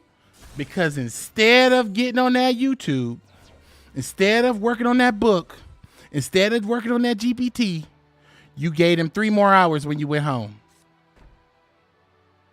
Instead of creating value for yourself, you gave them 3 more hours on the weekend. Instead of creating value, I forgot this man was here. I'm going to put this in the deck. Instead of creating value for yourself, what did you do? You answered the phone on your goddamn vacation. Yep. You was willing to cover for that guy. You was willing to take that shift. You was willing to do anything you could do to put some more money in your pocket or to quote unquote advance your career. But guess what? Guess what? I'm telling you it's bullshit. I'm telling you it don't mean nothing. Because if you're doing that, and that 1% is in the hand of another person who can make a critical decision, that 1% might as well be 100. So that is it. It's 99% you and 1% them, but that 1% is fucking heavy. That 1% to them is pot of greed into graceful charity into that grass looks greener. And it's still my fucking turn. That's what that is. So you got to understand that. But it took me a long time. It took me a long time. It took me a long time to really understand what that meant. It took me a real long time to really get that into my brain. Because I have been relying on other people. I have not been relying on myself. I thought I was relying on myself working these jobs. I've not been relying on myself. I've been relying on other people. I've only been fooling myself. I've been deluding myself that I was independent. 1099, my own LLC, my W-2, not my strength, not my power. I own nothing. I own the money I get for the time I spent. I own nothing. The same way if you rent. If you're renting and you're paying rent, and I mean, it's nothing you can do about that if that's your situation. But I'm just saying, this is the reality. If you're paying rent, you don't own anything. You're just paying for time. And if you're paying for time and being compensated for time, and time is intangible, guess what? It ain't real. The only things real up in this bitch is real things, real products, real value, stuff that you can put a value on and someone can give you money for it. That's the only thing. But it took me all this time to figure it out. It took me all this fucking time, man. It took me all this fucking time. But I had to lose to figure it out. I had to take the biggest L that, I don't know. I mean, I feel like it's the biggest L that I've taken in a very long time. Because it's a real life L. But it was an L that I could have done nothing about. It's basically, I'm playing Yu-Gi-Oh! They open 4 hand traps and a 1 card and Snake Eye Ash. And I didn't. So, you know, hey, that's just where it be, man. So, you know, I'm on a whole nother tip. I'm like, I'm actually not even the same person. And I started off this stream talking about that, but yeah, I got there. Yeah, I'm not the same. I'm definitely different. But, you know, I'm working on making sure that different is a good different, you know? I'm working on making sure that different is an improvement and not a hindrance or a burden.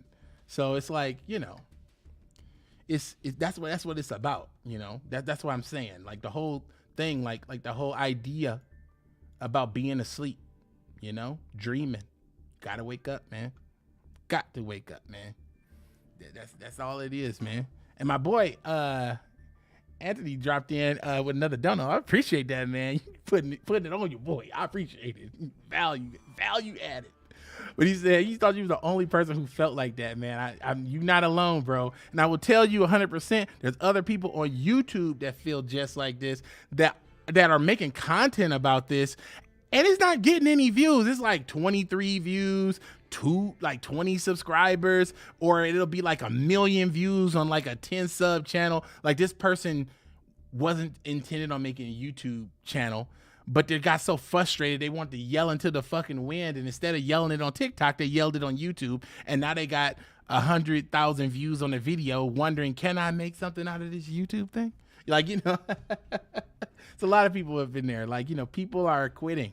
People are finding a new way, and I think what really happened is people's eyes was opened after COVID, and things changed for a lot of people, and some people stayed the same, but people like myself have been through some shit over these last 3 to 4 years. And I mean, life-changing, life-altering things, like, you know, some good, some bad, some just what they are, you know, but They have all had an accumulative effect.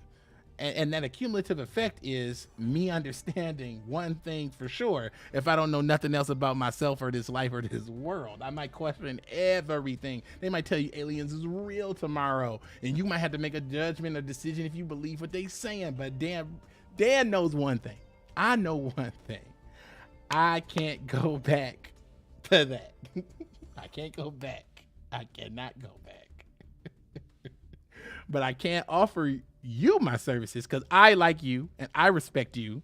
So I will offer you my services. I will employ my services to you for the good. Did you just get laid off or fired and you need some help finding that next thing? I can help you get a next thing.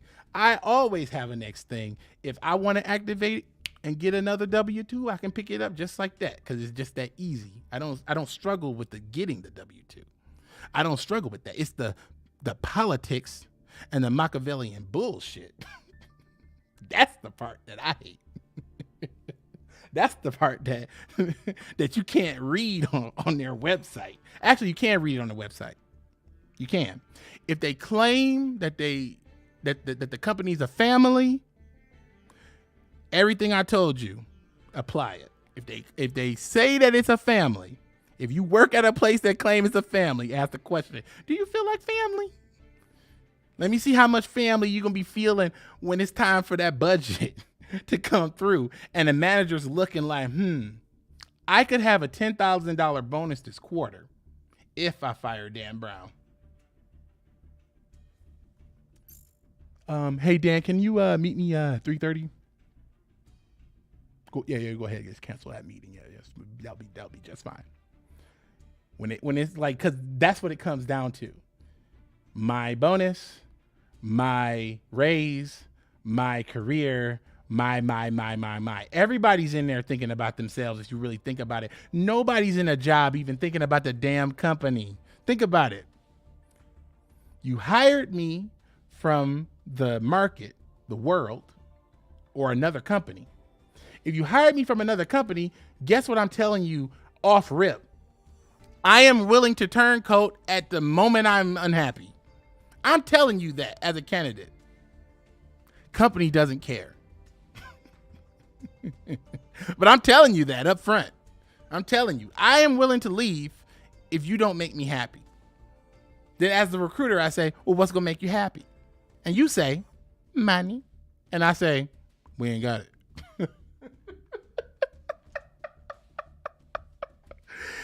And then you say, well, I don't want to talk myself out of a job. I'm saying, listen, you can be real with me. But when you get on that interview, you better say this.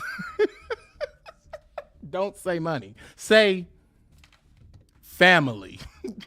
Say whatever the fuck is on the website. Like, but that's the real talk for today, my boys. We about to get out of here. I'll catch y'all tomorrow. We got to stream tomorrow and do some. Not stream tomorrow. I got a video for y'all tomorrow and some more content on the way. Like I said before, I appreciate y'all as always, and thank y'all for listening to me and hearing me out as you do. And I hope that